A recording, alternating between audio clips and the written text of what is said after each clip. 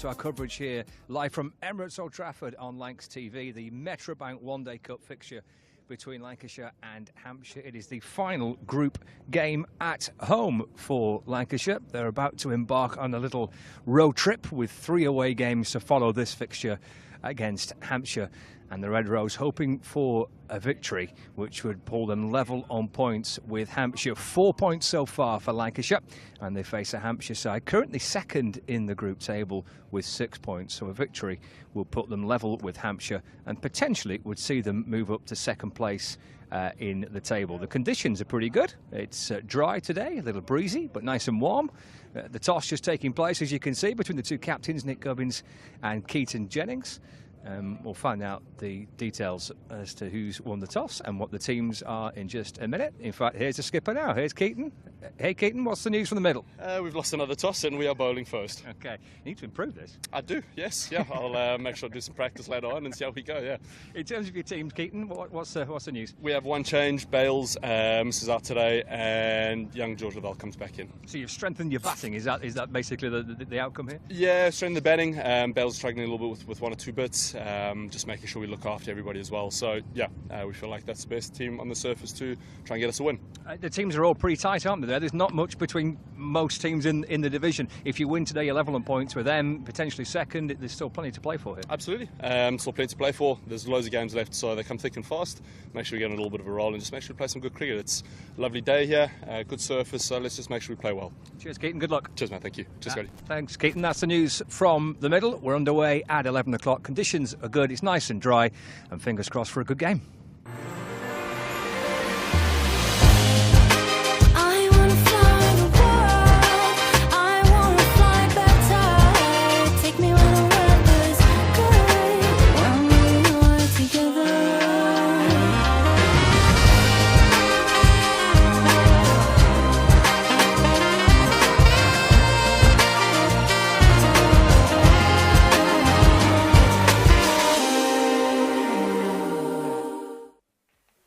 Welcome to viewers across Lancs TV as well for this Metrobank fixture.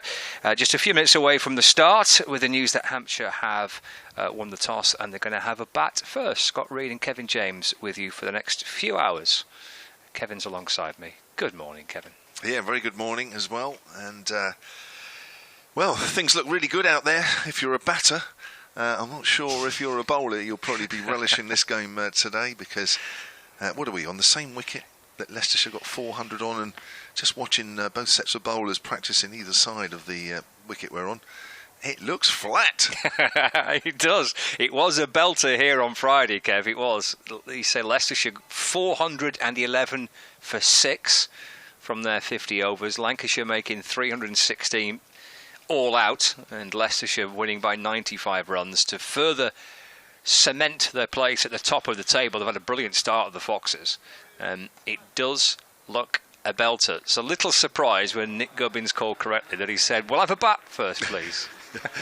Yeah, and both the Hampshire openers are in decent form as well in this competition. Fletcher Middleton and Nick Gubbins both have 100 to their name so far, and a half century to go with that as well. So if you are a batter, you'll be looking forward to this one. Might feel a bit under pressure actually, because you'll feel you'll miss out if you don't get too many. But yeah, looking forward to this one. You guys have suffered a little bit with no results. I think you'd be higher in the table at this stage had the rain stayed away for you lot.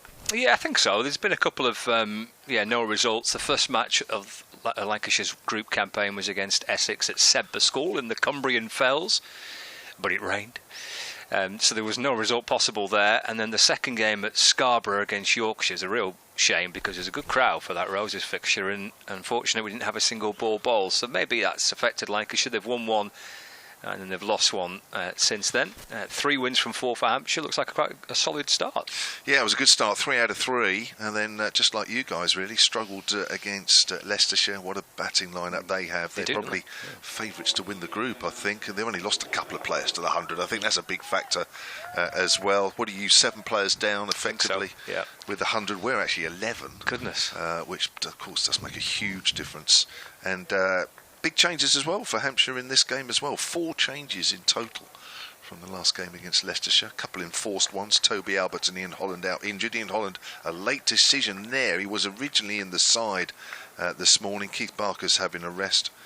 Mason Crane has gone back to London Spirit. In comes Joe Eklund, the young wicketkeeper batter. He'll bat in the middle order. Brad Wheel with his second game of the season. He's had injury problems as well. Felix Organ, the off-spinner, back in the side. And Don Kelly, the youngster, young all-rounder, in the side. Yeah, Lancashire have made one change, the team that lost here against the Foxes, with George Lavelle, who is a wicket-keeper batter, albeit he doesn't keep wicket. I said that because I wasn't quite sure whether he would do or not, but he comes in replacing Tom Bailey. Here's Jack Blatherwick then with the first delivery. It's a length ball and Middleton pushes that out on the offside and we're underway. Actually, I think Lavelle has got the gloves. Matty Hurst has had the gloves for the first couple of games, but looks like George Lavelle keeping wicket for Lancashire today. So back in the side and back with the gloves. Could have been one of a few players. Dane Villas. Yes. Could have been keeping. When was the last time he kept wicket? Yeah, probably did it at some point last season. But I think he's been quite keen to push that to the younger boys for some time. Give the youngsters a chance. Blatherwick from the pavilion end. It's the James Anderson, the pavilion end. Nicely tucked away through square on the leg side, and that's the first runs of the morning. Nicely played by Fletcher Middleton. It's a good shot, wasn't it? Flashed away. It's a shorter boundary, that. So we're playing, as we look from the media centre, from the Statham end, we're kind of playing towards the left of the square, and there's probably only another 4 pitches towards the left, maybe. So it's a relatively short boundary to that leg side where the big party stand is. It's a bigger hit to the opposite side of the ground where the second hotel has been built. So yeah, slightly shorter boundary to the leg side. For viewers on Lex TV, you can see that leg side boundary had not a particularly big hit. It was peppered quite a bit with that party stand on Friday night. Yeah, slightly to the left of centre we're playing as Blatherwick comes in again. Nice ball outside the off stump, and Middleton's playing thin air there as the ball goes way past the outside edge. So 4 with that loss. 2 hotels, look at you guys. And that's greedy, isn't it? Yeah, well. Yeah. Well, it was a nice sort of leg break, that one from Blatherwick. Pitched and seamed away. Make the most of that. There we are, look, there's the 2 hotels. One beginning with H, that's in the red. And Scott doesn't know what the other hotel is. I presume it's the same. I think it's the same group, yeah. Here comes Blatherwick again, down the leg side. That'll be a wide. I think it's the same group, yeah. Is it? I was just hearing something in my ear that made me chuckle there. Yeah. So a ground with 2 hotels, not like Taunton, which has more than 2 pavilions and what have you. It's only that. So there it is. There's the brand new hotel to the right, which the last time I was here was still being built. In fact, it wasn't even close to being erected. I think it was just a building site there as Blatherwick comes in. Bit of bounce, nicely tucked away by Middleton down towards wide, fine leg. Middleton moves on to 5. The Hampshire total on to 6 without loss. This Group A fixture. We are just over halfway now at the start of this game for both these sides. Several sides have played 5 out of 8 in the group stages. Both Hampshire and Lancashire with 4 up to this point. So Nick Gubbins, the captain in this competition for Hampshire, the left-hander, is marking out his guard. Bit breezy around at the moment, just looking at the flags at the far end above the pavilion, blowing left to right as we look as Blatherwick comes in. Bowls to Gubbins, and Gubbins leaves that one alone outside the off stump. Through to George Lavelle. There's the flag. In fact, just as it gets focused on, the wind just died down a little bit, but it's there. Quite pronounced at times, quite gusty. A few clouds around and about, a few pockets of blue sky as well. Blatherwick at the top of his mark. Comes in again with 1 slip. Comes in and bowls to Gubbins. Again it's wide and Gubbins leaves that one alone and it's called a wide by umpire Adnan. I was in the lift with him this morning. There's 3 floors to this media complex and we're on the 3rd. The umpires were on the 2nd and he pressed the 2nd button but it obviously didn't register So we went all the way up to the third. And he was just about to get out. I said, no, you are one floor below. So we had an extra ride in the lift. Did Mr. Adnan? There comes Blathwick, bowls. That's on leg stump, tucked away square on the leg side, and Gubbins is off the mark. And the first over of 50 is completed in this Metrobank One Day Cup competition. And 8 runs have been scored by Hampshire, who won the toss and elected to bat first. It won't be a surprise. There were some pretty brutal bowling figures on Friday evening in that game between Lancashire and Leicestershire. It was a belting pitch. We saw a couple of centuries in that fixture, with Rishi Patel making 161 for Leicestershire. He looks like a fine player, and Colin Ackerman 62 ball century as well for Leicestershire. Keaton Jennings making 127 for Lancashire in reply, but in a losing cause here at Emirates Old Trafford. As we can see on Lancs TV, the view of the player and media centre. Best in the business, isn't it? You reckon it is? Yeah, it is. Okay. Yeah, 3 floors up. There we are. Great view. We're just to the right of the wicket as we look. It's the home of the Manchester Originals, as you can see as well. Yeah. The kind of a little bit of Lancashire, a bit of Originals around the ground now. There's Will Williams in from the Brian Statham end. Forward goes Nick Gubbins and defends. And there is no run. Speaking of the Originals and the 100, for listeners on 5 Sports Extra, there will be commentary this afternoon on the next double header, which is from the Kia Oval, for the Oval Invincibles against the London Spirit. Now, this is a London derby that was rained off actually at Lord's a few weeks back. So, women's match gets underway at 3, and the men's game at 6:30. That's for listeners who are with us on 5 Sports Extra. Williams over the wicket and bowls. Forward goes Gubbins. And in defence. And again, there's no run. 8 without loss. Just get the feeling that cricket lovers up here won't care much for a London derby. No, I don't think it is necessarily high on their list of concerns, particularly. I mean, I could be wrong. Well, you haven't got any players, have you? No Lancashire players in either of those teams, which doesn't help either, does it? Don't think so, but I'm quite reluctant to commit to that because they're all dotted around, aren't they? Here's Williams in. That's a good ball to Gubbins. That beats him. He's leaning forward, not going at it, but the ball just nips away from Gubbins into the gloves of Lavelle, who keeps wicket. Good delivery sent down by Will Williams. Was, wasn't it? Well, I've got Luke Wells down as Welsh Fire. Okay, yep. You've obviously got some for the Originals. Mm-hmm. Luke Wood, Trent Rockets. Yep. And you've got Liam Livingston at Phoenix, Birmingham Phoenix. Is that it?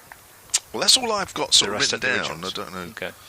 Yeah, Salt at the Originals, Gleeson, Butler. Hartley. There's Williams over the wicket, balls, taken off the pads down towards fine leg. And that's 4 runs. It's in the air, and there was a catch, or a cry of catch it from short fine leg. Went to the left of George Bolton on that. He was inside the circle at short fine leg, looping down towards the boundary. Moves the score on to 12 without loss. Talking of the Originals and the 100, I watched a bit of the game the other day where Butler and Salt couldn't get that. Was it Johnson away, the left-arm seamer? Oh, yeah. When he bowled 20 balls, 3 for 1. It was ridiculous, wasn't it? And I'm thinking, 2 blokes. Williams in balls, that's full and wide and left, and taken by Lavelle, who has to go darting away to his left, keeper in front of first slip, and there's no run. If there was probably 2 more daunting batters to bowl at, opening batters, that you would think would smash the ball everywhere, it would be Butler and Salt. And they couldn't get a bat on him, let alone, hit him. 20 balls, 3 for 1, and Butler and Salt, he's bowling to a majority at that time. Ridiculous, isn't it? It's unbelievable. Final ball of the second over of the game here in Manchester. Williams comes in and bowls to Gubbins, who's again advancing towards the bowler, just nudging away off his hip out to mid-wicket. And through they go for a single. So that's the end of the second over. 13 without loss. Middleton on 5, Gubbins on 6. There are plenty of other One Day Cup fixtures taking place around the country as well today, including a match at York, which is where you're off to next, isn't it? Thursday. On Thursday, okay. Yorkshire playing Surrey in that fixture at York. Surrey are batting first, and by the looks of it, they're 0 for 2. Blimey. So 2 wickets for Leach. Double wicket maiden. So they're 0 for 2 overs into that game at York, between Yorkshire and Surrey. It was Rory Burns there, wasn't it? Getting out there. Sibley's still there, though. He'll calm it all down. Yeah, Ryan Patel and Rory Burns are 2 out, yeah. Here's Jack Blatherwick then, right arm over. Gubbins in the air! Oh, just past mid-on's hand. That was very, very close indeed. It wasn't struck particularly hard. Just teased the fielder there. Who's that? That's Phillas, I think. Phillas, yeah. There he is, outstretched hand, and probably a few inches away, but while that ball was in the air, Gubbins would have watched that and just hoped that it would go past the fielder, and it did. There's a couple of shots Gubbins hit in the air now. One, that little leg glance, which was also in the air, previous over, and that one as well. 17 without loss. In comes Blatherwick. Short. That's a good delivery. Gubbins quickly ducks underneath that one. Just shows what Blatherwick thought of that previous delivery. You're probably waiting for that shorter ball, wasn't he, Nick Gubbins? Then. You lucky so-and-so. So have this. He's had a good one-day cup, hasn't he, so far with the bat, Nick Gubbins, this yeah, he has. last Yeah, couple of weeks. Yeah, I mentioned he got 100, very good 100 against Notts at Welbeck. 119, which I think generally people thought that was worth a lot more than that on that wicket. That's pushed out into the covers by Gubbins. Started off the competition with 40 against Middlesex, 63 against Essex, 119 against Notts, 42 in the defeat against Leicestershire. So a pretty steady competition so far. Umpire's just having a look at Blatherwick's follow-through there. Just looking at his first foot. I'm not sure if that was the first follow-through foot or the second. You can see the marks already on the pitch. It's the opposite end to where Gubbins is facing, of course. There's the first pitch. That might be the one that the umpire was looking at. Here's Blatherwick again, bowls. That's flicked away behind square by Gubbins. Might only be one here, or they are turning for 2. That's good running. Quickly in. There's Jack Morley from back of the square leg. He was on his left-hand side, but good running between the pair in the middle. Yeah, that's important. That's going to be a big feature, I reckon, today, as well as the boundaries that were scored on Friday, and certainly for that towards that shorter boundary towards the party stand. The running between the wickets was really impressive by both sides, but the Foxes in particular. It's amazing how many runs you can get just by running ones when perhaps they aren't. That's pushed up to mid-off. Scores 19 without loss in the third. 1 ball left of it. I think especially to the other side, isn't it? You know, that's a big boundary away towards where the 2 hotels are. So, you know, for Gubbins at the minute, the left-hander, his leg side, you know, that if you're getting it into pockets in that leg side, you've got 2 there, haven't you? You've got the possibility of 3 potentially. Definitely, yeah. Especially, way to our right, yeah. Towards the hotels side, as Blatherwick bowls, length ball, no ball from Blatherwick, so we'll have another ball in this over at least, and that will be a free hit, signalled by the umpire, Hassan Adnan. Looks like he's got a lasso in his hand there, doesn't he? He's practising hooking the cow. It's quite hypnotic, that, wasn't it? Watching him just twirl his finger above his house. I was just drifting off then watching that. It was almost like a work of art the way he did it was, wasn't it? Yeah. Some umpires, it's sort of little twirly with the finger, and others are big. That was just nicely done. Wasn't it? Yeah. It's like he thought about that. It's like he's been practising that in the winter. In the mirror. Yeah, that's right. How do I look? Yeah, I'll do it that way. So here we go. Then free hit for Nick Gubbins. That's one of the best twirly motions I've seen, actually, from any umpire. Here comes Blatherwick. Bowl short, and Gubbins hooks that away. Now, Morley's got a race on here, picks it up on the boundary, and it's just a single. So Blatherwick applauds the fielder there as he takes his cap from the umpire. And the total at the end of the third is 22 without loss. Yeah, a bit like that. Actually, well, Scott, it's not as good as that. No, it wasn't. Was it? No, I can't get to that level, can I? Go on, Kev, who's your best last week? That's worse. Oh dear. It just shows how skillfully he did it. could be a long day. Yeah. 22 without loss. 3 overs gone. Fletcher Middleton on 5 and Nick Gubbins on 13. I didn't realise how difficult it was to do. Yeah. I bet he does practice in the winter. Yeah. Just to get the right pace and the right kind of rhythm to it. Yeah. Wonder what he'll move on to this winter. Maybe he's no ball signal. Yeah. Bit of work to do on that one. Williams to Gubbins. It's full and it's wide and it's through to Lavelle. A keeper who tumbles away to his left in front of first slip and there's no run. I wonder if umpires do that, actually practice in front of the mirror. So I was watching a football game, maybe last season or the season before. You know when they have the cameras in the tunnel before the kick-off? So we're still awaiting the players to come into the tunnel, but the officials are in there, and the assistant referees with the flags. As Williams comes in and bowls, and that's a nice shot by Gubbins, just stepping down the pitch and working it across his pads through mid-wicket, and he'll come back for 2. The score moves on to 24 without loss, and the assistant referee was practicing his offside and his throw-ins. Really? Yeah. Caught on camera. Wow. I mean, do you really need to practice those? No. Well, you don't think so, would you? I mean, that's quite vain, isn't it, really? Yeah. Maybe he's just warming up his arms, maybe that was it. Yeah. To give him the benefit of the doubt. That's a bit weird. I thought it was a bit weird, yeah. I did, yeah.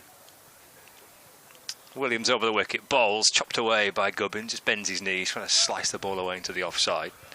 Stopped by Josh Barnum at backward point, and there is no run. I think the only thing, if I was a football referee, the only thing I would practice is how quickly I could get the red card out of my pocket and show it to a player. Especially if they're giving you some sticks. Yeah. How quickly can I do that? I'd practice, a bit like drawing, like the old westerns where they draw a gun. How quickly can I do that? I'd practice during the winter and get that time down. Williams bowls to Gubbins. It's pushed up to mid-off and he goes through for a quick single. Gubbins moves on to 16 with that. 25 without loss, 4 balls into the 4th over. It must be a way, it's almost as if when the player's giving you some lip, some jip or whatever, almost have the card out before he's finished the sentence or the word. That's got to be the ultimate refereeing, isn't it? Get it out before he's even finished the word that he's calling you. 25 on the board. We're into the 4th over of the Hampshire innings. They won the toss and they elected to have a bat first. And got Fletcher Middleton on strike with 1 slip in place, a deep third and a deep square leg. The 2 outside the circle. Here's Williams over the wicket. Balls edged. Ooh. And Lavelle went away to his right. Got a glove on it, but couldn't keep it. Chance created by Williams. The edge of the bat of Middleton. Lavelle away to his right. Got the glove. It didn't stick. And a chance for Fletcher Middleton. Thought we had that for a minute. That was a difficult chance. Low down, but it looked at that. That would have been agonising for the keeper, that Lavelle. That's agonising when you think you might have it. Final ball of the over. Williams to Middleton. That's worked to the leg side and to mid-on where Jack Morley fields, and that's the end of the over. 4 gone, 25 without loss, but the first chance of the match has been created off the bowling of Will Williams. The edge low to Lavelle's right, got his glove on it, but it just didn't stick for the Lancashire keeper. So 25 without loss after 4. Well, there's a little bit there for the new ball, isn't there? Obviously, new ball at each end, so that'll be pretty hard. The hardness doesn't last too long with these white balls, but I think for Lancashire, obviously knowing this pitch, I mean, both sides know this pitch is flat, of course they do, but I think having already played on it and knowing its behaviour, I think sometimes as a bowler you think, oh, gosh, this is going to be seriously hard work. But I think actually there's been a little bit there in the first 4 overs. We've got a change of bowling already here. Yeah, Tom Aspinwall replacing Tom Bailey, Jack Bladwick. So Aspinwall right on medium pace bowler. He's 19 years of age as well. Playing just his 4th List A game. He comes in, right arm over. Gubbins gets a good length ball, which he pushes out towards mid-on. That was now the middle of the bat. Doesn't look like it hit quite high on the bat as he was pushing forward there. Gubbins is 16 off 20, Middleton 5 off 6. And it's a good start. Got to keep it straight here on these pitches. Yeah, for Aspinwall, he's one of a couple of players who have been given the chance to make their Lancashire first team debuts in the competition this year. That's what this competition's all about, isn't it, really? Slightly wider, Gubbins steers then off the back foot up to wide mid-off. There is no run. Will Williams doing the fielding there. That's why I love this competition. I know we were talking, didn't we, just before we started with the game, that it's nice watching your own players, the youngsters that you don't see too much of, but also the oppositions. When you see names, you think, well, where's this name come from? It's interesting to see how they shape up. Bat or ball. That's a cut away to backward a point by Gubbins. Josh Bohannon, a more familiar name in the Lancashire lineup, doing the field in there. Yeah, I think quite a few teams have got either relatively strong 11s, mentioned Leicester should not been too affected, or kind of a combination of one or two younger players making their way and some senior pros, or in some cases just completely a bunch of kids, isn't it? It's kind of 1 to 11, all youngsters all play. Aspinwall bowls. Gubbins steers it off the back foot up towards mid-off again. Collins in here. Always worry when Collins stands between me and you. Yeah. He's gone. Oh, he's not quite gone. Oh, he's not happy with something, no, is he's he? not. He's got a cable here. Do a bit of wiring up, I think. He's pacing around menacingly. I think you're in trouble. Yeah, again. Every time I come up to Lancashire, I'm in trouble somewhere along the line. It misses the pull shot as it goes down the leg side. Not called a wide by the umpire. Signalled 1 for the over, 1 short delivery. Is it my earphones or could be anybody's? Something's not working properly. Right. Hopefully everybody can hear us all right. Okay. So in other words, nothing's wrong. You're just in here just to what you be a sat here nuisance. for? Yeah. Have you been kicked out of your tech room or something? Been told to go away? Comes Aspinwall. There's a nice drive from Gubbins, wider mid-off this time, and that'll be 4. No chance for Will Williams on that occasion, just slightly over-pitched. And anything on this pitch which isn't quite in the right areas, the batters are going to take full advantage. Gubbins moves on to 20. 29 without loss, 5 gone.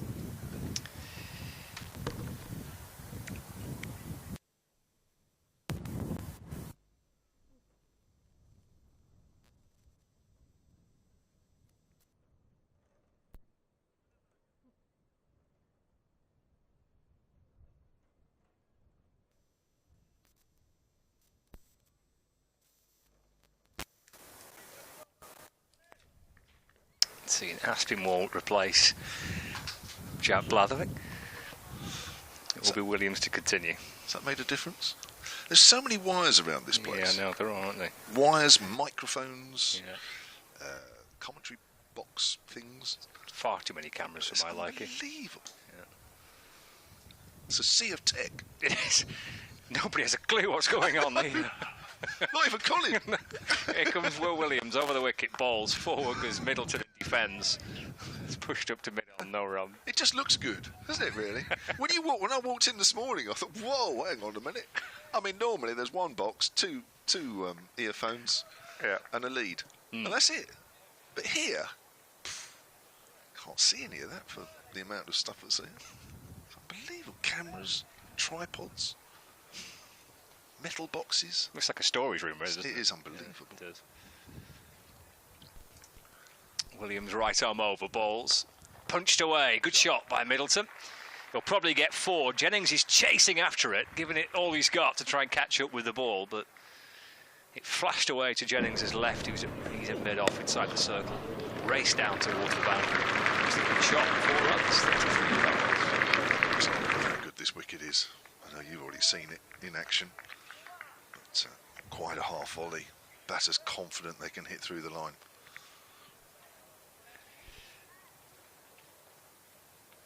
Nine to Middleton. Still with that deep third fielder in the deep square legs. There's one slip, short fine leg, point or backward point, cover, mid-off, mid-on and mid-wicket. Tries to work it away to the leg side, Middleton. deflects out into the offside. And there is no run. Good delivery that, just angled in. Let's try to change the trajectory of the ball. How's he doing first class? Will he bowled well at Southport, didn't he, when Hampshire were up there earlier in the season? He has another good season. Certainly north of 30 wickets, probably not too far away from 40. Bailey's Lancashire's leading wicket taker in the first class cricket this season. Pushed away by Middleton and just angled into him, leans forward, eases it up towards mid-off where the tall figure of Lancashire's captain Keaton Jennings fields, and there's no run. Yeah, 33 at 22. Okay. 41 at 20 for Tom Bailey. Comfortably ahead of the rest. Yeah, two of them have been the pick of the bunch again for Lancs. Flashed away to the onside by Middleton. Up off his toes, a delivery that was just back of a length. Plays it right on top of the bounce and flicks it away to square leg. Chokes through for a single. Middleton moves on to 10. It's now 34 without loss. One ball left of the 6th over. The first 10 overs are the power play overs, where two fielders are allowed outside the fielding circle. And they're now at deep square leg. And at third man, a left-hand, right-hand combination batting here at the top for Hampshire. It's Gubbins who's unbeaten on 20 on strike. Williams in and balls, and that's cut away. Fielder just backward of point. And there is no run. Matty Hurst, who was keeping wicket for Lancashire in this competition in the first couple of rounds, now without the gloves, just backward of point to stop at end of the 6th over. 34 without loss. Middleton 10 and Gubbins on 20. So Hurst is now playing just as a batter. Which is what Lavelle did actually at the start of the group's campaign. I think actually in second team cricket they've switched it around between them this summer as well, Lavelle and Hurst, as to who's had the gloves and who's been just playing as a batter. Okay. So Blatherwick, 2 overs, none for 17, already been replaced by the man bowling the next over. That's Tom Aspinwall, comes in from the James Anderson end, and that's flicked away behind square on the leg side. There is a fielder on the boundary there, so a single to Fletcher Middleton, who was dropped on 5. Dropped behind. Difficult chance in the end, but he's survived that one. He moves on to 11. Young Fletcher Middleton. 35 without loss in the 7th. Running from just inside the 30-yard circle is Aspinwall. Bowls. Flicked away. Square on the leg side. A little bit more out the middle of the bat there from Gubbins, and that is Morley out there. Is it Morley? Is it? I think they've swapped. The field it was Morley, wasn't it? Yeah, it was. They've changed. It's a little bit lonely out there. Probably can't be out there. A bit like lone working, isn't it? You have to fill out a form. Lone workers when you're out in the deep. 37 without loss. Comes in again. Balls, drive, not timed, up to mid-off. Williams is still doing the duties in that position. Throws it back to the keeper. 38 without loss. Well, you do get the feeling that if these openers can just get through a few more overs, that we might see, I'm not sure we'll see 411 scored again, but I think we're in for a fairly high scoring game once more. Something I think we're all expecting. As Aspinwall comes in again and bowls. Middleton pushes that out behind square on the offside. That's Matthew Hurst. We're having a little look at some of the records before the game started, actually, in terms of highest totals between these two sides in matches here, thinking that we might be in with the possibility of potentially seeing something new. Yeah, was it a few years ago we were looking at a scorecard, aren't we? 2014, as Aspinwall comes in again. Middleton plays that very, very late. Down to sort of fine gully down to 3rd. Pick up a single. That is Morley fielding at 3rd. 39 without loss. Yeah, that's Hampshire's highest total in List A cricket. against Lancashire here. What was the game that we were chatting about off air, weren't we? The game in 2014. 2014, Hampshire's total of 360 for 9. Certain Glenn Maxwell got runs in that day as Gubbins works that wider mid-on. Lovely shot. Up towards the pavilion. That'll go over the rope. No worries about that one. Slightly over-pitched. To Gubbins. Beautiful shot there. Lovely body weight. Moving forward into that stroke. And he's 43 without loss. That's a terrific shot. Beautifully just eased away. All timing, really. Nothing was forced. As Kev said, he just kind of leant into it and almost kind of massaged it out through the leg side for 4. Big boundary that too as well. But lovely looking shot. Gubbins moves on to 27 now. Middleton's on 12. So we've had 7 overs. Lancashire have created 1 chance. It was a tough chance to the keeper, low to his right. He got a glove on it, but it didn't stick. Middleton and Gubbins pushed the score on to 43. It's Williams firing one full in towards the pads of Middleton, who tries to work it to the leg side. Ball just deflects away into the off. And George Balderson's an extra cover to field, and there is no run. 3 inside the circle on the offside for Lancashire with a backward point, an extra cover and a mid-off. And then 3 inside the circle on the leg side include short fine, mid-wicket and a mid-on. There's 1 slip, a deep third and a deep square. Deep square leg, which is worked out towards the leg side by Middleton. Again, there is no run. 4th over this for Will Williams. It's in 1 bowling change so far, which was Tom Aspinwall coming in to replace 2 overs from Jack Blatherwick. Williams and Bailey have been kind of used a little bit in rotation, but they both played together on Friday night against Leicestershire here.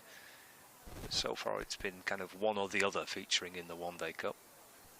Williams this time into Middleton, takes a single to mid-on. Through he goes for 1, so he moves on to 13. 44 without loss. A quick single that. Just a little flick of the wrist with a bottom hand, working it to the right of Morley at mid-on. Takes us going to 44 without loss. It's a dry day. It's quite breezy again in Manchester. Breeze pushing in as we look from left to right. It's blowing over the top of the party stand and pushing into Williams' left hand side as he comes in. In fact, maybe the breeze is done for him here because he was just coming up to bowl and then lost his rhythm. And he has to go back to his bowling mark. It's another breezy day, but it's clear and it's dry. There's a few clouds above us and little patches of blue sky, but pleasant enough. Reasonable crowd in as well. Pavilion well populated, people dotted around them at different levels of the pavilion. Williams bowls to Gubbins, nudged away to the onside. Picked up at mid-wicket and there's no run. And plenty of supporters underneath the point and the new seating below the new hotel for this fixture here. We can have a little look at the game between Leicestershire and Essex as well at the end of this over. Some wickets falling in that fixture. As Williams bowls and Gubbins defends. Play back down to Williams, just off his back foot, drops it back down the pitch. Williams goes low to his left to scoop up the ball. And there is no run. So it's the 1 run so far from the over. That quick single to mid-on. He's gone for 14 so far, Williams, from his 3.5. He's in a little chat to his captain as he stands at the top of his mark, and the result of the conversation with the captain is to take slip out. So they're going to reinforce the offside. So George Bell was at slip, and he's now at extra cover. So 4 inside the circle on the offside. There's Williams bowling. And that's a good single by Gubbins, actually. Just leans into it and just pushes the ball up towards mid-off. As soon as it left the bat, he went through, set off. Nice early call between the two batters. 45 without loss after 8. Meanwhile, there's 3 wickets down in the game between Leicestershire and Essex. Leicestershire top of the group, and the starter well in their latest fixture. They're taking on Essex in Kibworth today at Kibworth Cricket Club, and they've lost 3 wickets. Essex, so 21 for 3. They're in the 9th over in that game against Leicestershire. I'll keep you across the games in the Metrobank One Day Cup. There's ball-by-ball coverage of all of them via the BBC Sport website and the app. Aspinwall comes in and bowls, and that's driven away into the offside by Gubbins, straight to extra cover. And there's no run. I mentioned before that Surrey had lost 2 early wickets in their match against Yorkshire. So they were 0 for 2, Surrey, at one stage. Patel and Burns, 2 wickets to fall. The bowling of Dom Leach, 21 for 2. Game taking place at York Cricket Club. It's Aspinwall from the Anderson end. Balls to Gubbins. Driven again for a single. It's good. This by Gubbins and by Middleton.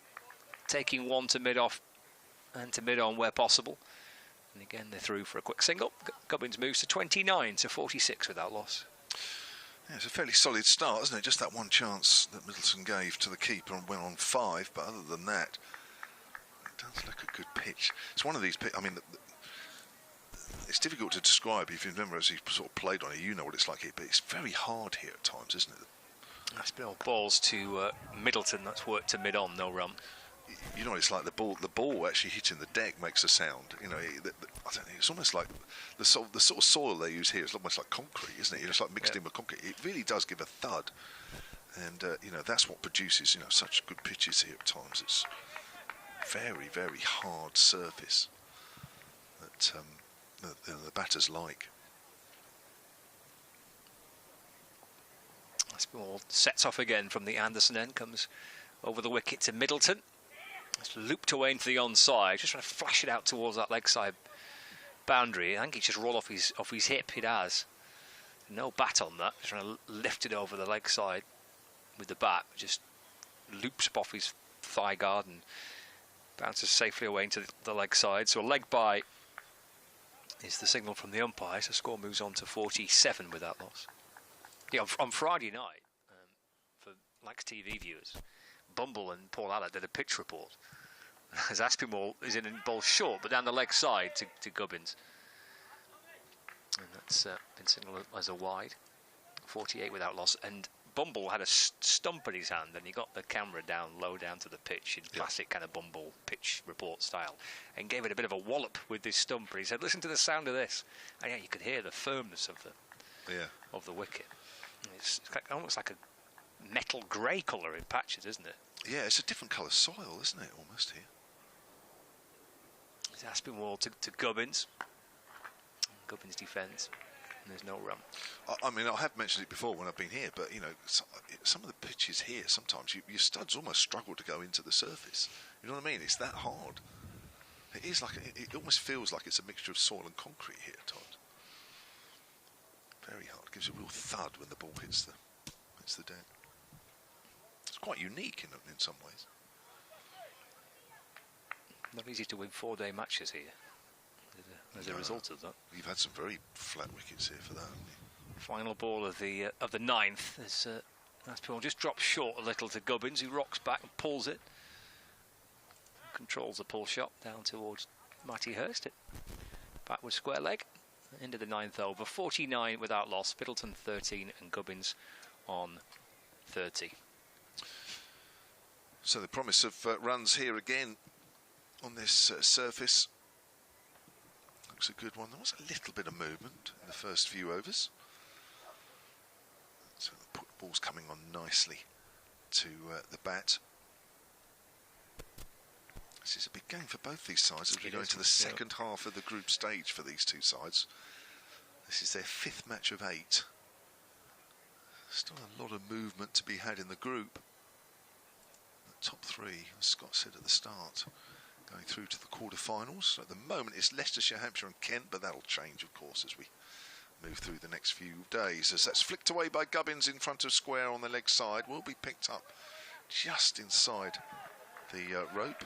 And just to emphasise how short that boundary is, really, just a single.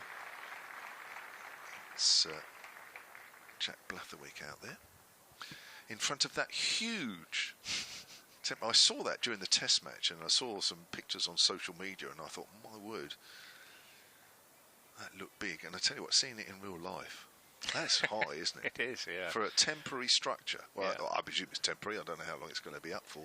No, it'll come down at the end of the season. I mean, that is high. I don't know how many rows back have you counted it yet? Is it me? It's in the air now. Is this going to be safe? Coming round from the rope is Matthew Hurst. Can't quite get there in time. It's flicked away, but in the air by Fletcher Middleton. Do you know exactly how many rows back it is? I don't know how many rows are in that. I've never been up to the back of it. I've only ever kind of ventured 3 or 4 rows back. But I've no idea how many rows are in that stand. I think it's about 8,500 seats.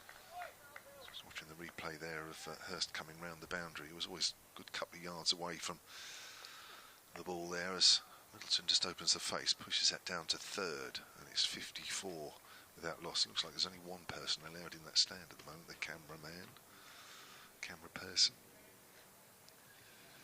But yeah, that's I'm not even sure I'd want to go to the top of that. No. Would you? No, probably. I'd go up to the top and then quickly come back down again. I'm not sure I'd hang around for too long. I'm sure it's a belting view from up there. Yeah, I was looking forward to seeing it in real life, having sort of seen pictures of it. It's an edge going down to third, angled across the left-hander from Williams. Perfectly safe though. It's not a great throw from the top end. Poor old Lavelle, the keeper. 54 without loss in the 10th. Have you seen underneath it as well? So that underneath it is almost more impressive than looking at it from front on, because of all the kind of the construction work that's gone underneath it. Yeah, it's pretty impressive. It is. There's a temporary structure. That's yeah. You'd want that to be fairly rigid, wouldn't you? You wouldn't want a group of about 100 people jumping up and down. There's a push drive out towards extra cover from Middleton. I'd be a bit scared if there was a group around me, a huge group that started getting up and jumping up and down. Bounce up and down a bit. Yeah. That would worry me a bit. To see the last few rows at ground level there, if you're watching the picture feed. A bit of sunshine coming out as well. 54 without loss then. Middleton has 16 from 22 to face the next delivery from Williams, who runs away from us. That's a nice drive on the up, but again it's gone to extra cover. And there is no run. George Bell doing the fielding there. End of the over. 10 overs gone. That's the first power play completed. 54 without loss. I think we're going to get a full view of that stand in a moment. Well, there we go, 71 rows. 71 rows back. I was going to say 100 as a real wild guess. But I wouldn't want 100. If that's 71 rows to the top of there, you want 100, would you? You would not, no. Ooh, that's bad enough. And really. I think it's 8,500 seats. Is it really? Oh, there is 1 or 2 just to the side, but that's not the temporary stand. It's not in the party stand, no. Just occupied by, I don't know who's on the camera on the. Oh, it's Louis. Louis on the camera in the party stand. There's like a Baywatch tower, and there's one camera operator in the middle of the party stand. I mean, that's an impressive stand if it was concreted in. There he is, clearly enjoying there. But he's sort of in the stand, but not in the stand, isn't he? You know what I mean? It's surrounded by empty seats. Yeah, billionaire mates. All on his own. So, I hope he's filled out a lone working form. They do exist. Going to see some spin. So we got through the first 10 overs. That's the power play complete. It's a good power blow. 54 without loss. Middleton on 16. Gubbins on 32. And now the left arm spin of Jack Morley on the Anderson then bowling to Gubbins, just tries to thread it down towards kind of deep third. Fielded by Balderson inside the circle. And there's no run. He's on to 32. Well, it stays on 32 not out as Morley twirls, and again balls work to the leg side this time. Will be a single. Just gets underneath the body of Keaton Jennings. He's a tall man. He got low to his right trying to stop the ball. Jennings at short mid-wicket. Went underneath his body. Gubbins moves on to 33, 55 without loss. Got a lovely message here from Joe Weatherly, Hampshire player with the Southern Brave. He's just sent me a picture. He says, I'm watching the stream. He says, I can confirm that stand is B massive. It's Morley to Middleton. That's punched to mid-on for a single. Takes him to 17, 56 without loss. Clearly been up it. Have you been up to row 71 though, Joe? He probably has actually, listening to that. Oh, Mr. Peebles. I'm indeed honoured. There's Morley to Gubbins. It's off the back foot. Just clips the ball away towards square leg. Jogs through for a single. Takes him on to 34, 57 without loss. 2 balls remaining of the 11th. I thought the only radio royalty was going to be you today, but clearly it's a double help. Morley balls to Middleton. He goes back, cuts the ball away through the offside. Takes his total up to 18, not out. 58 without loss, with 1 ball remaining of the 11th. As Gubbins back on strikes with dot ball to start for Morley, and then a single off the following 4. That's the final ball of his first over of the day. He finishes with the dot ball, so he's sandwiched his over with the dot at the start and at the end. 4 runs from it in between. 58 on the board, Middleton 18, Gubbins on 34. Live here from Emirates Old Trafford on the BBC Sport website and that 5 Sports Extra and Lancs TV for this Metrobank one-day cup fixture between Lancashire and Hampshire. Scott Reed and Kevin James with you. Well, he's having a good season in the Second 11 Championship. Top wicket taker for Lancashire, 26 wickets, 21 apiece with a best of 6 for 56. Now looks like we're having a bowling change. The Brian Statham end commentary end. It's going to be Jack Blathwick, who bowled a couple of overs at the James Anderson end. And he's going to try his luck at this end. Right arm, medium quick. 11 overs gone, 58 without loss. Decent start from Hampshire. Middleton, though, dropped on 5. Difficult chance to keep a Lavelle. Low. He was diving low to his right. Stuck out one hand. It looked as though it almost stuck in the gloves. Maybe just as he hit the ground, it just rolled out. Here's Blathwick then. White towel outside his trousers at the back, as that's a lovely shot off the back foot from Middleton out into deep covers. Middleton moves on to 19. That's off 26. I mentioned that both these players out there have had really good starts to the competition. Both have scored hundreds. Middleton got 100 straight up in the first game against Middlesex. 36 followed up against Essex. Failed against Notts at Welbeck with just a single, but got 78 in the defeat against Leicestershire at the Ageas. But it's Gubbins to face, who's also having a decent competition. Cuts it away to backward a point. There's no run. That's been more the fielder there. So slips have been dispersed with. Field scattered. 3 players out in the deep. One deep cover. 3rd and fine leg. And out at, sorry, 4 out the deep. One deep square leg as well. There's Gubbins on 34. The more fluent of the 2 at the moment. Out there in the middle for Hampshire as an inside edge onto the pad as he's trying to flick that away. Just a reminder, there was one change in the Lancashire side for this game. Tom Bailey making way, went for a few runs in the game here against Leicestershire. They've sacrificed a batter, or a bowler for a batter, George Lavelle, into the side, and taking the gloves from Matthew Hurst. Hampshire, 4 changes from the side that lost to Leicestershire. One of those was enforced. Ian Holland was in the starting 11 this morning, but obviously failed a fitness test. Eddie Jack, the 17-year-old who who's going to take a break. Gubbins works that to mid-wicket. There's no run. 17-year-old pace bowler who was going to have a rest. He's been restored to the side.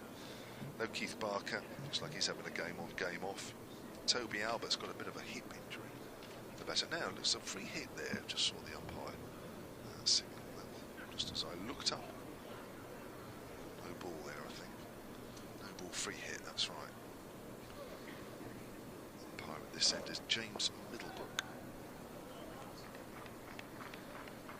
There's Blathaway comes here now. Gubbins, what's he going to do here? What's Blathaway going to do? Full outside the off stump, hits into the ground, balloons up to the keeper. And that's a good delivery there, wide and full from Blathaway, not giving Gubbins too many options. In the end, it's a dot ball, very wide actually. If Gubbins had left that, I think that would have been called. Just see the little blue lines there just before the white lines on the ends of each of the cut strip. Gubbins could have left that one alone, but that's not in your mind when you've got a free hit. All you're thinking about is how far you can hit the ball, not about leaving it. 61 without loss. Scott Reed's back. I've just been chatting to Andy. Oh, have you? Yeah. Nice. Yeah, just catching up, that was all. Just saying hello, being polite. It's very smart. He does look very dapper today. Next ball pushed out into the covers by Gubbins. No run. Are you hosting a box today or something? Do you always dress like that? Every day? Really? Well, I remember in your radio days you didn't dress like that. Have you turned over a leaf or something? I thought I would come quite smartly dressed today. Well, you're smart. And put into the shadows, Well, is that a cardigan? It is a cardigan, yes. Nice colour. Thank you. Thank you. I picked it just for you. Yeah, that's very nice. His towel dropped out of his back as he bowls. That's pulled away by Gubbins. That'll be 4. Nice firm shot which has split the two fielders on the boundary. And the score for Hampshire moves on to 65 without loss at the end of the 12th over. What sort of green is that? Is that khaki? No, military green or something? Shade of green it is, really. It's nice. Kind of mixture of green and black, if you look closely. Just watching the replay of Fletcher Middleton's edge when he was on 5 there. Lavelle, it was there to be caught. Was. Got a glove on it, didn't he? Low to his right. That's been about it, isn't it? It's been about the only chance, really. There's been... I think the bowlers know what they're in for today. It's not going to be a particularly easy day, you wouldn't think. 12 overs gone, 65 on the board. Here comes Jack Morley. Balls to Middleton. Just takes a step back, punches the ball firmly away through the covers. Takes his total on to 20, 66 without loss. Yeah, I think if any bowler can bowl out the 10 overs and gone for 6 and over, they've done a hell of a job. Yep. I think you settle for 6 and over on this. Morley left arm round the wicket. The left-hander Gubbins, who looks to sweep. Just connect with it, but Lancashire have got a man on in position there at short fine just for that very shot, which is Tom Aspinall. The sweep went straight to Lancashire's fielder. He bounces in again, balls. Reverse sweep attempted by Gubbins this time. Opens up the onside on that reverse sweep. He gets a single. Williams on the boundary in front of the party stand. Gubbins moves on to 39. 67 without loss. 3 balls into the 13th over. Morley to Middleton. Just pushed away through offside for a single. 21 to Fletcher Middleton. 68 now without loss. Get a single off the 3 of the first 4 deliveries from Morley. In balls, Gubbins looks to sweep. There's an appeal for an LBW by Morley, but nothing from anybody else. Dot ball. Steady start by Jack Morley. This 1 ball left of his second. Into Gubbins. That's clipped behind square on the leg side for 1 run. A couple of overs gone. He's gone for 8. Lancashire, Keaton Jennings will be hoping that Morley can just find a little bit of rhythm from one end just helping kind of rotate a little bit from the other. We saw that on Friday, actually, the Foxes. They had Ackerman bowling 10 on the spin from one end, and did a really good job. He kind of just, in the context of a high-scoring game, he kept one end relatively tight. It allowed the seamers to operate a little bit more shorter, sharper bursts from the other end. So I'd be hoping that Lancashire certainly would be hoping that Morley can find just a little bit of rhythm here. Good start for him, for the young left-arm spinner, though. Yeah, I'm just looking actually. Ackerman went for just over 4.5 and over. And Lancashire total of 316 all out. That was in the 43rd, chasing 411, of course. So that was a pretty good economy rate. Yep. Mulder was going for 11 and over off his 5. A couple in the 9s. 3 bowlers in the 9s for Leicestershire. His so pushed out into extra cover, and there is no run in the Lancashire side. Balderson, pretty good effort from him, just under 5s, bowled 5 overs. But again, a couple in the 9s, Bailey and Aspinall. So really difficult, isn't it? So I say, if you go for 6s or 7s, I think you'd be fairly happy in this game today. Interesting one with Balderson on Friday, that he only bowled 5 in the end. But most economical Lancashire bowler. Now Gubbins hits that away in the air, just over the fielder, a deep square leg. 6 runs. Didn't look as though he really got hold of that.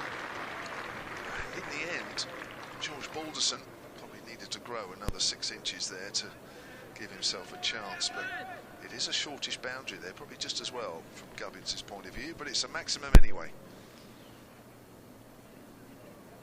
Total moves on to 75 without loss in the 14th. It's that type of shot that strike fear into the heart of bowlers as the game goes on towards the latter part of the Hampshire innings. It wasn't that short, was it? Really? No. Gubbins strikes that up to mid-off, runs through for a quick single. That's Jack Morley there at mid-off. Gubbins moves on to 47 off 55. Yeah, I mean, these big scores out here, aren't they, for batters today? Yeah, it is. What you want is to be able to take the odd wicket here and there just to stop partnership forming, because once a partnership forms and the batters start to get even more confident, get the pace of the ball and the wicket, then you're going to seriously struggle. So you want to be taking the wicket regularly, as that's pushed out into the covers. Quick single, 77 without loss. Let big partnerships start, and especially early on where the side doesn't lose a wicket. You start moving through the overs, and you've got 9 and 10 or 8 wickets in hand. It gives the batters from license. I spoke to Keith Jennings on Friday night about it and said, look, what obviously the pitch is a good pitch. There's runs in there for batters. So how are you assessing the bowling? He said, look, I actually think we bowled okay, but and he made that exact point. We just didn't take wickets. So we know we're going to concede runs. That's going to happen. Just to have that frequency of wicket-taking deliveries that we're able just to check it a little bit. It's away in the air, but it's bounced just short of the field and square leg this time. Alderson, with a single to Gubbins, takes the total on to 78 with that loss. Just that kind of just chipping in through the course of the innings and just keep picking up the odd wicket. It just slows the stem of runs, doesn't it? You're going to get partnerships forming. Just that ability just to keep chipping away, taking wickets. He said the only thing really he looked at on Friday that he was disappointed with, he said in the main on a belting pitch, he thought Lancashire bowled okay. As soon as you get partnerships developing, if you're not breaking those regularly, then you're going to be facing a pretty daunting target to chase, aren't you? Solid start from Hampshire here. Blatherwick completes his 4th over with that delivery. It's a length ball to Middleton, who's trying to give himself some room. Couldn't find any. Pushes that to extra cover. That's the end of the over. 4 overs, none for 33. Blatherwick and Hampshire 78 without loss after 14. Won the toss, selected to bat first. Delta Echo Tango, Sierra 100, Delta Echo Tango, please return to your vehicle. Gubbins couldn't get the words out, we'll bat first quick enough, really. Spoke to Keaton at the toss. He admitted that he was he needs to get a bit more good fortune going. He's not called one right yet, I don't think, in the one-day cup. They'd have batted first, I guess. Oh, without doubt, yeah. Gubbins is 2 away from a 50 here. Just the 15th over. Jack Moore with a left arm spin up, bowling around the wicket to Gubbins. Hit away towards the leg side, 1 bounce and 4 runs to bring up a 50.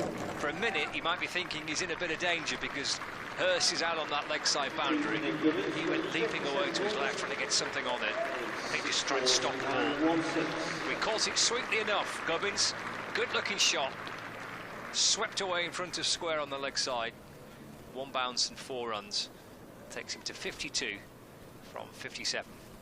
Third time he's passed a half-century mark in this competition, including the 100 against Notts, and in total this day cricket, which this is his 77th game, that's his 18th half-century. Morley in to Gubbins. He looks to sweep, gets it up and over short fine leg down towards the boundary. That's gone for successive 4s. This is quite interesting too now. Morley's had a couple of overs. He's settled in nicely, started well. Not considered a boundary, Morley, until this over.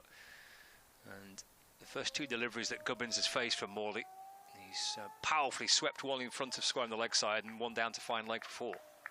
It's almost a conscious effort, really, to start upping the ante. Morley to Gubbins. Goes back. Tries to find a route past Tom Aspinwall at short fine. Can't. So ball 86 without loss. Gubbins to 56 not out. And Morley twirls his way back in again. Ball's a little flatter and quicker to Gubbins. So worked away to the leg side for 1 run.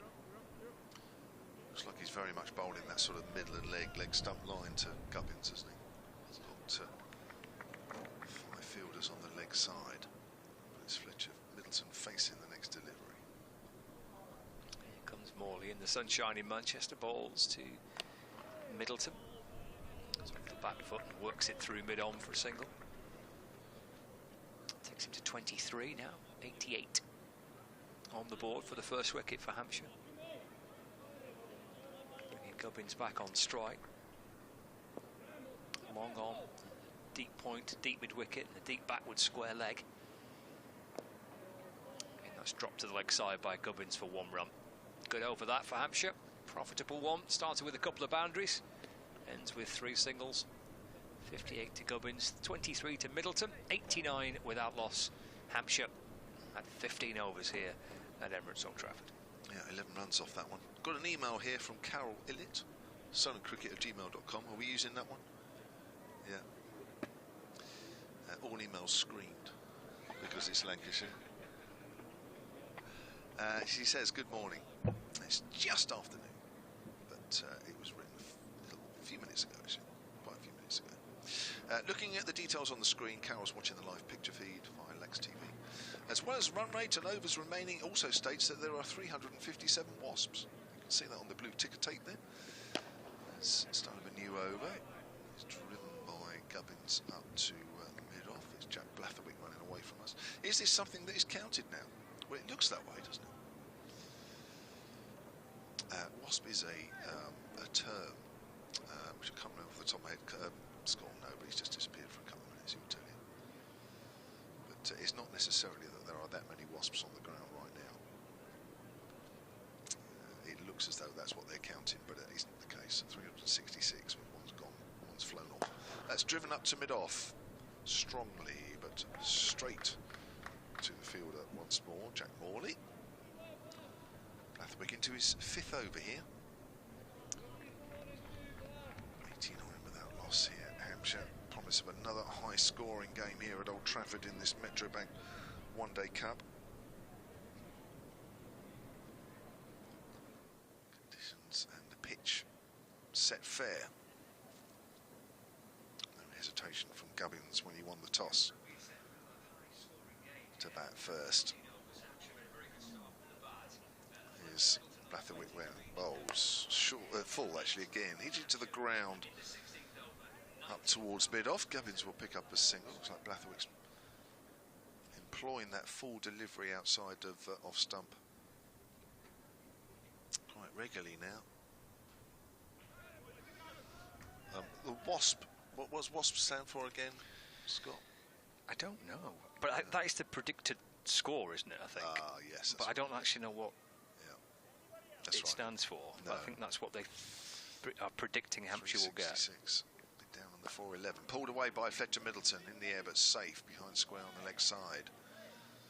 Takes Middleton on to 24 with that single. 91 without loss. So you'll see that sort of score, sort of not jump around, but it'll sort of move from time to time. If there's one good over, then it'll sort of move slightly higher. If there's a period of a couple of slowish overs, then that 366 will decrease. So yeah, that's right.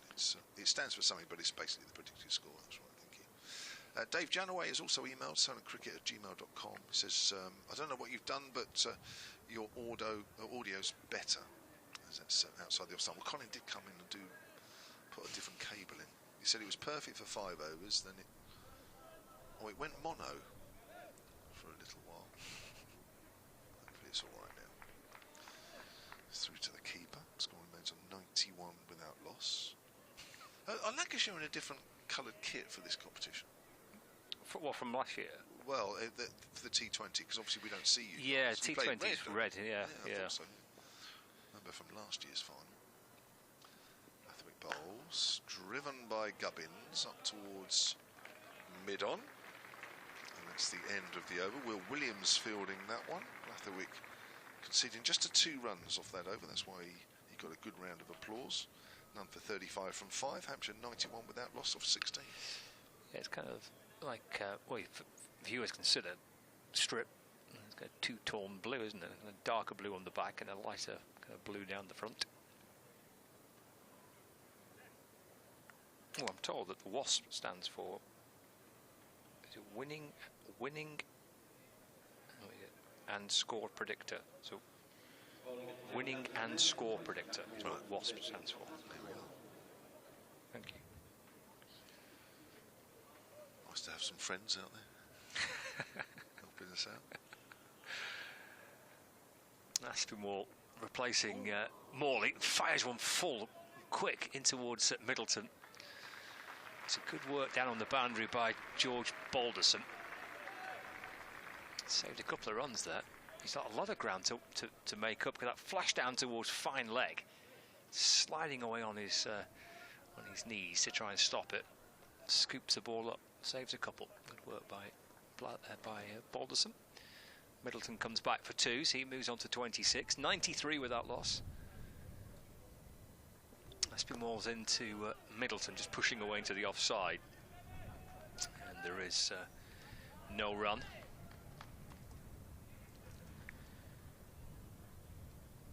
The score remains on 93.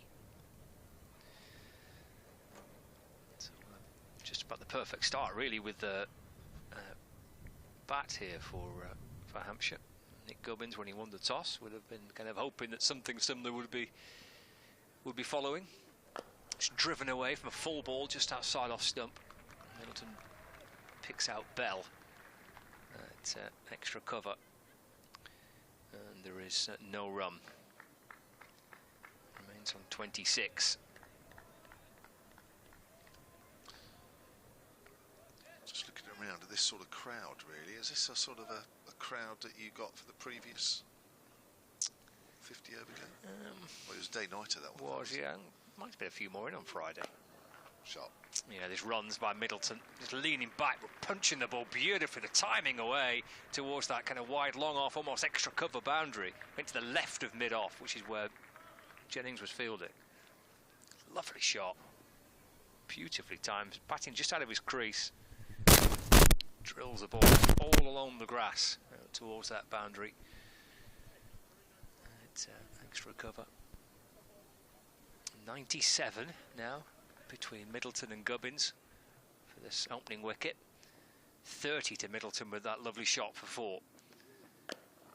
Just to punch the ball away again. This time Jennings can get across the ground to his left. He's able to stop the ball, but they do go through for 1. Takes him to 31 not out. 98 without loss with 1 ball left of the 17th. Yeah, promising start. Yeah, I'm just looking. It looks like there's 1 or 2 sort of enclosures closed isn't there, in front of the red-framed hotel, just to our right, about 1 o'clock as we look. Begins with H. It looks like that stands closed, doesn't it? Yeah. The main stands are opposite where we are. Aspinwall's into Gubbins. That's worked away to mid-wicket. Fielded by Bell. No run. 17 overs gone. And the two-tier stand to our left is also open as well. Most fans are in the seating below the point and in front of the pavilion. Yeah, probably maybe a few more on Friday night. I'm not so sure it grew necessarily as we got later in the evening, which is maybe one of the reasons why we had the day-night game, but a couple of thousand in, I think, on Friday. It's not bad, is it? This competition. Looking on the live picture feed is the run rate for Hampshire. It's been fairly steady for a few overs now. Started off well. But, can't say they've actually been increasing the run rates as they're at, but it's been steady, and that's what Hampshire want. Scoring at a decent rate, and wickets in hand. Well, that's absolutely key, isn't it? If you've got wickets in hand going into the last 15 overs or so on this pitch, yeah, could be in for a big score. Now we've got a change of bowling now. As on is George Balderson. That's pushed out to mid-wicket by Middleton, and there is no run.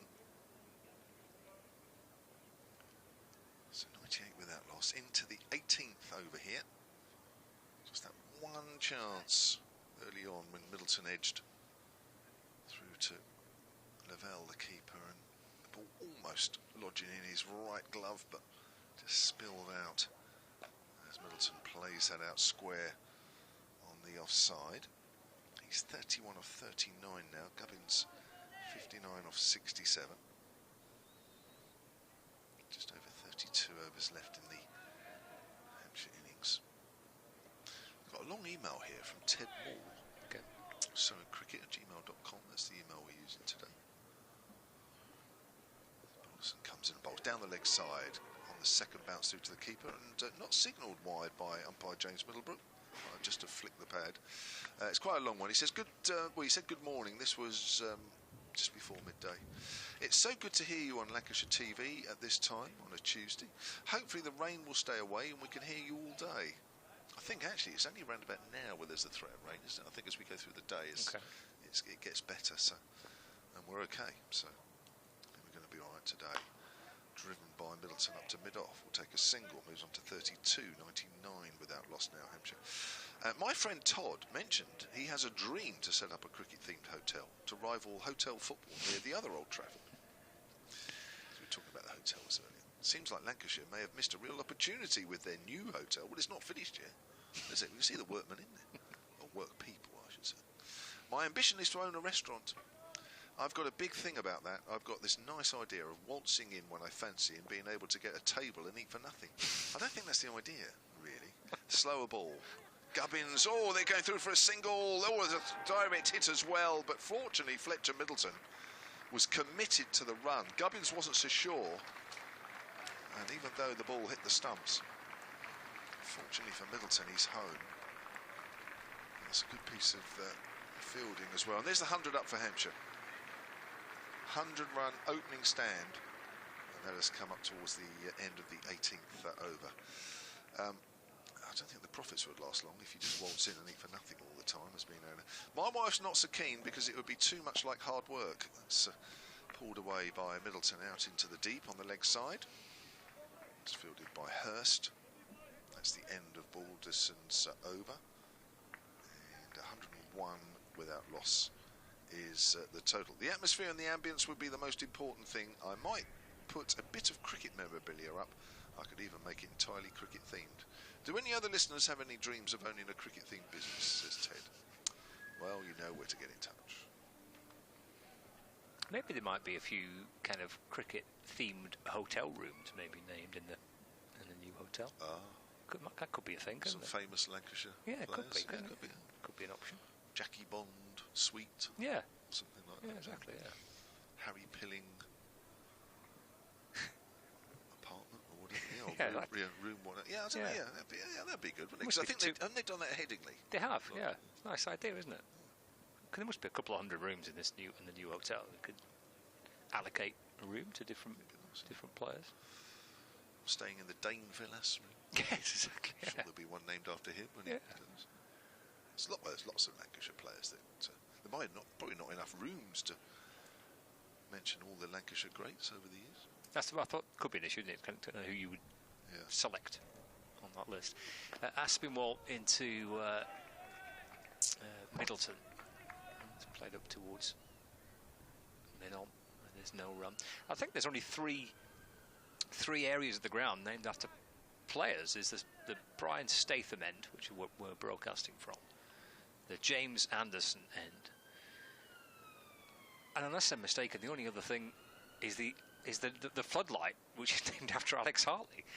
There's Aspinwall balls to Middleton. That's worked out towards mid-wicket, and there's no run.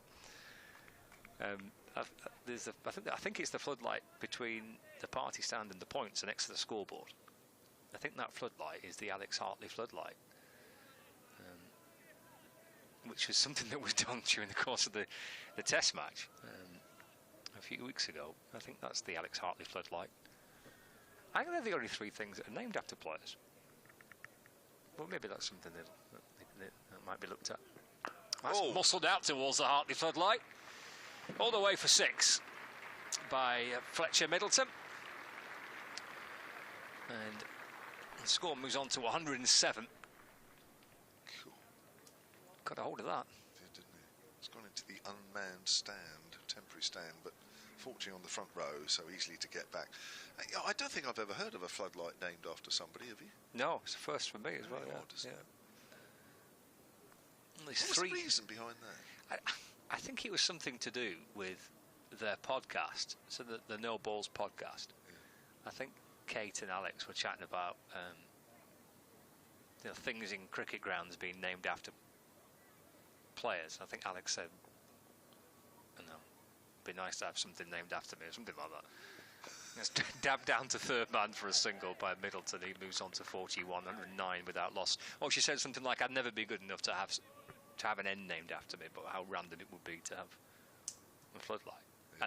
And there it was. And there's a full picture of Alex in a kit, mid action, big bowling, I think, or midfielding, and the Alex Hartley floodlight. Yeah, I've seen the picture. You've seen it? Yeah. So I knew that. Well, you reminded me. That's been all to Gubbins. 4 ball, which he drives to mid-off. And there is no run. Josh Bohannon at mid-off for Lancashire. 108 without loss. 1 ball left to the 19th. I wonder if that will start a spate of floodlights being named after players. It's a bit odd, isn't it, though? Let's be honest. I suppose you got. Well, a gate's quite a popular thing to have named after players, isn't it? Yeah. To have a gate. That's been all into Gubbins, swatted to mid-on. Again, they threw for 1. I think they're running but to mid-off, and mid-on's been terrific by Gubbins and Middleton. It's the end of the over. Just dropped a little short, 1 delivery Aspinwall, and Middleton absolutely launched it to mid-wicket for 6. On either side of that, there's not a great deal for the batters to work with, but 1 delivery that was just a little short, muscled out towards the leg side for 6. Means that the score's now moved on to 109 without loss. Yeah, very good start here. Very, very good platform in which to keep the pressure on and just increase the scoring rate as and when they decide to keep a few wickets in hand, that's for sure. Mike Martin, solidcricket@gmail.com. This is one for Colin and his colleagues. The pictures and camera work at Old Trafford today are excellent. Great to see the fielders diving and even the batters' faces. It's a ringing endorsement. On the TV said there was some crackling on the audio. That's probably why Colin came earlier on. I think it's been solved. Hopefully it's still all right. That's wide of off stump and worked away from a fairly flat bat down to third by Gubbins. Start of a new over from Balderson. Keeper standing up now, Lavelle. Total moves on to 110 without loss. Dave Allen, Hampshire's archivist and historian, is also watching and listening. He's emailed as well as Balderson comes in. He's wrapped on the pad there, Middleton. Dave says, I have a cricket-themed dream. not a hotel but a museum at the Aegeus. Fortunately for Dave, it's not a big thing for him, really. Hasn't really been mentioning that for very long. Here comes Balderson bowls. Middleton flicks that away towards mid-wicket. It's not a point of contention at all, that. Don't know why he's mentioned it. I think the new museum here at Emirates Old Trafford will be in the new building. Yeah, I think so. You're winding Dave up there. I was being innocent there. No, you're doing that deliberately. Dave, so the new hotel, as Scott says, will have a lovely museum. I think that's where it's going to be located, yeah, I think so. When you come up, Dave, next time, have a little look. Take him round. It's what you could have won. Balderson in again with his right arm medium pace. It's flicked away. That'll be 4. Down towards fine leg. At the James Anderson end, the pavilion end here at Old Trafford. Just slightly too straight there from Balderson as the ball left his hand. Total moves on to 114 without loss. Or maybe when the new hotel, if all the development plans are passed at the Aegeus, of which there are quite a few aspects to that, in with the planners as I speak. And one of them is for another hotel on the ground, so I don't think you'll be the only ground with 2 hotels in a few years. That's a super shot over mid-on. That's not quite gone all the way, but it was just picked up. This shows you just how good this pitch is. That was just a length ball which Middleton just launched into, hit through the line. It's 418 without loss. You go around bragging when you go around the country and say, we've got 2 hotels. No, if you are, get that in quick, because we'll have 2, assuming the plans are passed. Let's bounce a little bit more. Middleton just pushes that out towards mid-wicket this time. End of the over, 118 without loss. Balderson's bowled 2 overs now, none for 12. Middleton 48, close to another half century in this competition. Gubbins has already passed that mark. He's on 62. Yeah, it's good stuff. Super work by Fletcher Middleton and by Nick Gubbins. Because you're probing away, trying to find a breakthrough. Blatherwick 5 overs for 35. Williams 5 overs for 20. Aspinwall 5 overs for 31. Morley 3 overs for 19. Balderson 2 overs for 12. And the only chance really was that edge by Middleton.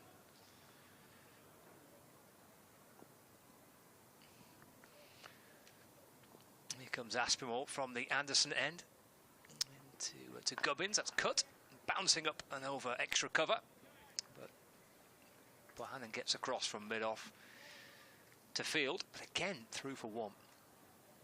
Been good by these 2 running when they've hit the ball to mid-off to mid-on. Run well. 119 with that loss. Gubbins now moves on to 63. So Middleton trying to join Gubbins and reach a half century. He's 2 runs away from it. Aspinwall in balls, full of length and flashed off the toes down to backward square leg, and he wants to come back for a second to get to his half century, and he does. And Fletcher Middleton gets to 50 in 52 balls with 5 fours and that 1-6 off the bowling of Aspinwall in the last over. 121 run partnership between these 2 for the first wicket, and both batters now reaching half centuries. Yeah, unlike Gubbins, his 3rd half century of this competition, and with 100 as well to go with it in the first game against Middlesex. Aspinwall to Middleton. Wristy shot which he works to the leg side just in front of square for a single. Well, both batters will be wanting to make the most of this. Got a golden chance. I think Bumble on Friday when Leicestershire were batting was saying that there's a possibility there's a century in there for one of the top 3 or 4, and Rishi Patel got a big score that day. Could be something happening again here. Gubbins just stands deep in the crease this time and pulls the ball away to mid-wicket. Takes his total to 64. And Hampshire now to 123 without loss. Bringing Middleton back on strike.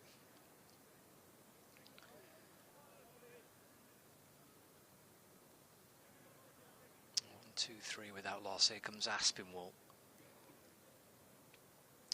to Middleton. It's flicked off the hip. Blatherwick's on the deep square leg boundary. Middleton moves to 52 now. 24 without loss. There's absolutely no margin of error for the bowlers here. No. I know you've already seen it with the Leicestershire game, but these batters get in, really. They probably feel there's almost a run of ball here.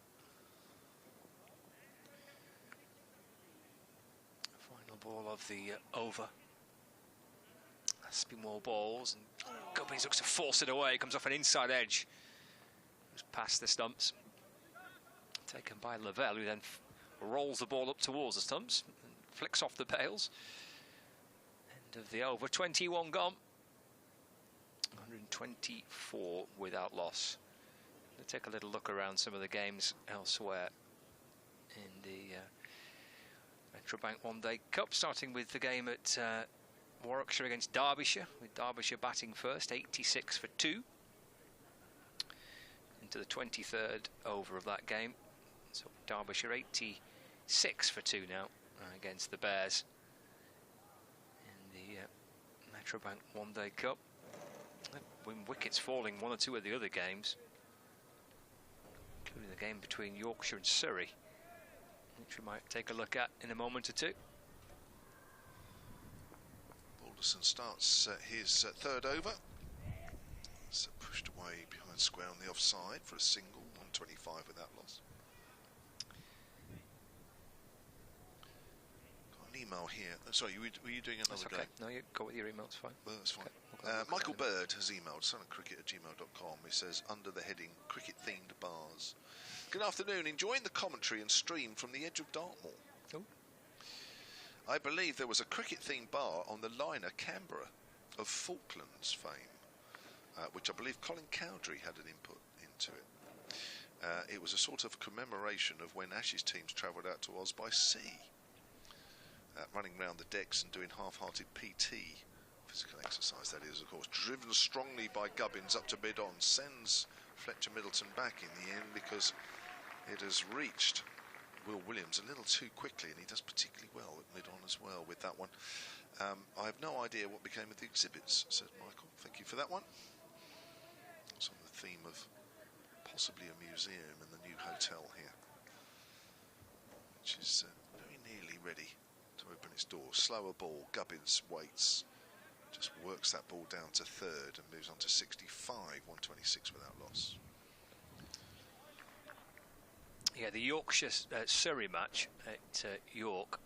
Surrey were 0 for 2, weren't they, early on? They're now 75 for 4.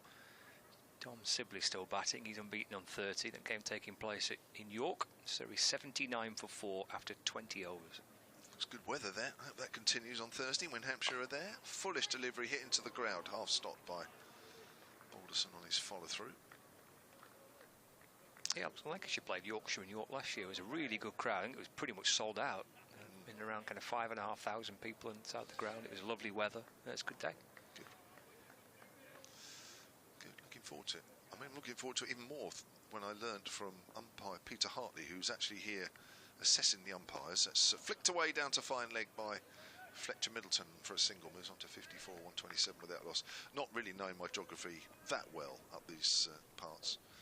When he said to me, "Oh, maximum 1 hour 20 to York from here," I must admit, without ever looking, and I wasn't going to look until tomorrow morning, I thought, wow, that's closer than I thought. That's a bit of a bonus, isn't it? Yeah, it is. I don't know what I was expecting, but I wasn't expecting it to be as close as that. Balderson runs away from us again. Bowls to Gubbins. Gubbins plays it into the ground and fielded an extra cover by Keaton Jennings, the Lancashire captain. At the end of the 22nd, 127 without loss. Balderson 3 overs, none for 15.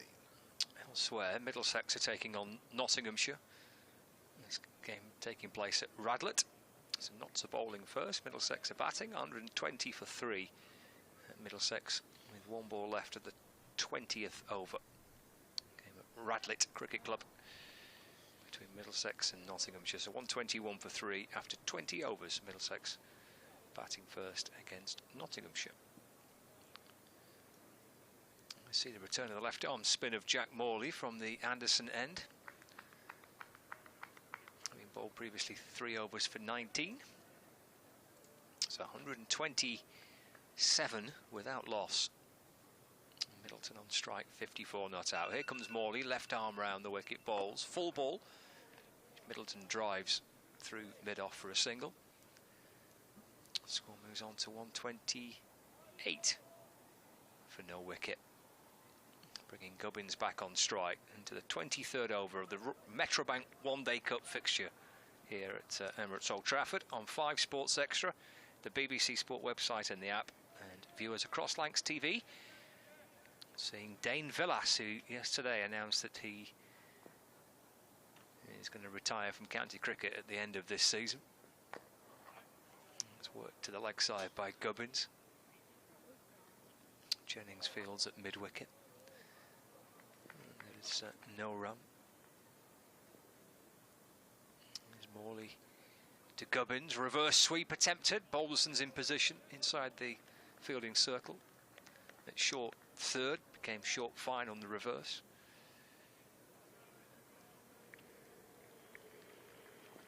Again, there's no run. Here comes Morley, balls again. It's worked down towards fine leg by Gubbins, and he comes back for 2. Takes him on to 65 not out. It's 130 without loss. 2 balls left of the over. Jack Morley. And again whipped away with bottom hand from Gubbins. Towards deep mid-wicket. There's Villas again, fielding. Gubbins moves on to 66. 1 ball left for the 23rd over. 1-3-1 for the opening wicket.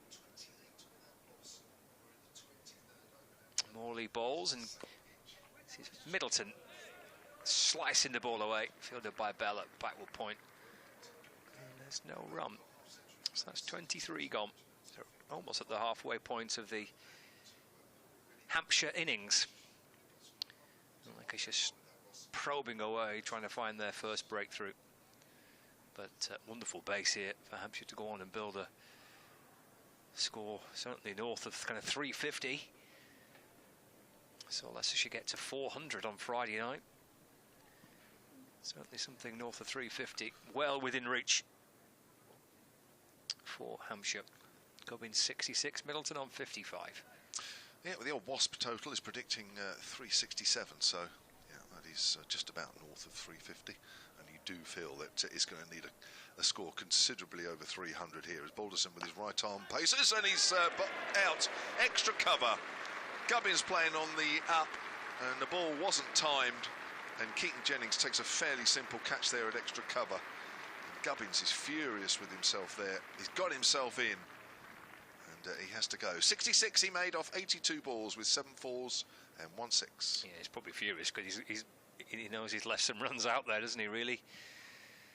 Yeah, angry with himself, swings his bat, looks up towards the skies as he heads back to the Hampshire dressing room. Hammered it straight to Jennings at extra cover. A bit of relief for Lancashire, having broken this partnership. Excellent start by Hampshire. Gubbins will be pretty frustrated. There's centuries out there for batters if they can get in today, and Gubbins looked absolutely nailed on for one, really, but has to go. Caught by Jennings off the bowling of Balderson. He's 66 off 82 balls, 7 fours and a 6. Yeah, and the difference between getting a big total and a total that almost feels out of sight, which is what Leicestershire did the other night, really, is at least for one of your players, i.e. what Patel did, is to get a big 100. Because players then can play around you, and even if they get sort of quick 50s and quick 60s, the fact that one player is keeping the score ticking along, even when there's a wicket that falls, because very often when a wicket falls, the run rate just drops a fraction. And of course, if you're losing wickets at a regular basis, as we were talking about earlier, you know, if regularly the run rate falls for an over or two, when a wicket falls, then of course out of that 50 overs, you know, you've wasted you know, a fairly large chunk, or relatively a large chunk. So by having one batter at one end continually pushing the ball around and scoring, the The run rate doesn't seemingly dip at all, and that's the key over 50 overs to getting a very good total as opposed to just a good total. Which is what Leicestershire were able to do on Friday night. Yeah. So that's a little disappointing. You could see Gubbins there when just on the replay. If you're watching on the next TV feed, he actually didn't try and hit that in that area. He actually in the end pushed at it a little too hard. He was actually trying to play that more sort of just in front of square there, and he sort of slapped at it a little bit. Here's Balderson. Bowls, it's full. It's Tom Prest is the new batter for Hampshire, who just gone into a little bit of form with the last game. He made 65 in the game against Leicestershire. His first, well, in fact, he's been a bit out and out the first team, more out than in actually, but he's top scorer in the first team this season. Middleton to face Balderson this time. Pulled away, just wide of mid-wicket. They've run one. They may look for two. They do.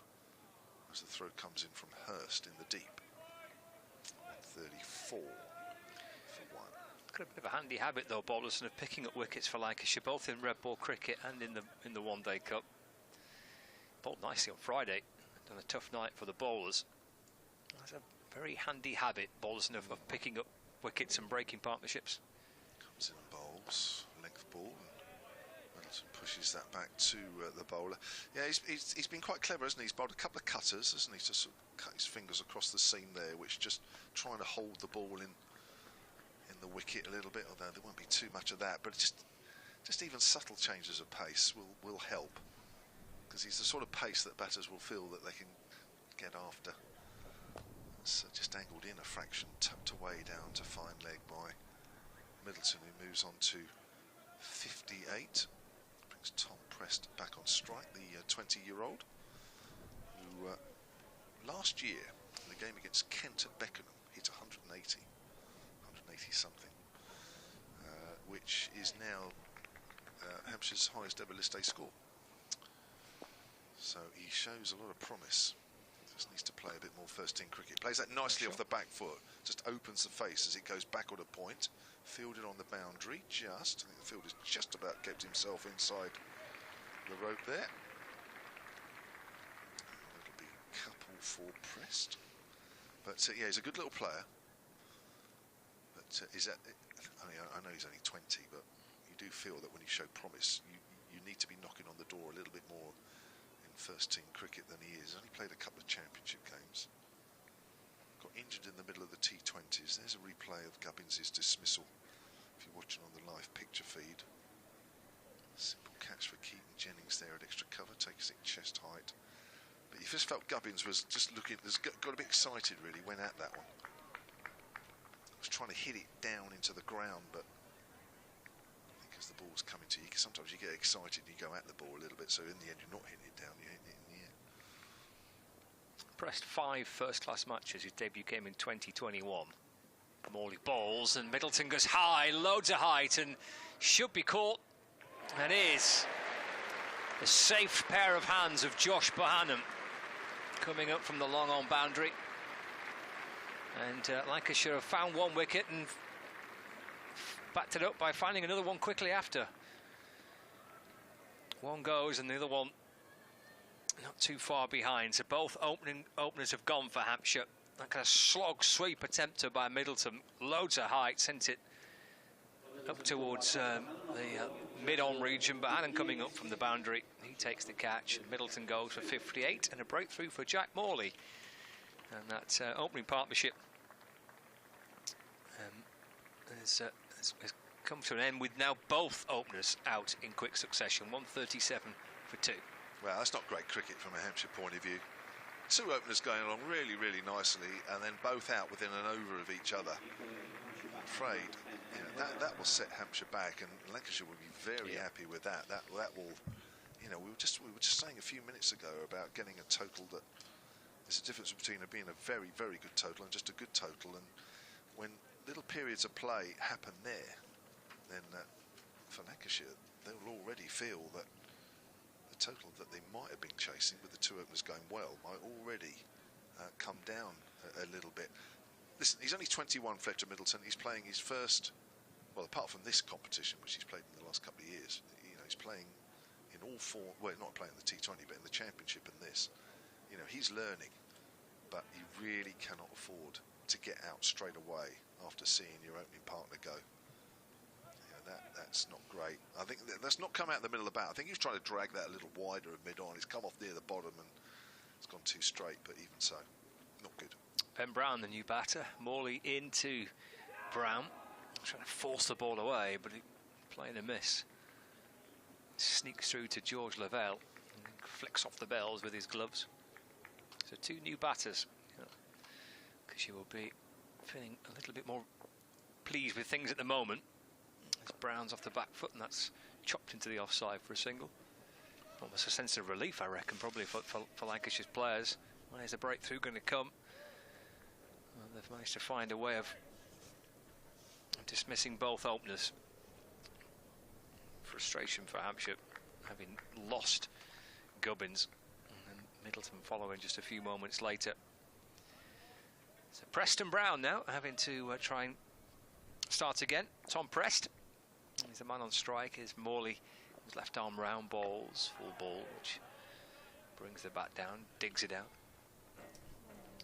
Bouncing up towards Jennings at extra cover. No run. Morley in. Oh, he's bowled him. One that sneaks through. Tom Prest going back. And the ball finds a way. Getting past the bat. And uprooting the middle stump. And Tom Prest departs and Lancashire found 3 quick wickets. 138 for 3. That looked a super piece of bowling. That looked like the arm ball that's really gone as well. It's really come back. Watching the picture feed, he's given himself a little bit too much room as well there, Tom Prest. Probably the ball's a little too full for that. The bat literally is going right across the line. You've got to make sure that you get something on that one. Good bowling, just came in with the arm. Well, what a disastrous period of play here for Hampshire. Very good for Lancashire, of course. Hampshire have lost 3 wickets for 7. Having been 131 without loss. Wow. That's a clever piece of bowling, isn't it? Watching it back on the replay by Morley. Just fisting a little bit quicker too. Yeah. Just too much room. It's too much room. If it's a little shorter, it gives you time to play it more off the pitch. But it's a little bit too full. It's a little too close to him. As I say, when you think of the angle of the ball coming in to the bat, if you're trying to play that square on the offside, the bat's got to meet the ball at exactly the optimum moment. Otherwise, you're gone, as you've seen there. But the change of pace there was also done for him. That's good bowling. Yeah, super work by Morley. 2 wickets in the over for the left arm spinner. Tom Prest is the man out for 3. New batter is Donald to join Brown. Yeah, that's been a bit of a dodgy few minutes, hasn't it, for Hampshire, really?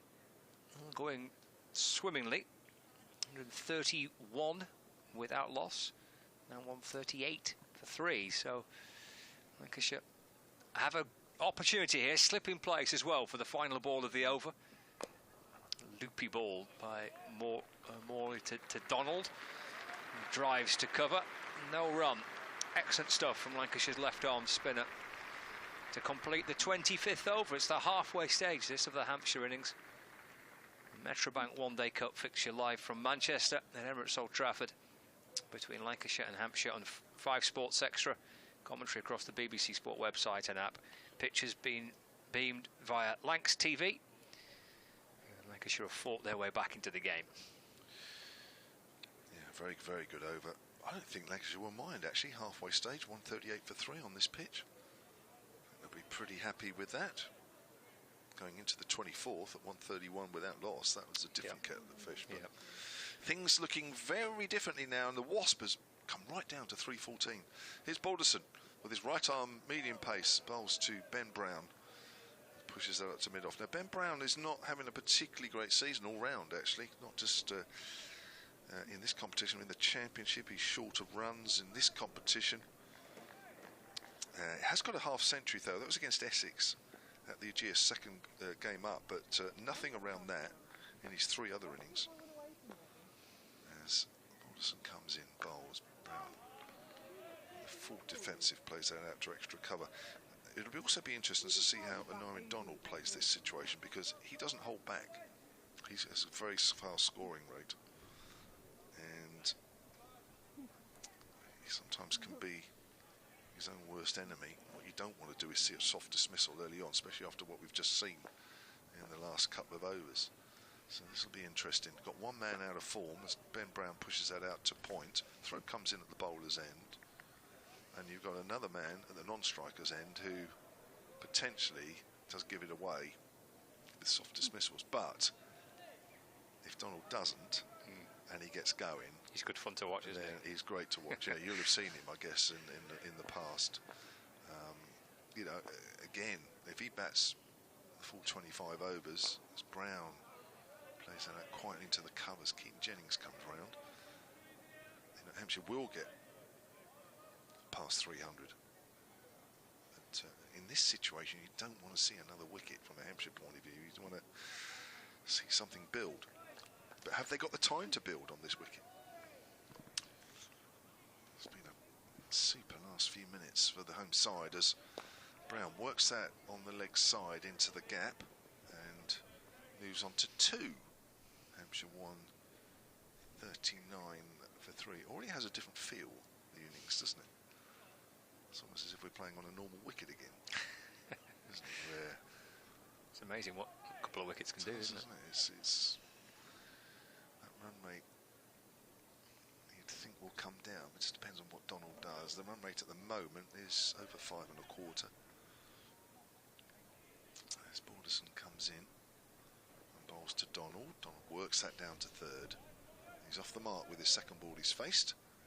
And that's Balderson's 5th over completed. 1 for 23. Good figures from him, as is Jack Morley's at the other end. You can take a little bit of time to try and just put things back together, can't you? Here a little bit for Hampshire. It's still a really good pitch, and there's a short boundary to one side. So if you can keep wickets in hand, you've got a real chance of accelerating at the back end. They can absorb a little bit of pressure here at the minute. Bowlers are on top. Likes have found their way back into the game. A couple of quick wickets. They're feeling great about things. There's too much concern for Brown and Donald to try and force things too quickly here. Can play himself in a little bit. I think back themselves to catch up a little later on. Well, that wasp predictor is what you guys got, didn't you, against Leicestershire? Bowled out, but you still had 8 or so overs to go. It's Morley to Donald. A single here, just leaning forward, works the ball square of the wicket for 1. Through towards point. Matty Hurst comes up from the boundary. Donald moves to 2, 141 for 3. It brings Brown on strike. Long off and the long on. Deep backward square leg. Deep point. Nudged to mid on by Brown for 1. He moves on to 3 now. 142 for 3. Superb figures for Morley. I mean, there's nothing in the pitch for him, is there? Left-arm spinner, there's absolutely nothing. Morley to Donald, fired in a 4 ball. She brings the bat down and squirts it away to the leg side. No run. Just that was one over where Gubbins tried to get at him. Hits him for a couple of 4s. Donald drives back down towards Morley, who fields off his own bowling. Again, there's no run. Well, yeah, this is super stuff by Morley. 2 for 24 into his 6. Balls to Donald, playing a miss. Floated outside the off stump, went to try and cut the ball. George Lavelle's got the wicket-keeping gloves on in this game for Lancashire. To the helmet. Takes the catch. Morley creeps his way in again. Balls taken away off the hips on the full by Donald. Away to the leg side. Blatherwick gets quickly across the ground. Scoops it up. Throws it in on the bounce to the keeper. End of another good over from Jack Morley. Just 3 runs from it. It's excellent work by Lancashire's left-arm spinner. 27 overs gone. The wickets to fall, 3 of them. driven to Jennings by Gubbins for 66. Swept out towards long on by Middleton and caught by Morley, by Bohannon off Morley for 58. And then one that was pushed through quicker by Morley and sneaking its way past Tom Prest. He was bowled for 3. And Hampshire won 4-3 for 3. There's Balderson then. Start over number 28 bowls. Donald works that behind square on the offside. Again, the throw comes in at the bowler's end. Yeah, that run rate in the last few overs is just dropping a bit. So the new batters, even though it's a good pitch, still take a bit of time to get used to it. It's got a little dollar out there, isn't it, in the last few overs as well. So Donald drives pleasantly, but only up to mid-off, and there is no run. Howard Chambers has emailed sonarcricket@gmail.com. He says, always great to have the two of you together on Lancashire TV and on the BBC website. That's very kind, thank you.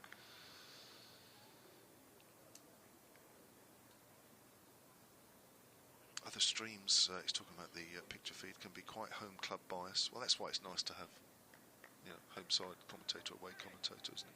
A lot of the streams, of course, are just home productions, aren't they? Bit biased, says Howard. Can be. Other county teams will do well to follow Lancashire's lead as that's pushed up to mid-on. We don't want to blow Colin and his team up too much. In fact, I meant to leave that bit out. Yeah, you should have done. Yeah, I should have done, shouldn't I? Just rewind the tape. And yeah. Forget you heard that one. Not everybody else, just the team here. Colin would have had a tape recorder out on that one. So Balderson bowls. Donald pushes that into the covers, and the throw will come in at the bowler's end from Bohannon. Donald picks up another single. Hampshire just trying to revive this innings after a bit of a setback in the last 3 or 4 overs or so. Sebastian Grama has also emailed sonarcricket@gmail.com. Balderson bowls, flicked off the pads. I think that's off the bat as well, because it's gone quickly up towards the. Is it Anderson Pavilion? You leave the James bit out. Well, do you? James Don't Anderson. bother with James. It's too much of a mouthful, really, isn't it? To say the Anderson Pavilion. It's 4 runs. It's gone very quickly, which is why you can tell it came off the bat as well. 7 to Brown. 148 for 3. Sebastian says, good afternoon. Listening from a windy and cloudy Blackpool. Is it ever anything else? It comes.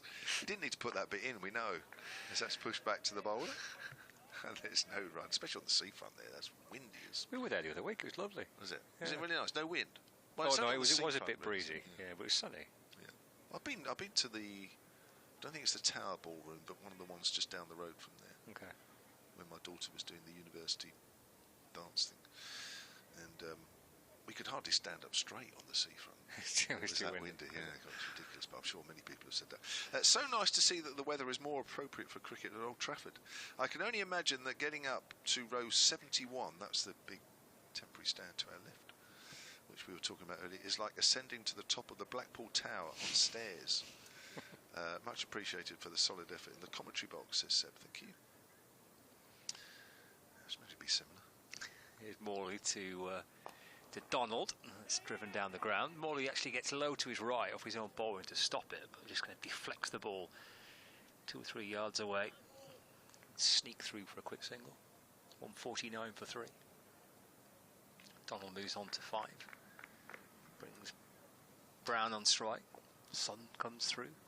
As Morley's into Brown. It's driven out through point. Hurst lurking in front of the new hotel and on the point boundary. Brown moves on to 8. 150 on the board now for Hampshire. 150 for 3. The 29th over. Morley to Donald, chipped, but it's going to be perfectly safe with mid-on pretty deep. And Bohannon comes up from the boundary. Donald moves on to 6 now. 151 for 3. Morley into his 7th over, 2 for 28. In balls, cut by Brown.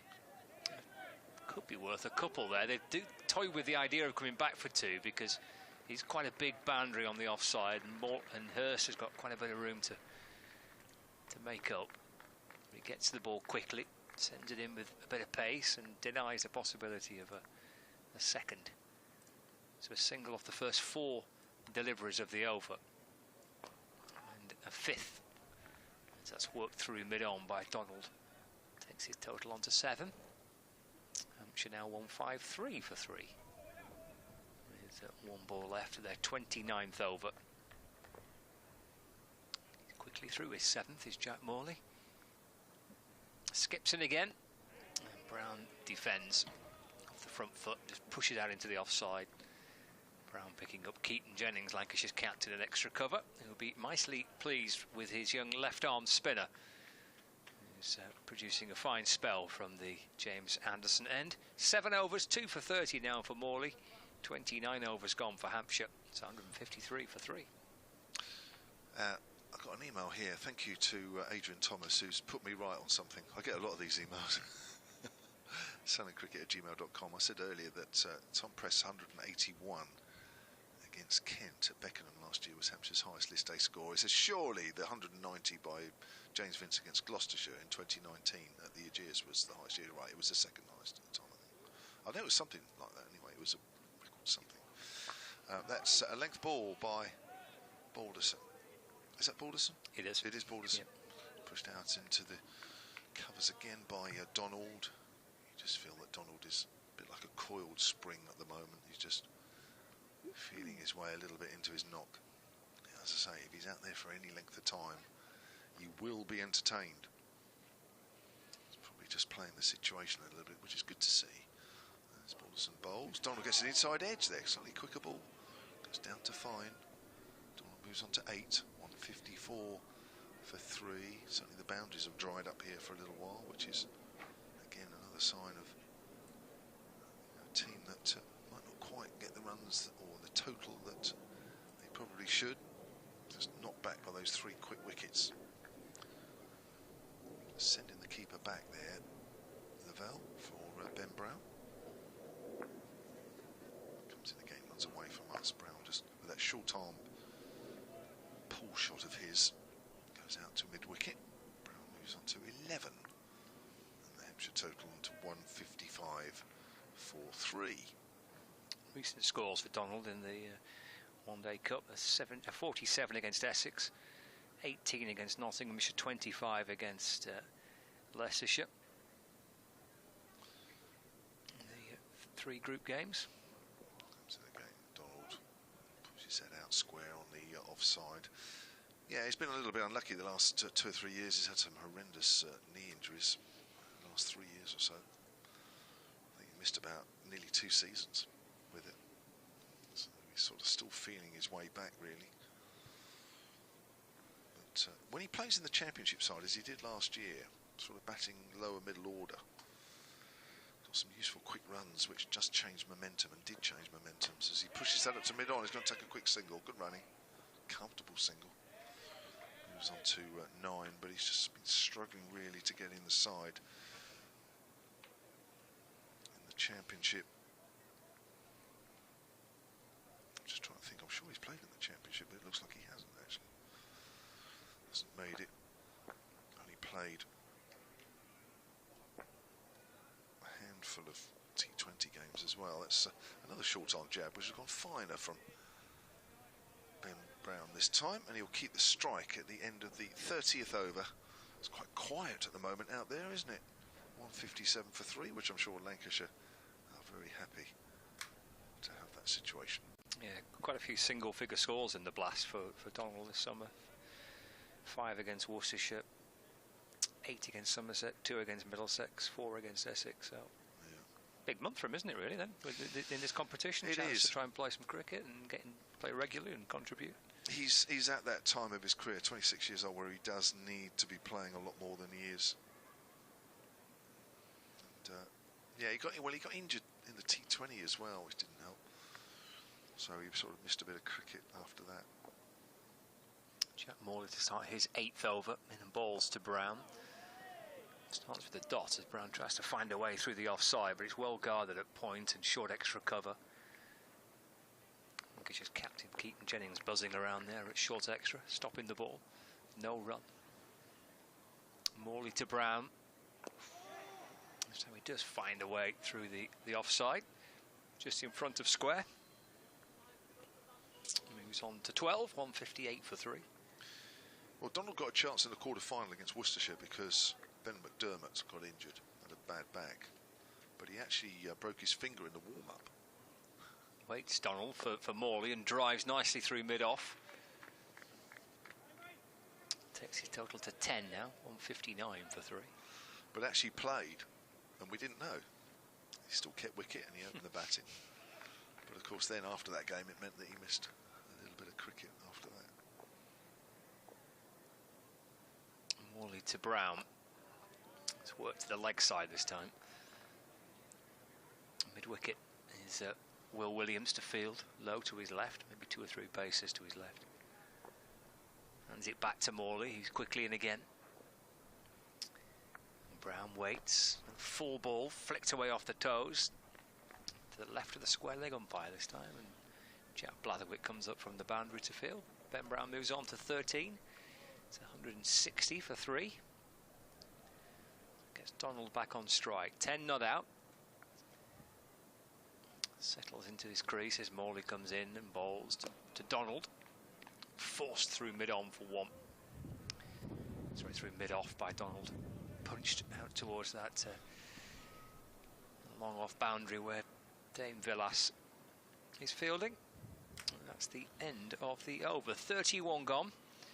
So 161 for 3. And after a little clatter of wickets, these two have now batted for 37 deliveries and put on 23 as they try to build another platform for Hampshire to go on, and certainly a minimum kind of 300. I think they'd be still thinking that 350 is well within reach. This is actually quite good cricket here at the moment, isn't it, really? I mean, these two out in the middle are battling hard to re-establish the innings as Balderson pulls or gets pulled away through mid-wicket. That's a lovely shot, Narendra Donald. Wasn't that short? There's a boundary. First one we've seen for a while. Nice looking shot, comfortable shot there from Donald. But it's been a good period for Lancashire as well, and as they look to try and just keep things as tight as they can and put the Hampshire batters under pressure. Hampshire desperate to try and rebuild as it's a length ball played back to the bowler. Donald's 15 off 22 now. He's 13 off at 19. But, I think a lot of people would watch this and say, well, there's not a lot happening at the moment, but both teams are just trying to, Lancashire trying to keep the pressure on after those 3 quick wickets. Hampshire trying to get the scoring rate back up to somewhere near where it was when Gubbins and Middleton were playing so well. This is a single out to backward point. 166 for 3 in the 32nd. Balderson into his 8th over here. 1 for 37. Picked up the wicket of Gubbins for 66. That was the first of those 3 quick wickets.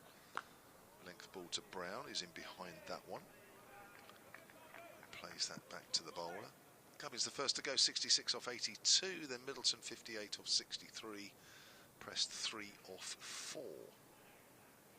131 without loss became 138 for 3.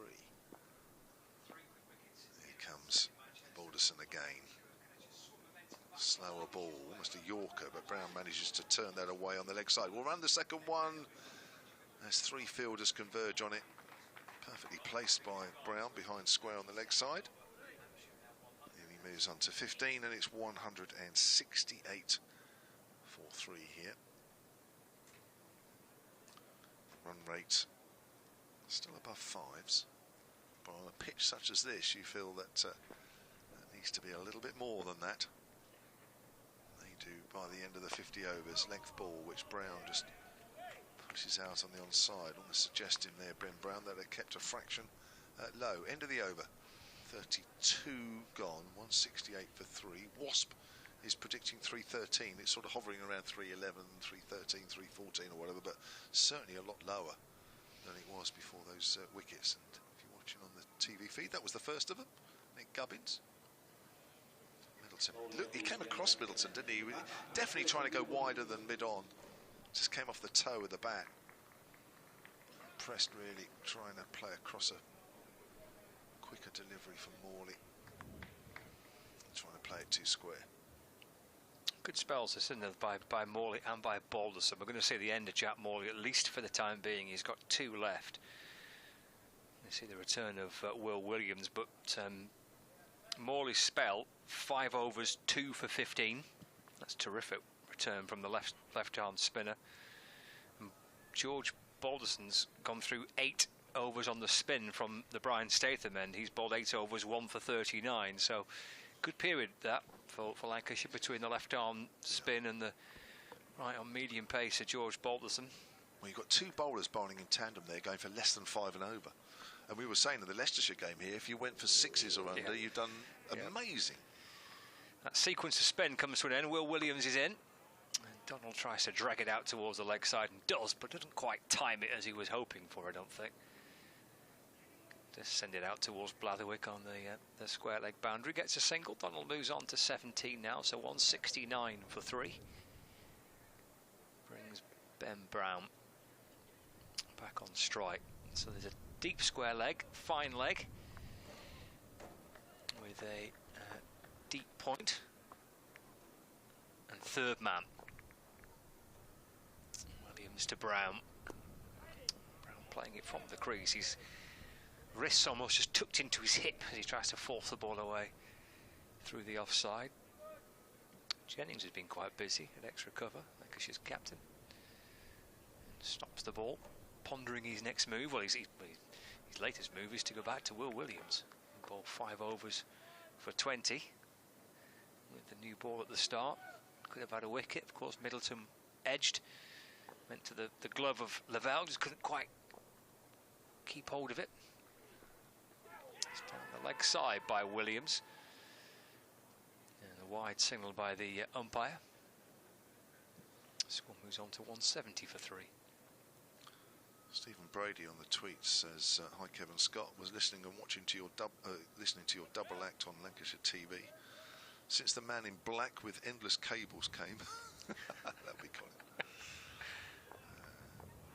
He said it still goes in and out at times. I think it's all right on the BBC website. Might be a bit different on the TV feed. Williams to Brown. He's bowled him. He's gone for 15, and that's the 4th wicket to go. Made an awful mess of the stumps as Will Williams. Brown playing from the crease with not a great deal of foot movement. Seemed to be completely caught up for room. Ball finds its way through. And Brown has to go. Williams celebrates his first wicket of the day. It's 170 for 4 in the 33rd over. Well, he's found a bit of movement there, Will Williams, which is a great effort with the white ball at this stage of an innings and on this pitch. He's just come back at Ben Brown, and he's already committed to open the face of the bat and giving himself some room. And once that ball came back at him and kept a fraction low, he was always struggling, was never really in a position to execute the shot. So good piece of bowling, good angle of delivery. It did keep a little low, didn't it? Yeah. Good bowling, though. Yeah, he's not got much chance of playing that, has he?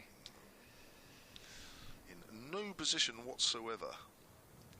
Well, Lancashire will be very happy with the way things are going for them. Yeah, this is it's a good fight back into the match, isn't it, by Lancashire?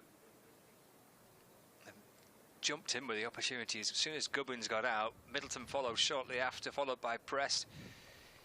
Just a sign of a rebuild and maybe a little platform being built between Brown and Donald, worth 32, their partnership from 46. Williams just finds one to do a little bit more than what Brown was expecting. He got himself into a bit of an awkward position to play it. And now 170 for 4, having been 130 without loss. There's another young player for Hampshire getting a chance here up the order. young Joe Eklund. He's just 19 years of age. 3 of his last 4 innings in second-team championship cricket have been half-centuries. He waits for Williams, who's in and bowling, and he gets forward and defends. That's pushed up to mid-wicket, and there's no run. He's also played for the England under-19s during the winter. And there's a 17-year-old playing, isn't there, for Hampshire? Eddie Jack. Today. Yeah, sort of pace bowler. It'll be interesting to see what you think of him, actually, when you see him later. Williams striding in balls to Eklund. It's defended away into the offside, no run. He's faced a couple of deliveries, bat on ball. So looking for his first run of the day. Coming out to bat, just his 3rd list day match this. Sounds about right, yes. With a bit of work to do. Donald 17 at the other end, but Hampshire 170 for 4 in the 33rd. Williams to Eklund. And that's off the front foot, leaning forward. Looks like a tall man from here. Just Joe Eklund, and gets right forward. Ball deflects off the inner half of the bat. Scampers through for a quick single. End of the over. So 33 gone. So 171 for 4. Eklund on 1 and Donald on 17. Yeah, in February he was part of the England under-19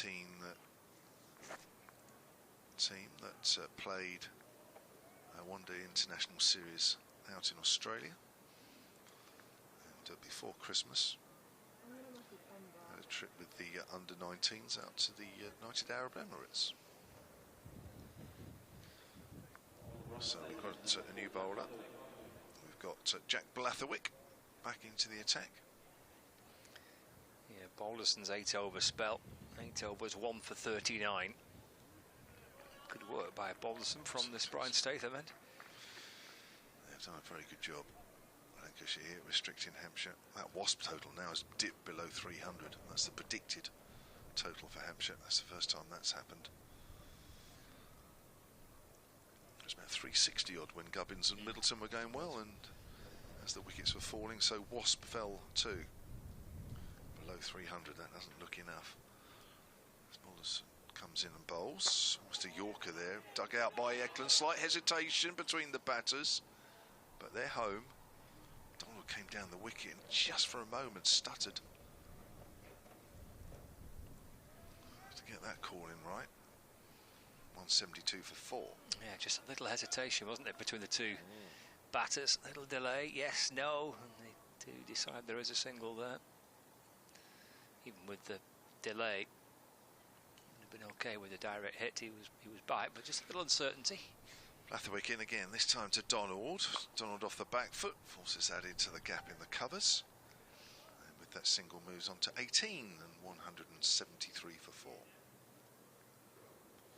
Into the 34th over here. Wind still gusting left to right as we look. Look at the flags above the pavilion. Strong wind again, isn't it? It is, isn't it? It was like this on Friday night as well. Pretty powerful kind of wind blowing right across the ground, blowing away from that shorter boundary, giving you a little bit of assistance when you hit into the longer side of the ground.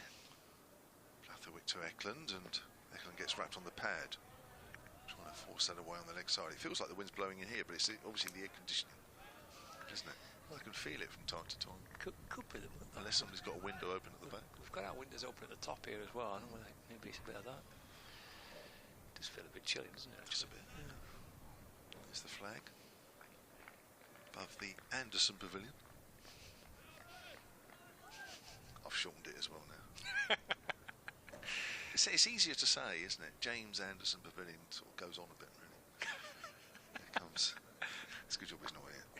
That's pushed away behind square on the leg side for a single. I'll give you a flick at the back of your head. On to 3. He would, wouldn't he? Totals 174 for 4 now, Hampshire. launches, isn't he, on the 100 at the moment? He is. Keep seeing him pop up on TV from time to time. There's Blathwick at the start of his run-up into his 6th over, done for 38 so far. Bowls to Donald. Donald works that to the leg side. Oh, there could have been a throw in the end. George Bell decides to keep hold of it. That was quick running between the two. They decided to go straight away. Single looked to be tight initially. In the end, it was fairly comfortable. It was better judge, that, wasn't it? There was better decision making there. There was no kind of hesitation involved. They both went. There's a helicopter above the ground. Yeah, heading out towards the is it a helipad out to on the other side of the M60 near the Trafford Centre. Okay. I think it's heading in that direction. 175 for 4 then. It's Eklund on strike. Haven't seen too much of him batting as yet. May hopefully see quite a bit more. Yeah, it's gone for the Yorker and it's worked away down backward of square. They might run 2 here. Bowler just gets away in the way a little bit of Eklund, but he's home for his 2nd. And Eklund moves on to 7, I think that'll be, or is it 5? No, it's 5. 177 for 4 at the end of the 34th. Yeah, 16 overs left. 177 for 4. Wasp total below 300. Sure, that's going to be enough. No, still 97 is what their prediction is. Those 3 wickets have really set Hampshire back and really given Lancashire a firm foothold, haven't they? They'll be very happy with this situation. There's Williams over number 7. Balls to Donald. Just defending. Slight late adjustment, I think, from Donald. Might have been looking at first to try and work it to the leg side. In the end, just defends and pushes the ball back to Williams. He's into this latest spell. Running in towards us from the pavilion behind him. Sunshine here in Manchester. Donald waits and Williams bowls, muscled away to the leg side. I think Blathwick will get across the ground. He's quick, Blathwick, he's excellent in the deep. Shorter boundary he's having to guard there. Good athlete is Jack Blathwick. And up the ground towards deep mid-wicket. Saves a couple of runs for his side. Good fielding, but there's another example there of Donald. He's the key really for Hampshire towards still being able to get a challenging total, but it really needs Donald to be out there for the majority of the overs that are left, and if he is, he will score quickly. He will start building in confidence as well as he goes on. He's the one key player now for Hampshire. And they strengthen that leg side boundary as well. So square leg deep mid wicket and fine leg on the rope. He drops it into the offside. They threw for a quick single. Bell picks up and shies at the stumps at the striker's end. Didn't hit. And get through for 1. Donald moves on to 22 from 29. It's 180 for 4. And the 35th over brings Eklund on strike. I have to say, apart from that one moment where there was just a bit of hesitation, I do like he's running between the wickets, actually. He looks like he's quite confident. He's going to need to be, because sometimes, you know, a more senior player at the other end, you do worry, don't you? It's 4 this time, drives it into the offside, 1 bounce, straight to short cover. Jennings fields, no run. You know, there's so many occasions in one-day cricket, isn't it, where runs are tight. You know, the difference between getting in and just being out is the commitment that you show running straight away. And I always think for a youngster, it can be a little daunting, isn't it, when you've got a man at the other end who's a senior player and you know is very important. That if you get it wrong or slightly wrong, that's it. Williams to Eklund again forward. There's no run. He's been quite positive with the way he's played. You just highlighted his running there as well, but actually just the way he's defended has been quite positive. He's looked to try and be quite on the front foot, even in defence. And certainly giving the sense that he's feeling quite confident, trying to show a degree of authority. Yeah, that's why they bumped him up the order a little bit. I mean, he was batting lower down in his couple of previous games. Waits for Williams, again shuffling down the pitch, another sign of increasing confidence. He takes a little step towards the bowler. And that's played into the offside for no run. It's the end of the 35th over. 3 dot balls to end it for Will Williams. 7 overs, 1 for 26 for the New Zealander. Hampshire 180 for 4 after 35. Yeah, Hampshire was saying this morning that with no Toby Albert, who's having a recurrence of his hip injury, that they wanted to put Eklund a little bit higher up the order. They feel that he's worth a go and give him a chance, and they do rate his batting. So interesting to see how he responds. But you're right, just the way his makeup is out there, and he looks confident enough, which is what you want from young players, isn't it? It's not just about going out there and playing; it's how they look and how they feel out there. And yeah, at the moment, you have to say he looks fairly at home, but it's early days.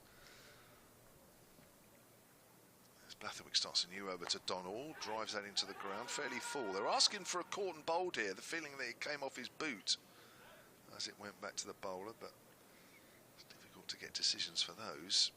If you watch on the live picture feed, drives, well, he probably hit into the side of his boot, didn't he?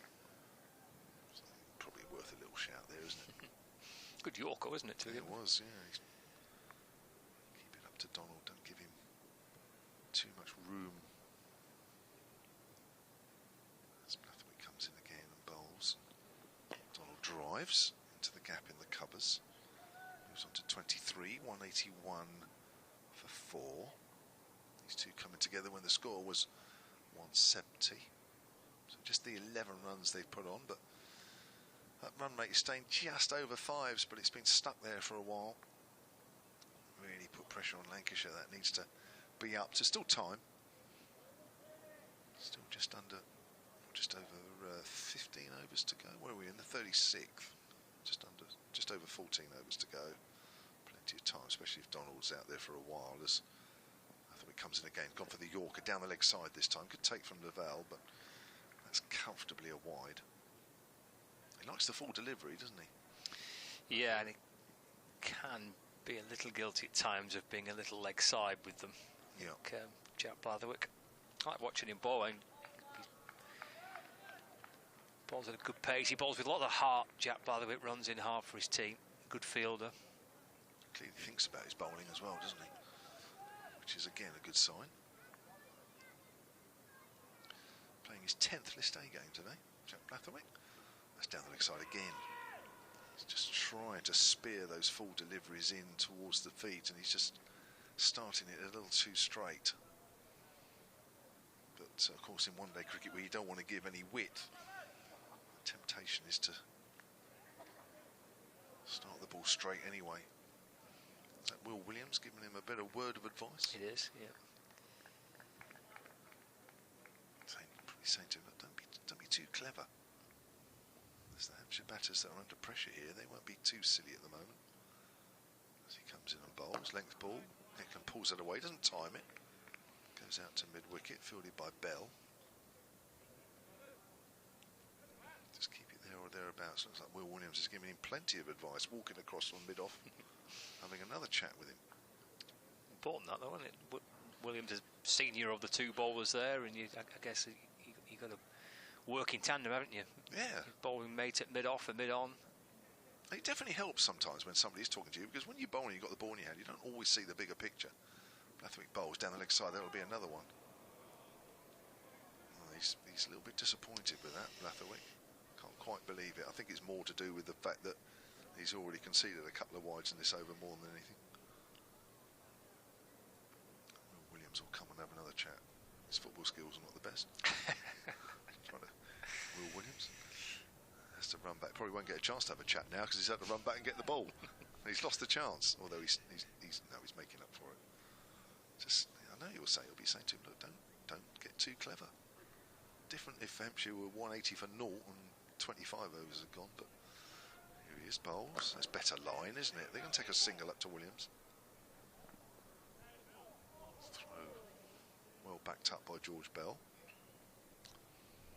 So I mean, that's the thing in this situation. I'm sure Williams is saying that to him because, as I say, if it was 185 without loss and Middleton and Gubbins was still out there and it was a few overs ago, then yeah, mix it up a little bit, but there's no need to here at the moment. Hampshire aren't looking to be clever. They can't afford to be too clever. Comes in again. Bowls and Donald just chips that away to the right of George Bell.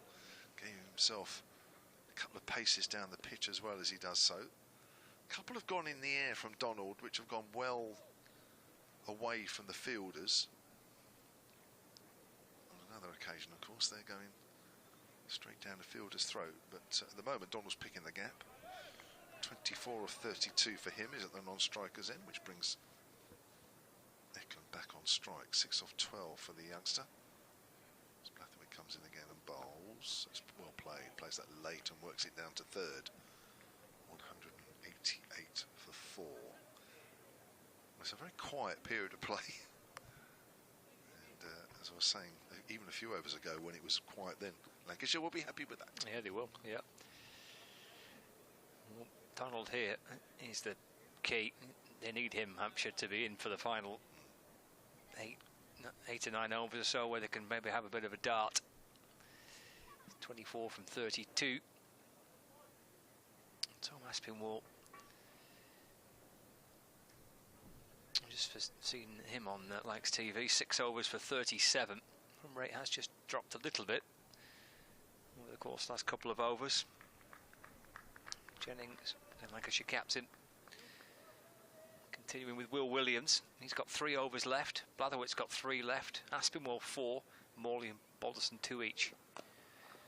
That's pulled by Eklund towards the leg side boundary where Blatherwick fields. And one run. Eklund moves on to 8. 188 for 4. As we start the 37th over of this Metrobank One Day Cup fixture. It's a Group A fixture between Lancashire and Hampshire at Emirates Old Trafford.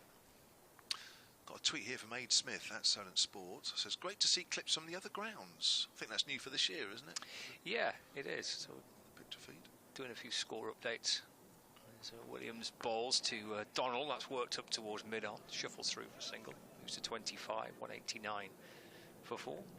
Yeah, Colin was waxing lyrical when I was talking to him earlier about that. I don't think no other county does it. I think he likes that. I think he likes it when what's happening here is not done anywhere else. He loves that, doesn't he? He does. Yeah. Not that he's got an ego or anything. One thing he definitely has. No, he hasn't. 189 for 4 in the 37th. I think we might have a look at the Middlesex against Nottinghamshire at the end of this over. Here comes Williams, balls to Eklund. That's dropped into the offside. That's a really sneaky single, that. Up off his toes, Eklund just drops the ball into the offside. It has Bell coming up from point.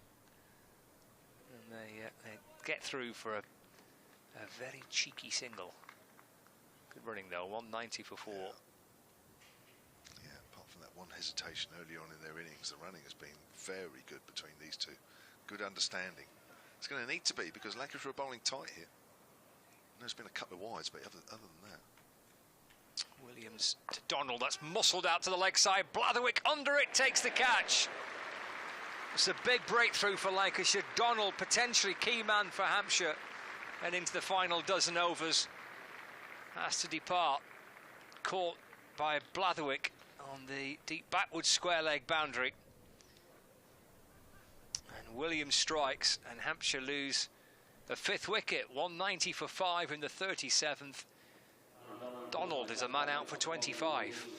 Second consecutive score of 25 in this competition for Aaron Donald, and that is a major blow. The one key player that, if he gets going, would have put Hampshire into a situation where they felt that actually they would have done themselves justice with the bat, but that I'm afraid means that Hampshire aren't going to get anywhere near, I don't think, unless somebody plays exceptionally and perhaps surprises themselves as much as one or two others. Hampshire are going to be way below par here. Wasp score now down to 283. Went for the shot, dragged it out towards square leg. Blatherwick moved maybe 4 or 5 paces to his right. Donald knew he was in danger as soon as he hit it. Looking out towards where Blatherwick was fielding. Almost gave up as soon as the ball left the bat. Blatherwick wasn't dropping that one. 190 for 5. With 2 balls left of the 37th over. Felix Organ is the new batter. The only thing I'm thinking, I'm trying to find sort of, not excuses for the Hampshire total, because I think Lancashire bowled really well and stuck at their task very well, but you know, sometimes a pitch that's been so good on one particular day, okay, and we're now talking 4 days later, you know, would this be as good? Would the ball be coming on quite as well? Because I'm thinking, you know, the Fletcher Middleton dismissal, I'm thinking of that dismissal from Donald, where they haven't come out the middle of the bat at all. Just wondering, maybe the pace has changed a fraction. Because sometimes they can get a little slower pitches, can't they? Yeah, used on Friday, so kind of thick end of 100 overs on Friday. Williams to Organ. Shuffle forward and nudges the ball away to the leg side. Aspinwall fields. And there's no run. So 1 ball after the over. We'll have a look around the grounds at the end of this over and see what's happening elsewhere. In the Metrobank One Day Cup. Games dotted around the country today. As Williams strides in to complete the over balls, and that's pushed into the offside by Organ. No run. Good over for Williams. A wicket in it, and just 3 runs conceded. 37 gone, 190 for 5 here in Manchester. Elsewhere at Radlett, Middlesex are playing Nottinghamshire. And Middlesex are 249 for 4, with Higgins on 76, Anderson on 46. So 35 overs gone, 249 for 4. Middlesex playing Nottinghamshire. That is in Group A, the same group as Lancashire and Hampshire. Lots have started pretty well. How about Yorkshire, Surrey? Again, same group as these two sides. Surrey batting first. Losing early wickets in that fixture. 79 for 4 on the live screen for viewers on Lancs TV, but I think it's moved on a little bit from that to 148 for 6. There's Blatherwick bowls. It's worked away into the onside. Quick pick up and throw by Bell. That's another quick single between this time Eklund and Organ. Worked by Eklund to mid-wicket.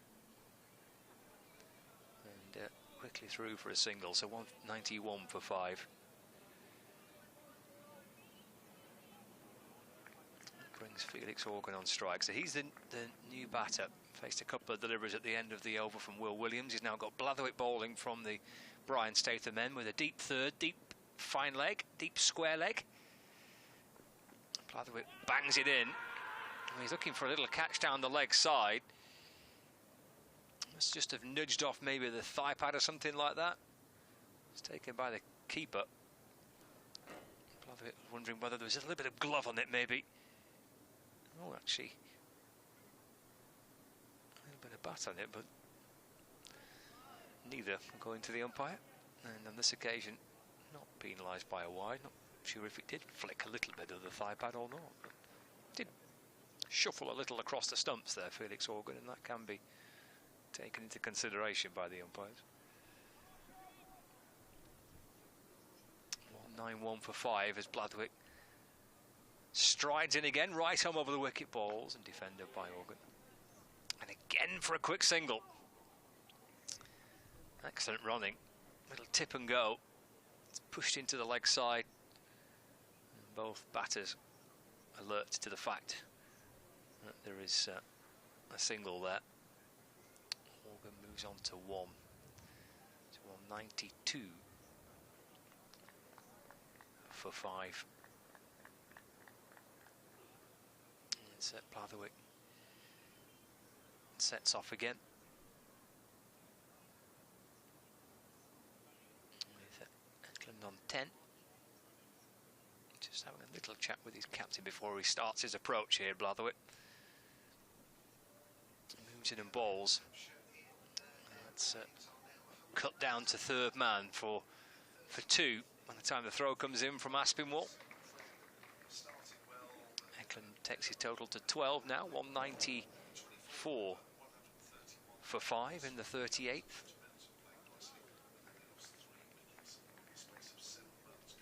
So just a reminder of that Surrey Yorkshire game, 154 for 6.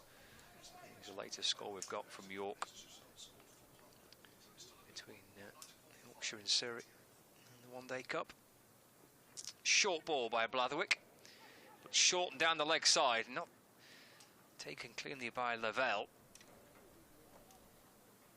And they're also through as well. Wide signalled, and they ran through. The score moves on to 196 for 5. 2 balls left of the 38th over.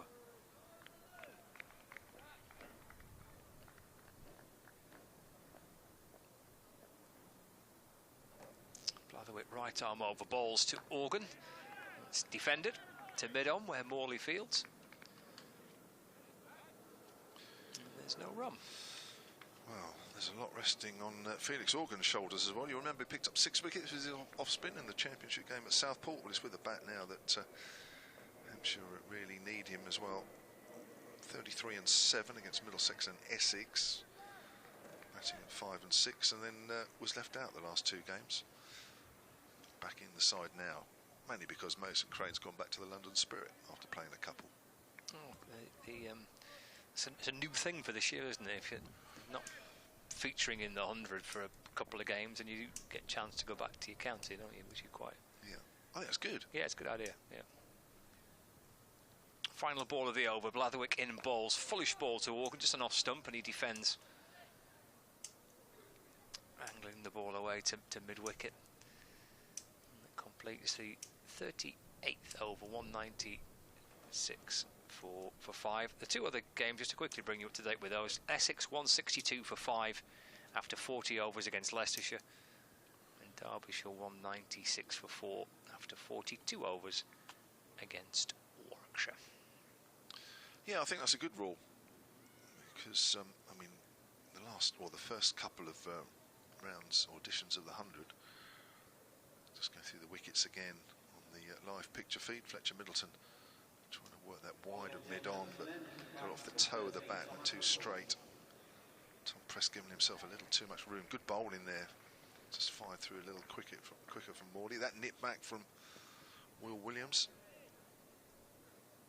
And then Aaron Donald not really getting hold of that pull shot across the line. Now we've got a new bowler again. Is this Aspinall? It is. It is, isn't it? It's pushed out into the covers by Eklund. He moves on to 13, 198 for 5. You've heard he's had nobody come back from the 100. Are they all playing? I know Luke Wood's playing for the Trent Rockets, isn't he? Really, I haven't really looked that hard. The other night when I was watching, Gleeson was playing for the originals. Yeah, I think Butler and Salt are obviously as well. Yeah. Liam Livingston will play for them. So yeah, Wells is playing for the Welsh Fire. Yeah, so they're all playing, aren't they? We haven't got anybody. We had Mason Crane for a couple of games, the last couple of games. Aspinwall bowls to Organ, pushes that to mid-wicket. John Turner, who I didn't see the end of his set of balls last night for the Rockets, but picked up Johnny Bairstow, didn't he? Welsh Fire in the game yesterday.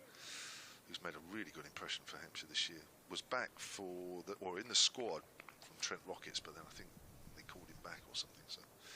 So yeah, it's sort of working down our way, ish. As Aspinwall bowls, Organ tries to flick that away on the leg side, gets wrapped on the pad. Signal leg buys by Hassan Adnan, the umpire at the far end, 197 for 5. But yeah, I know in the past, isn't it, 1 or 2 players. I mean, it's good money in the 100, there's no doubt about it, but it's a key month, August. If you're just sitting around not playing a game for a whole month, you know, that's a massive break in your season, isn't it, at a key time. Yeah, it also kind of improves relations with 100 teams and county sides, isn't it, I think, a little bit. Aspinwall bowls full. Eklund drives into the gap in the covers for a single, moves on to 14. 99 for 5 now, Hampshire in the 39th. Yeah, I presume there's obviously close ties here, isn't there? Because half your coaching staff of Lancashire are with the originals, isn't it? Well, no. It's the same with the Brave, aren't they? Oh, Glenn's gone the other way. Chappie's across the Pennines. Oh, is he? Yeah. He was originals, Yeah, he wasn't was, he? yeah. Oh, I didn't realise that, actually. That's pulled away by Organ along the ground, out to deep square leg. He moves on to 2. And there's the 100 up for Hampshire. Sorry, 200, I should say. It's been the second 100 has been a lot harder to come by than the first 100. Yes. Sympathetic applause from the crowd. The first 100 was free-flowing, wasn't it? It was excellent by Middleton and by Gubbins. It was causing Lancashire big headaches. That's been all bowls. It's worked down to 3rd by Eklund. He's picking up singles quite easy at the moment. Moves on to 15. That's off 20 deliveries.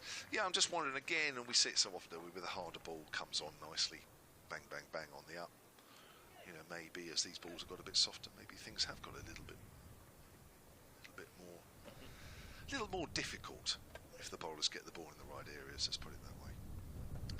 Another bowler changed by Keaton Jennings. He's kind of kept chopping and changing, hasn't he? Maybe I think Balderson bowled 8 on the spin. I think he's been about the only bowler that's bowled a substantial little passage. He's been kind of 3 over bursts here and there, hasn't it? Really, can really see Morley return for Lancashire. I think he's ushered the bowling around quite well, actually, very well. And I think the bowlers have responded for him as well. Some good economy rates. Well, Williams just over 3.5 from his 8 overs with 2 wickets. Yep. Terrific stuff. Balderson going at just over 4.5, 8 overs, 1 for 39. This lad's had a good day, hasn't he? Jack Morley, left arm spinner. Very impressive. 2 for 34 from 8 overs. So he's got 2 left. These might be his final 2. Certainly will be the penultimate over he'll bowl as he comes into the attack from the Brian Statham end for the first time. His previous 8 overs coming from the James Anderson end. Got Eklund on strike, 15 not out. It's 200 and 1 for 5. 39 overs gone, so 11 left for Hampshire. 201 on the board so far. Here's Morley, left arm round the wicket, bowls forward because Eklund smothering the ball, keen to get onto that front foot from the word go. And there's Joe Eklund, defends into the offside. Balderson comes up from point, no run. It's a dot ball to start the 40th over. And a deep mid wicket, a deep point, long off and long on. He goes back this time, tries to play and plays and misses. Taken by Lavelle. Looks a good bowler, doesn't he? Because your main left-arm spinner is Tom Hartley, isn't he? Because he played at Southport. Yep, he's with the originals. Morley left arm round, a little flatter this time to Eklund. That's turned out to the leg side, just in front of square. Bell moves from mid-wicket to square leg. Scoops it up right-handed, throws in towards the keeper. They get through for a single. 202 for 5. He's played a couple of championship matches this season as well, Jack Morley.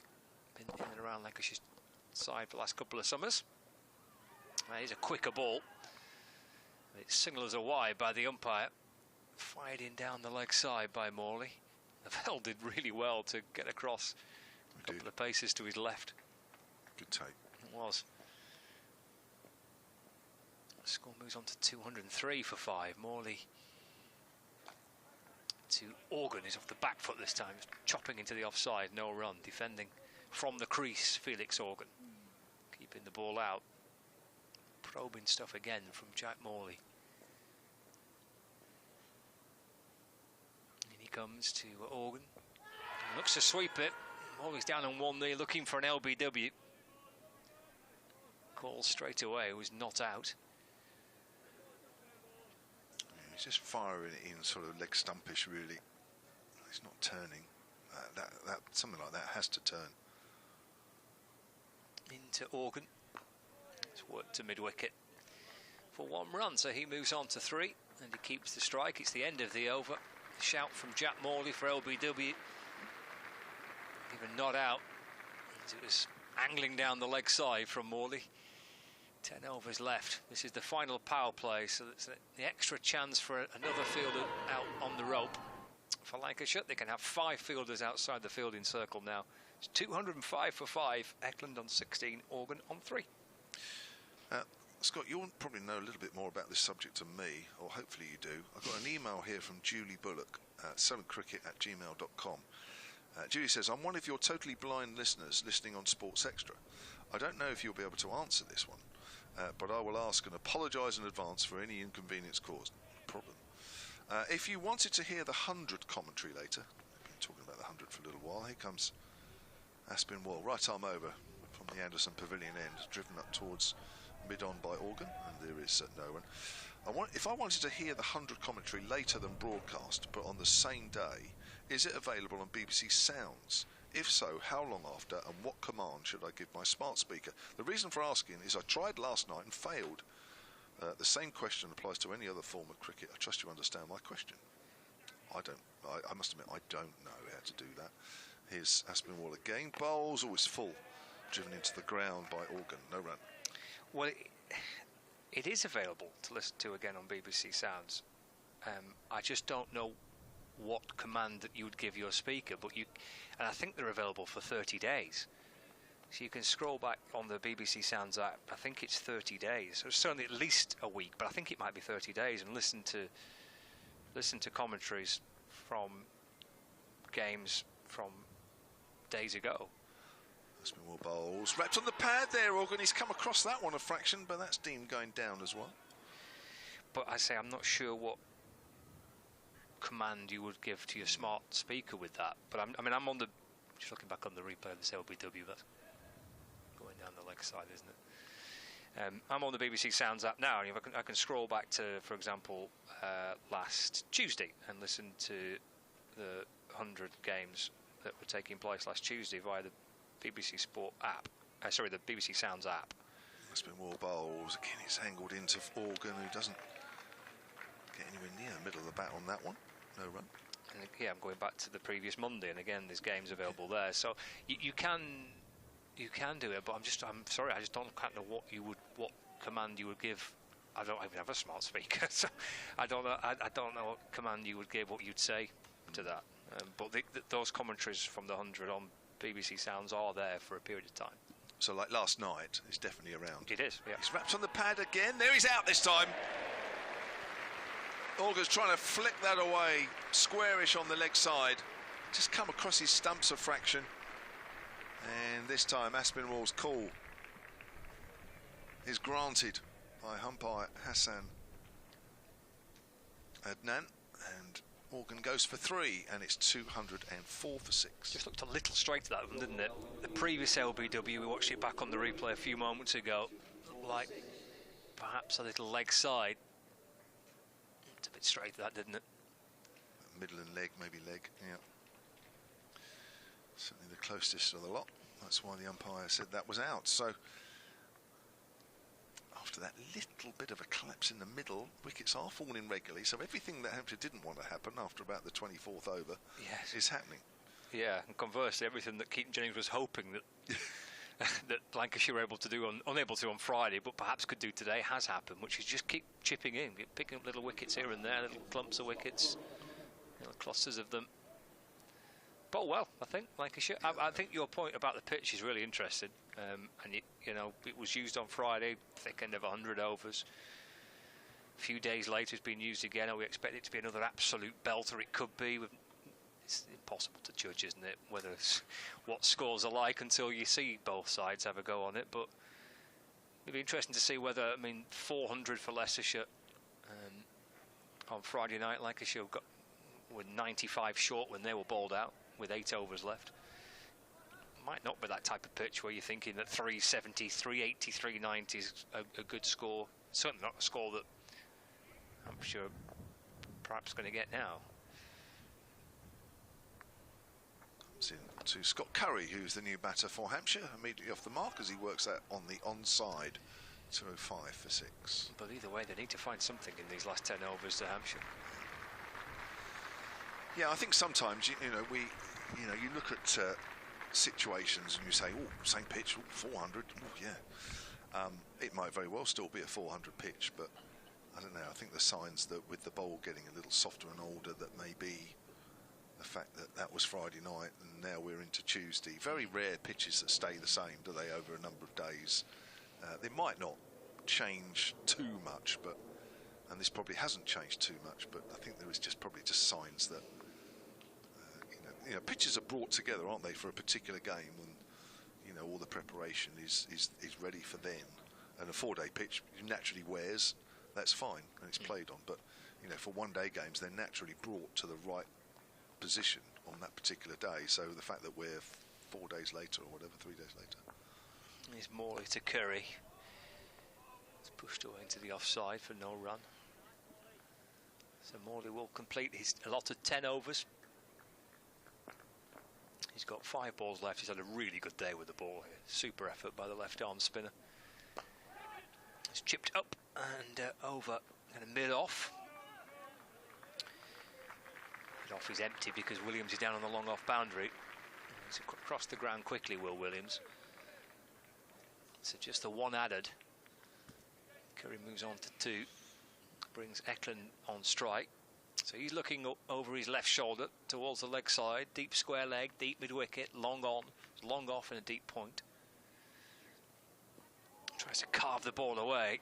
There's Eklund trying to force it through the offside, trying to cut the ball out towards that shorter boundary. Playing a miss. Taken by Lavelle. 3 balls left for Morley.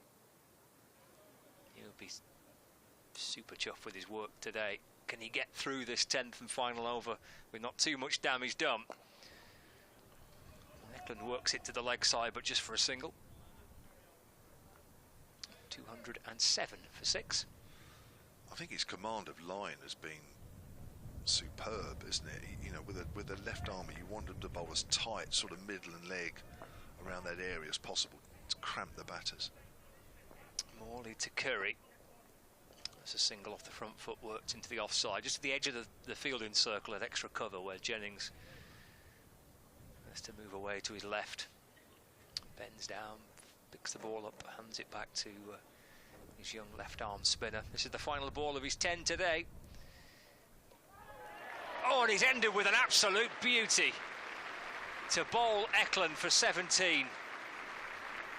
Super day for Lancashire's left arm spinner.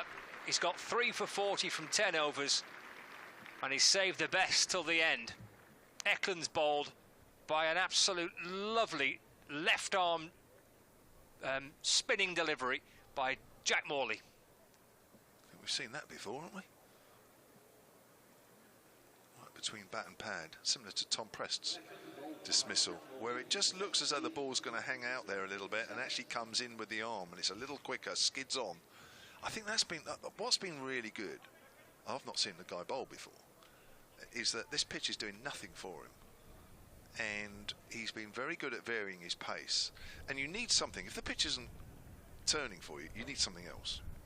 And he seems to have got this ball that spears in and skids on and keeps a little low, and surprises the batter that by the time it reaches them, it's much closer than it appears when the ball's left the hand. Now, he's got that in his armoury. So you can imagine on a pitch that turns as well, he's got something else as well. So he's got a couple of variations there. But he's got something on flat pitches. And that's what you want from a spinner. You actually want your spinner to have something in their locker. That they're not just bowling on flat pitches and you're hoping that the batters don't take them apart. You want a spinner to come on that actually you feel they might still take you a wicket on a pitch such as this. And he seems to have got that. And for me, that's what stands him out from others that you see. 3 for 40 from 10 overs for Jack Morley today. 7 down with 8 overs left for Hampshire. 208 for 7. Well, gosh, it doesn't look anywhere near enough, I'm afraid, even if this pitch is a fraction past its sort of sell-by date, if that's the right word. I'm not sure it is really, but probably isn't quite as good as Friday night, but even so, it's still a good one. This looks like Balderson again, isn't it? Into the attack from the pavilion end. Yep. Turned away on the leg side by Scott Curry, and he moves on to 4. Well, somebody's got to play an innings. Otherwise, I think Lancashire are going to coast this one. Don Kelly, another young player for Hampshire, who, alongside Eddie Jack, we'll probably see him a bit later. Even if Hampshire do make the knockout stages, I think they might be away. There's some young England games that are coming up. Kelly pushes that out behind square on the offside. Very much an all-rounder, Don Kelly. Another one of the England under-19 trio during the winter. I remember that being, I think that was the thing last year, wasn't it? That so there was some young kind of, there was some England age group cricket that affected the One Day Cup, I think, last year. It wasn't it, towards the end? Yeah, you're right. Kelly flicks that away on the leg side, and he's off the mark with a single. Kelly did play a couple of games last year. I'm not sure if one of them was against Lancashire. I'll check that. In fact, there's a quicker way I can check it. So would he have been 16 then? Or would he was... Yeah. I know. It's what this competition's about, isn't it? Well, it is, yeah. He's been 16, 17. Here's Balderson again in the air, but safe up to mid-on from Scott Curry. So in the One Day Cup, Don Kelly played one game. It was against you guys at the Aegeus, I thought it was. Made 17 at number 9 and 6 overs, none for 36. You probably might have remembered that because that wouldn't have stood out for you, but as a 16-year-old, that was his first team debut. Some effort, that, isn't it? Yeah. 16 years of age. Yeah. If I remember him batting, actually, I thought, he looks all right. His bowling looked all right as well, but I just remember, just looks a good little all-rounder. Here's Scott Curry, who's not the worst all-rounder in the world either himself, as he pushes that up towards mid-on. Oh, they're going to... Oh, it's hesitation, they're running. Oh, he's home, Kelly. Had to put in the dive at the end, but they were going, they weren't going, they were going, and... at the end of the day, at least he's home. Needed the full dive, didn't he? He went full Tom Daly here to get in. Here we go, the second run. This is it. If you're watching on the Lancashire TV feed, here we go. Yeah, go on then. Just got home. Oh, a bit of drama in the 43rd. Ended up in the dirt, didn't he? Yes. And there's a lot of it down there by the side of the wicket. There's some bowls, good length ball. Curry can't find an angle there as he pushes it up to mid-off. 43 gone then, 212 for 7. Curry has 6, Kelly has 1. So Morley today has enjoyed a very good day with the ball. He's bowled out, he's finished 10 overs and he's picked up 3 wickets along the way. With Middleton for 58. With Eklund for 17. And Tom Prest for 3. So a good day for Jack Morley. 3 for 40 from 10 overs. And, Jack Blatherwick is going to replace him from the Brian Statham end. 7 left for Hampshire. Curry and Kelly batting together here. So there's a fine leg and there's a third man, deep square, deep point. So 4 outside the circle. Here comes Blatherwick, bowls. It's worked into the onside by Kelly. He's turned it straight to mid-wicket where Keaton Jennings, the fielder and Lancashire captain, is there to stop the ball. The Wasp score 253. North of 360 when Middleton and Gubbins were batting. Lancashire have managed to keep picking up wickets at regular intervals and stem the flow of that scoring. Blatherwick to Kelly, swing and a miss. Just trying to launch the ball out towards the leg side. Ball angled across him, beats the edge of the bat. And through to Lavelle. And there's no run. 212 for 7. Reminder for listeners on Sports Extra, you'll be leaving us for some 100 coverage. First of a double-header taking place at 3 o'clock. The Oval Invincibles women against London Spirit women from 3 o'clock, followed by the men at 6:30. Blatherwick to Kelly. That's worked to the leg side. He's leaning forward and guiding the ball off his pad to the left of mid-on for a single. Kelly moves on to 2-13 for 7. Commentary of this game will continue via the BBC Sport website and app, and you can follow coverage on Lancs TV as well.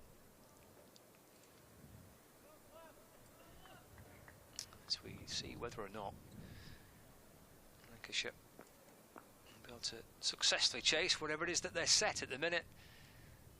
Looks like it might be a relatively small total in what we think was is a good pitch to bat on. As Curry drops it to the leg side, Kelly's sent back, but you never know. 2-13 for 7 at the minute. There's 6.2 overs left. Curry on 6.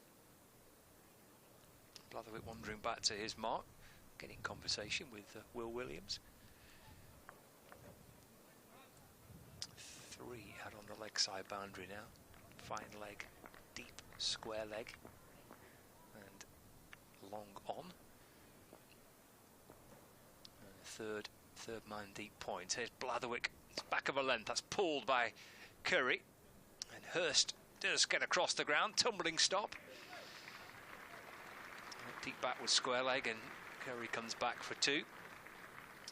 He's on to 8. He's now 215 for 7.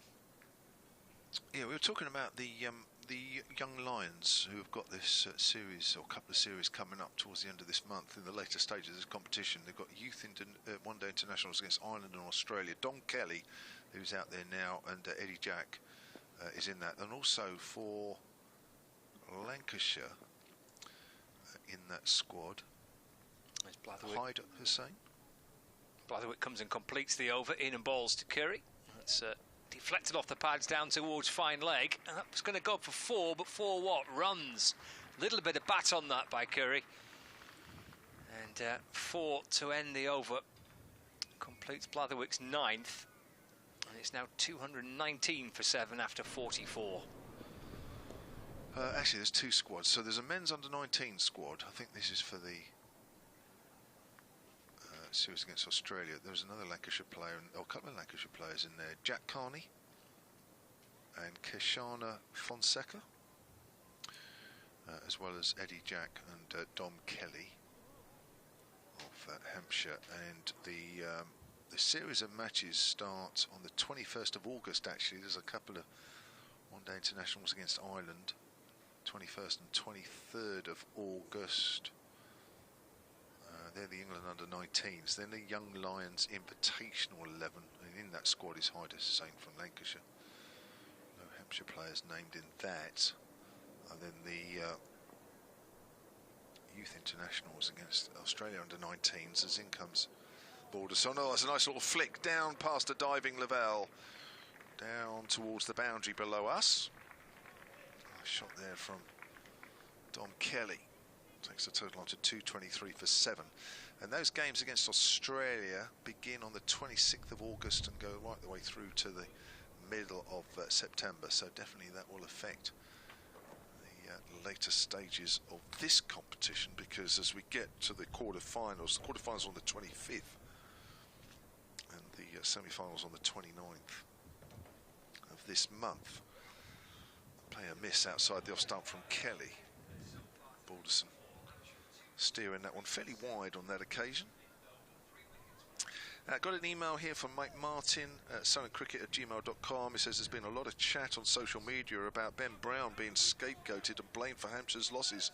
I think that's across the board this year, but he's clearly in a rut. He is with a bat. We were saying that earlier. Only made 15 here as well. Kelly hits that in the air. It's going to be well easily caught at mid-on. Try to pull that away. Keaton Jennings with his second simple catch of the game. And it's 223 for 8.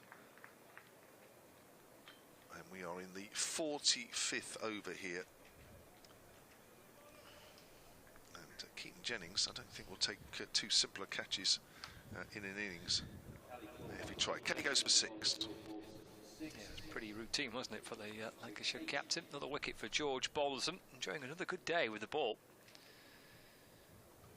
He bowled 5 overs on Friday night, which seemed a little odd at the time. He bowled 5 overs, 1 for 24.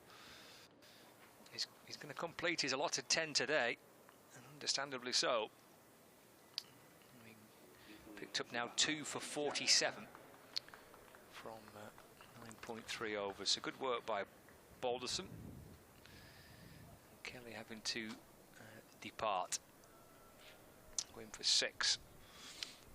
A little bit of momentum kicking into their innings somehow. Can one or two of the bowlers who are out batting now for Hampshire, can they try and just wrestle a bit of momentum back? Just a little cameo towards the end of each inning, towards the end of the innings, by one of these batters or two of these batters. Can just try and switch a little bit of momentum, but they need to try and find a bit of a spark at the back end of their innings. Hampshire, it's in danger of kind of fizzling out a little bit. It is, isn't it? Yeah, Wasp doesn't think there's going to be much towards the end. 2:48 it's showing as Balderson bowls. Eddie Jack is the new batter, left-hander, tall, quick bowler, 17 years of age. So a 17-year-old departs and a 17-year-old walks to the middle. It's that sort of competition. You're feeling old, Kev? I felt very old for quite a while. I've always said I'm waiting for the first grandchild of somebody I played with or against. That's outside the off stump. There's a few dads around, you know, with children playing county cricket now. I played against their dad. I'm just waiting for the first grandchild. And that'll be it. That'll be me hanging up the mic then. Time to go. I don't think it's far away. Coming towards the end of the 45th here. As Balderson comes in, right arm over, bowls to Jack. Jack's forward. He's going to take a quick single up to extra cover. That's actually well judged. It'll be a single. Jack keeps the strike. And it's 2:24 for 8. Good round of applause there for Jack Balderson. Yeah, George Balderson's finished, hasn't he? Yeah, 10 overs, 2 for 48. Good work. Yeah, it's been a good all-round display from Lancashire here. I think maybe our expectations on this wicket were a little high. Maybe mine. I don't know. I was with you. I just thought it would be an absolute belter to bat on. And I think it was with the new ball. I think it probably came on the way it probably did on Friday. But I think as the balls have got softer, I think we've seen the pitch just sort of the ball just hanging in the pitch a fraction, but taking nothing away from the Lancashire bowlers. I thought they've stuck to their task very well indeed. So Balderson 10 overs, 2 for 48. Morley 10 overs, 3 for 40. So they've finished. 5 overs left. One will be sent down by Jack Blatherwick to complete his 10. He comes in and bowls now. It's chipped up and over extra cover. It's on the bounce. to Bell at extra cover. Always gets the crowd that, doesn't it? Every time. Can be a good crowd catch. 2, 4 for 8. So there'll be 4 overs left after this, which is 2 each for Will Williams and Tom Aspinwall. Blatherwick in and bowls and works it through point by Eddie Jack for a single. Doubles his score. He moves on to 2, 5 for 8.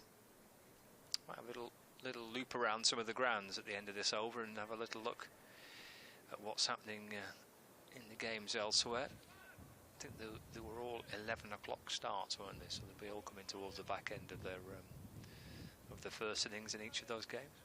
So last Friday there was a couple of day-nighters, I think. I think they're the only ones, aren't they? No, I don't know. I haven't seen any others. No, can't quite work out why.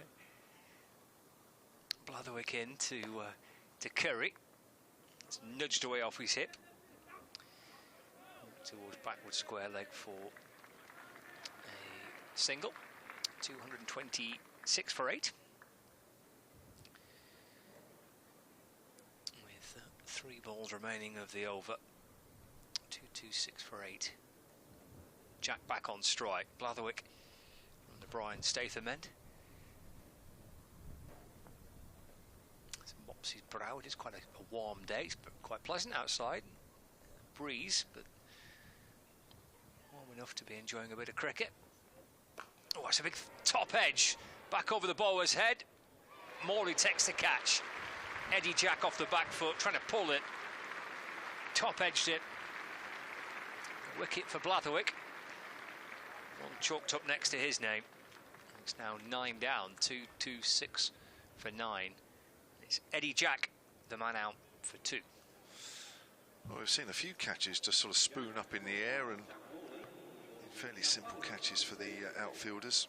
Eddie Jack just trying to hammer away a ball, only just short of a length. And, Jack Morley taking a simple catch there as well. So I think that Wasp score will be coming down even more. Yes, it is. It's below 240 now. As the last man for Hampshire is Brad Wheel, who a couple of games ago, in fact, the last game against last game was Notts, I think. No, it was 2 games ago. It was against Notts. Played his first game of the season. Brad Wheel, who's a very good seam bowler. Not sure how much you've seen him in the past. Yes, in a bit of him, yeah. Yeah, he's had another one with a lot of injury problems over the years.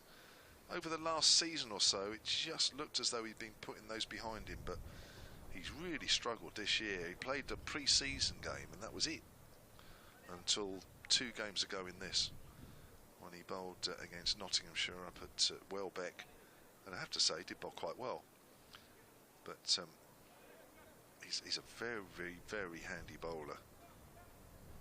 Somebody to have round. And I didn't realise, apparently he's the Trent Rockets have allowed him to play. I wasn't even sure he was with Trent Rockets this season.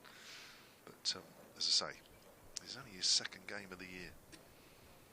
Well, he's on strike.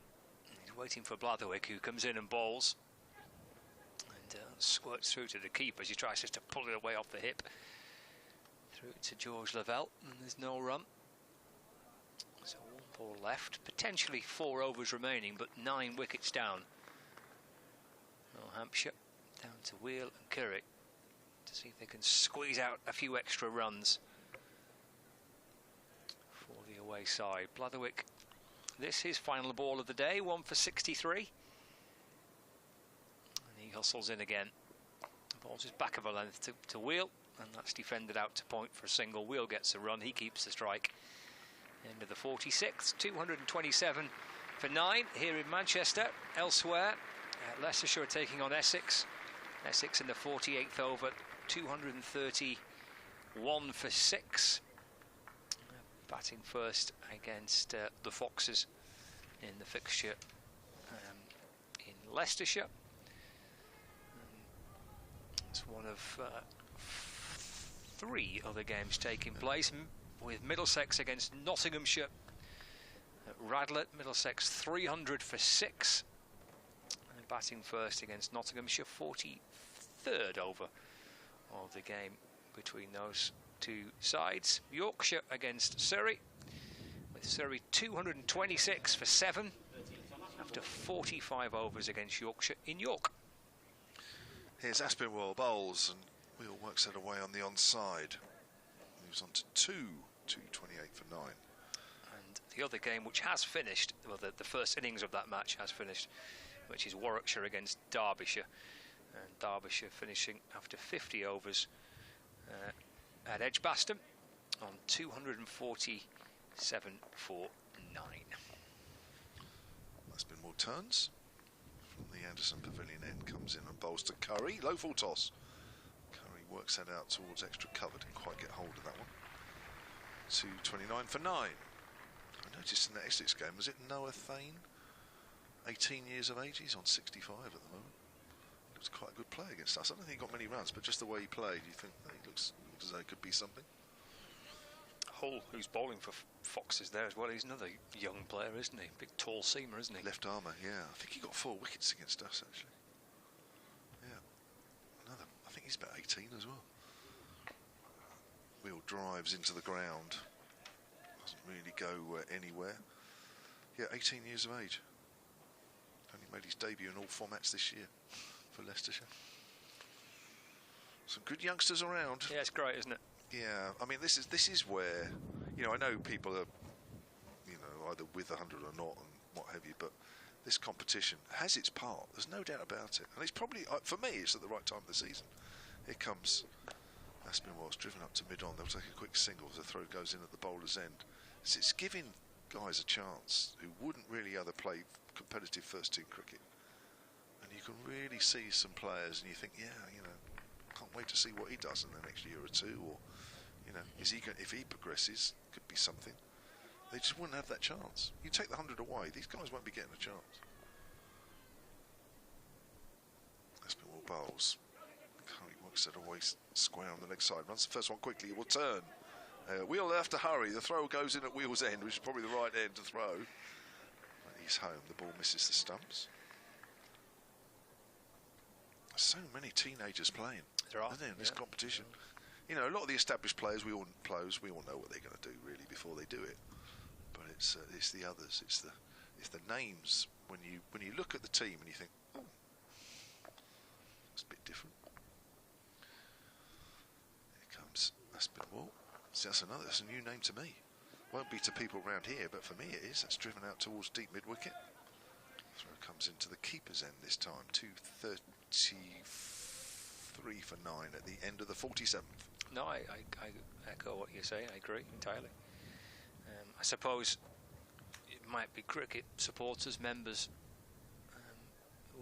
that would say, or county cricket supporters would say that the flip side of that is it's all they're seeing in August is potentially 4 matches. That would perhaps not be quite the volume of cricket that we're hoping to get right in the middle of summer. You know, if you're not a 100 fan and you're a county cricket fan, all you're going to get is 4 games in August. So I get the flip side of that too, that there's not perhaps enough cricket for some people through August. Yeah. And of course, if you don't qualify from this competition, I think you've got a couple of weeks without any cricket, or the best part of. If Williams bowling to Curry, that's defended, there's no run, but I absolutely agree with your point that it does represent a terrific opportunity for a lot of players to get first team experience. And I've covered and watched quite a bit of the 100 over the last couple of years, and I've really enjoyed that. But I've thoroughly enjoyed the One Day Cup as well. Yeah. It's been competition that sees, I mean, George Bell's a great example. He got his chance in the One Day Cup last year, and very much part of Lancashire's team in all formats now. It's muscled off the back foot towards mid-on by Curry, and Curry gets a single and he moves on to 18, and it's 234 for 9 with 2 balls into the 48th over. Julie Bullock's back on the emails, by the way. You know, you gave that advice about listening on sounds. Okay, yeah. soundcricket@gmail.com. She says, many thanks for your advice, Scott. Now she's got another issue. Or what have you started? What have you done? Williams to wheel. And that beats him through to the keeper, no run. On another issue, says Julie, I always assume 0.5 to mean half. Therefore, when you say 0.5, I get very confused as there are only 6 balls in an over. Is this something I'm going to have to get used to? It just puzzles me. Have we said 0.5? I don't know. May have done. You kind of 47.3 is the overs, isn't there? You know, yeah. I suppose maybe that's what we're thinking of. So Williams, it's chipped up towards mid-off. Jennings hits across. Oh, that's a good catch. A lot of ground to make up. The Lancashire captain. Hampshire are bowled out for 234, and Jennings did ever so well to get across the ground and to make up the ground from mid-off to his left-hand side to take a good catch. Wheel departs for 3, and that's Hampshire bowled out for 234. Well, that was the most difficult of his 3 catches for Keaton Jennings. Just got a nice little crowd roll in at the end, didn't he, just to get the applause, making sure. But that's a good performance from Lancashire. It has to be said. Again, Will Williams just changing the pace up a little bit. Brad Wheel just committed into the push drive shot. And 234 all out, I'm afraid, does not look anywhere enough. But just bear in mind, yes, it was a pitch where Leicestershire scored 411, but it is 3 or 4 days after that, so it will change, and it probably has changed a little bit in nature, but I still don't think it's a 234 all that pitch. No, I don't either. I think it's interesting what you say with regards to the pitch potentially changing from Friday when it was an absolute belter, complete road to bat on, or whether or not it's changed a little bit in its nature and maybe it's not quite as coming on to the bat as well as it did on Friday night. I think if you look at some of the manner of the dismissals, batters almost kind of being a little too early on shots, that type of thing, which may suggest that there's not quite as fast as it was on Friday night when Lancashire got 400. So that might make it it might mean that kind of par score is not quite 370, but I agree. I don't think it's 234 all out. I don't think so. No. But well, the opening partnership's probably a little bit of a pointer. New ball comes on nicely, hard, and it was 131 in the 24th. And the batters didn't seem to have too many problems there, did they really? Gubbins and Middleton with 66 and 58 respectively. But down the order, there should have been a better effort from somebody. 25, and Irwin Donald coming in at number 5 was the next top score. But take nothing away from the bowling. I thought everybody there contributed well, did their bit.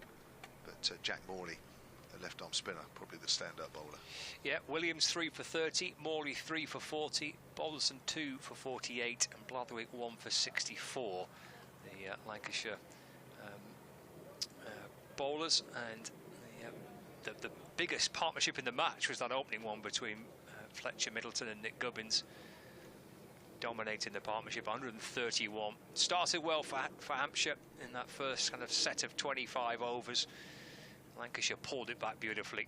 Top scores, the two opening batters, Middleton 58, Gubbins on 66, Donald making 25, but nothing really of any significance since that opening partnership between Fletcher Middleton and Nick Gubbins. So that's Hampshire bowled out for 234 inside the 48th over of this Metrobank One Day Cup fixture here in Manchester. So Lancashire have been set 235 to win the game. It is at this point, at least for the time being, that our listeners on 5 Sports Extra are leaving us. We're going to hand you down to South London. We're going to the Oval, and here's Adam Mountford.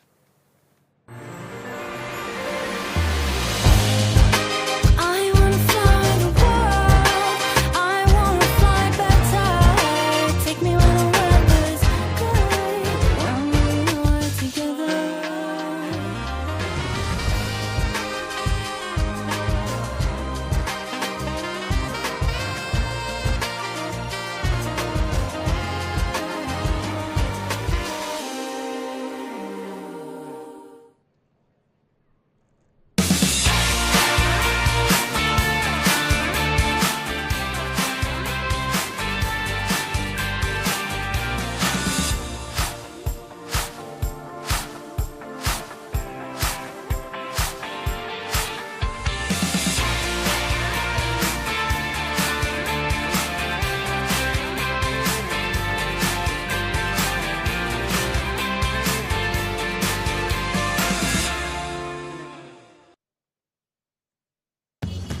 Welcome to Conrad Dubai. Here's your key. Thank you. Let me help you with the bags.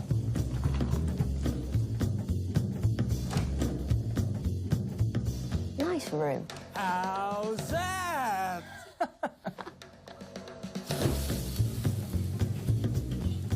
How's that?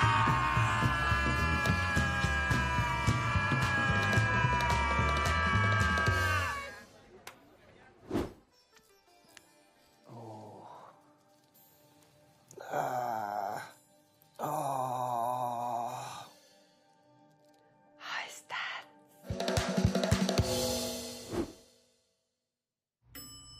How's that?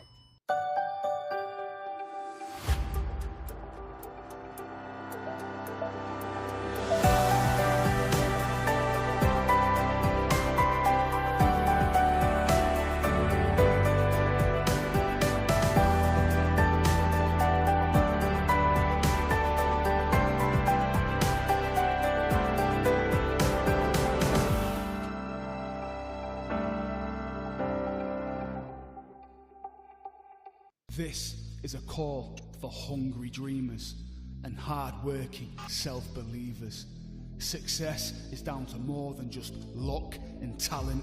It's striving to be the best, breaking the boundaries and never giving up. Are you ready to become your best self? Are you ready to unlock your greatness? So what are you waiting for? This is Education Evolved. This is UA 92.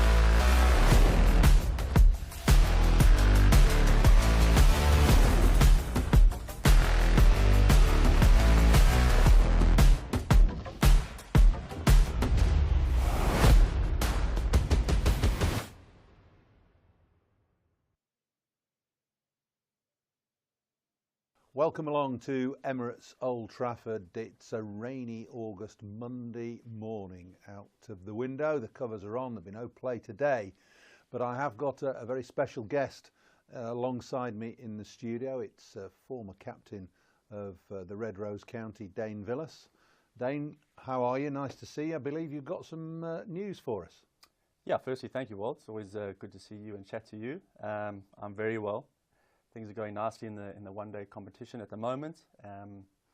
Always in good spirits, and yeah, I got a bit of news that decided to call time on my career here at Emirates Old Trafford in Lancashire and step away from county cricket at the end of the season. Well, that's come as a bit of a surprise, I think. It'll shock some of the players and some of the supporters as well. And in my immediate thoughts are thanks for all you've done, because you've had a great 6-7 years here in Manchester playing for Lancashire. Why now? Why have you chosen to finish your county career now? I just think it's time for me to step away, just for myself and my family, have some more time at home. I've got a young family who need me at home a bit more, and to be there. And I also think it's the right time for the team as well. You know, I've given my all as much as I can, and I'll continue to give it towards the end of the season. But I think the team is in a really good space at the moment, and we've got an exciting group of young players coming through as well, and guys who are pushing for spots as well. So I think it's a good time, and I'm happy to leave it where it is at the moment.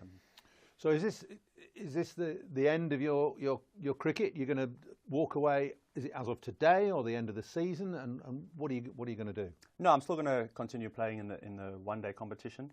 And hopefully, if selected in the last 4 county championship games, and end off well there, and then in January next year play the SA20, which I'm still going to continue and play. So it's just for county cricket for now, and that's it at this stage. Well, we'll obviously be very sad to see you leave Emirates Old Trafford and Lancashire, but you say you're going to play T20 in South Africa. Is that just for the next 6 months, or will you take stock and see how you go? Maybe you might go and try and play franchise T20 around the world. I'll take stock and see if the opportunity presents itself, and we'll just see when the time comes after the SA20. Okay. Well, forgive me, but I'm going to go back through a few years, because you signed for Lancashire in 2017. How did that come about? And you signed as a Colpack, so you'd given up on your South African international career. So how did you come to sign for Lancashire?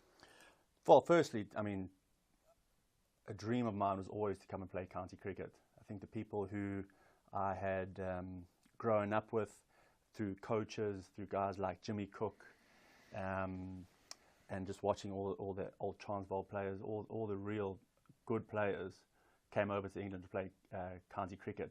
And then even when I started making my way in through first-class stuff in South Africa in professional cricket, all of my sort of the senior players and heroes who I was trying to be like were all coming over in the winter and playing county cricket. Guys like Neil McKenzie, Elvira Peterson, and Ashwell Prince were big players here at Lancashire, and they were playing and they were doing well, and that's exactly the sort of path that I wanted to take. If I wasn't playing international cricket, or if I wasn't had anything other plans in the winter, was to try and come and hone my skills in England, and I thought that was the next best thing, which for me was the ultimate. Okay, so the obvious question now is, after 7 years here, has it met your expectations, and are you pleased you did it? Oh, and it did, and more so. I exceeded them then. It has exceeded them as well. I've had an unbelievable time here. Pippa and I, my wife, we often joke about. We came over here for a year or two. I think I signed a 2-year deal, and I would have bit your hand off for an extension for 1 year, and we were desperate. I think after a couple of games, I spoke to my agent, and we were looking in July already to try and sign an extension. We were ecstatic when the club, and you offered me an extension on the contract we had, and to look back and say I've had 7 years here at Lancashire at a great club has been amazing. Well, you've proved to be an inspirational player in your own right, both as a wicket keeper and as a batsman, and also in the field. But did you have any aspirations to when you first came, to become captain? No, honestly, I didn't feel that it was ever an option, only because of the history and everything that goes on here. And I know there's been some amazing captains in the past, and we had some great players in the team who were doing that. So it was never on my radar to be a captain. Obviously, I always would have loved to have done it and was trying to do it, but it was never something I thought would happen. Well, we've had some fantastic overseas players at Lancashire over the years, not least yourself, but Clive Lloyd was captain, of course, and so too Wasim Akram for a while. So that's a fine tradition that you've maintained there. When you were made captain in 2018, it was a pretty obvious choice, because you were inspirational in the dressing room. Is that something that you always intended to be? Was it how you played the game, how you lived your life? You were well organised, well structured, and the performances obviously followed. Was that something that sort of hit home to you? Yeah, I think I learned a lot growing up from some of the captains I had throughout that, and trying to watch them and immerse myself in how they go about things, and trying to learn from them as much. And who were the major influences then? Guys like Neil McKenzie, when I played down at Gauteng, and at the Lions with him, and then when I moved to the Cape with Justin Kemp, those two were really, really good captains who sort of owned the room and controlled it in separate ways, but I learned quite a lot from both of them. And then I also think the nature of my position in the field, being a wicketkeeper, you almost assume a captaincy role in the field by helping the bowlers, helping the captain, and obviously often the two captains I had, they stood at first and second slip, so talking to them and chatting to them and trying to learn as much as I can was sort of my job, and I tried to take that on as much as possible, and I think that has stayed me in good stead the whole way through my career. Well, your captaincy and your role at Lancashire proved to be a superhuman effort in effect. That's what we thought watching on anyway, because you were captain, you were wicketkeeper, you were the mainstay of the batting. Did it ever feel like it was getting too much, or did you just really enjoy the fact that you were leading from the front, as it were? No, I loved it. I loved the pressure of trying to do that and trying to help and contribute in any way in the team. I just wanted to put in some great performances for the boys in the team on and off the field. So I think that helped me a huge amount.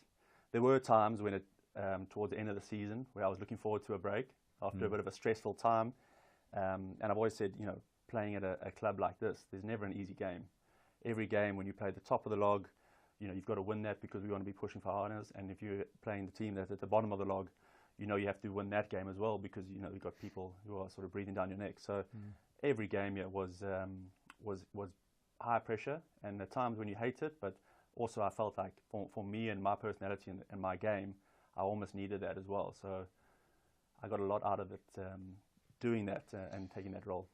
Your batting performances have become legendary even over a short period. I mean, there was no question that you cemented your place as a batsman. Did that help when it came to taking over as captain? Definitely. You know, obviously when you come over here as an overseas player or any sort of new player in a change room, you really want to lead by performances, because obviously what goes in the past, when you come into a new team, counts for nothing. So you really need to sort of step up to the plate and prove your worth. And I think I got off to a good start, got 100 early, sort of ticked that one off the box, and then, you know, managed to score a few runs, which sort of made me feel more at ease and welcome in the change room. Not that I never felt welcome in the change room, I always did, but for myself, it was needed to just to kickstart and get a performance, which helped things in the way.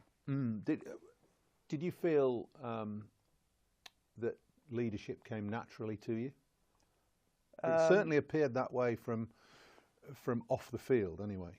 I think so. I think I've like I said, I learned a lot growing up, and just trying to sort of help in any sort of capacity. You know, it's quite nice. So I think it's nice that it came off that way, and I'm very happy that it did. But yeah, I just love speaking to people and helping people and trying to encourage and try put us in positions that could hopefully win games. Because obviously, as you know, winning games of cricket is a lot more fun than anything else. Yeah, it's very difficult when you come into a changing room. You've got over 20 individuals in that dressing room at Lancashire.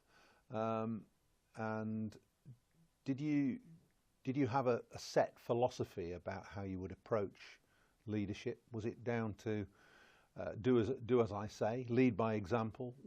What was it? Yeah, I think my sort of style was I never asked anyone to do something that I wouldn't be prepared to do myself, you know, and I would never put anyone else in a situation like I wouldn't do. So I would always try and, if I were to ask someone to do something, you know, I would think, how would I approach it, or what would I need to do to be in that position? And that was sort of my style. And I think what I tried to do as well is try to take pressure off people and try to make them feel a little bit more comfortable to do their job, because I know I would like that if someone was in that same position for me. And after your time, or your initial period of time, going around the counties, playing at different grounds, did you ever sit back and think, I'm glad I came to Emirates Old Trafford? I do that all the time. You know, I think it's one of the best places to play. Obviously, when you come from overseas, you look at iconic grounds as well, and this is certainly an iconic ground, a test match ground, which has had some amazing games here. There's been, as you mentioned, there's been some incredible players. And Manchester has always sort of been on my radar, you know, just from some of the stuff back home. It's a great sporting city. It's a great city. There's lots of culture here, which I enjoy and I love, and I've had an amazing time. And just to see how much the stadium has grown, the team has grown, and everything like that has been a real treat to be part of. You know? Well, we certainly feel the same.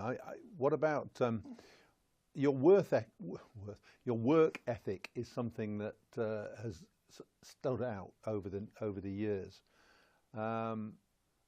Does that come naturally to you? And do you think that the way you have performed and played and gone about your daily life, has that rubbed off on some of the characters in the dressing room? Yeah, I would hope so. I'd like to sort of say that, you know, that is sort of has helped, and people have sort of taken note of that. But, you know, from my side, I always found that coming into a good team, you know, when I was playing back in South Africa, there was only one way for me to get in, to be seen, was to work harder than anyone else, to try and sort of find my way, because, as you know, sometimes no matter how many runs you score or how many wickets you take, you know, there's always going to be someone in the team ahead of you. But I thought, like, if I could, you know, if I could bug the coaches or show them that I was working hard or trying to improve my game all the time, that they would eventually give me a chance. So that's always been my way, and I've always tried to, you know, have this. You know, you're going to have this time, and there's going to be a time when you retire, like today. But I thought,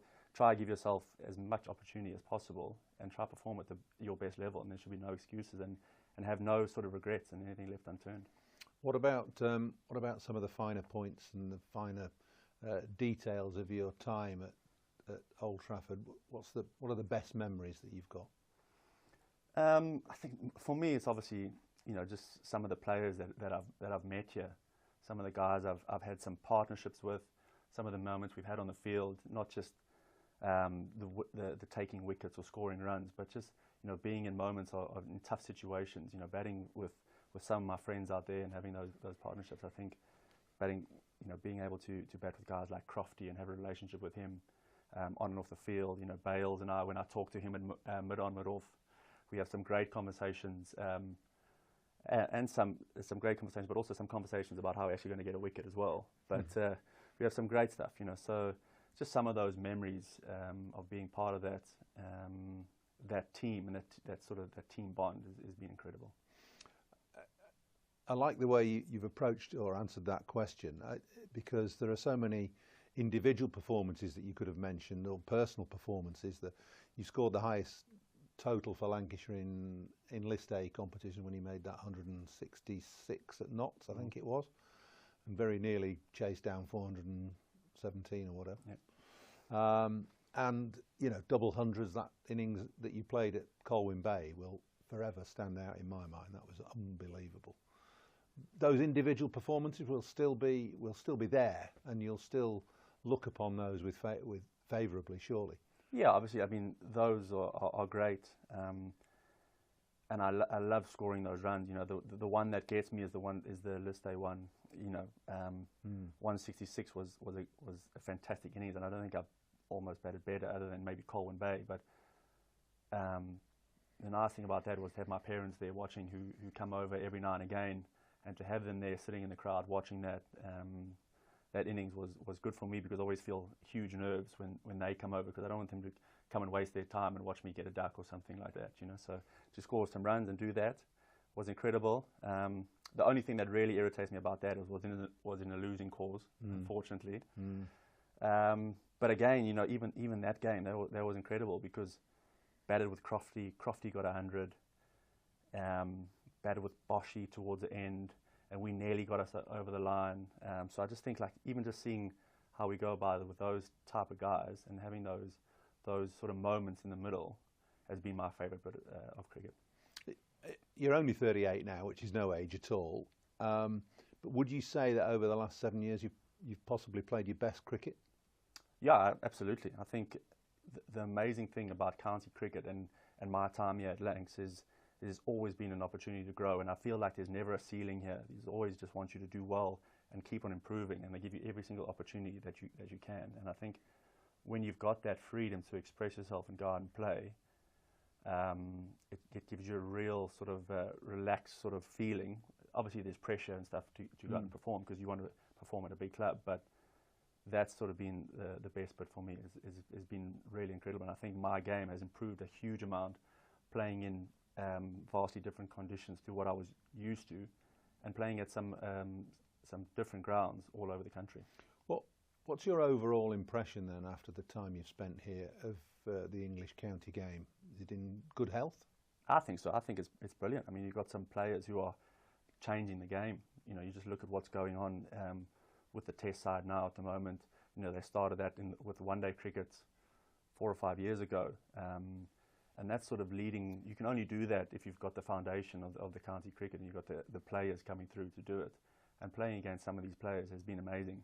I really love the fact that a lot of the internationals come back and play as much as they can. To have a guy like Jimmy coming back and playing as many games as he does for us still shocks me to this day, which is fantastic. And to see his hunger and the way that all the sort of internationals come back and play and make county cricket strong and tough as any cricket is out there. That's great to hear, because the county game does get maligned to a degree and put down. And somebody who's come from South Africa, played Test cricket over there, to look at the game in this country in that way is very refreshing. Would you recommend it to all and sundry to come and try your hand playing in various competitions over here? Absolutely. I think it's incredible experience, to sort of test your skills in different conditions with a different ball. And I encourage sort of every sort of player I can to come and challenge himself and play. If it's not county cricket, it's at least club cricket. It's, just getting out of your comfort zone and playing. And I think, as overseas players or guys coming from abroad, we got a duty to make sure that we do as well as we can. We're good people, and, that clubs like Lancashire actually go out and look for players to come over and help in the change room, and then it can only make the world game stronger as well. Well, Dane, thanks very much for your efforts and performances over the years for Lancashire. I think I can say on behalf of everybody that's associated with Emirates Old Trafford and Lancashire, all the players, all the staff, everybody that works at the ground and the supporters as well, that every day that you've come to the ground you've put in 100%, and that has been absolutely brilliant. Well done. Perfect. Well, thank you very much, and thank you for everything you've done for me. I know your time as Director of Cricket, you helped me a lot along the way, and thank you to everybody who has shown me some support and kept me going throughout these last 7 years. So I've had a great time. Yeah, we've certainly had a good time. Dane Villas, thank you very much.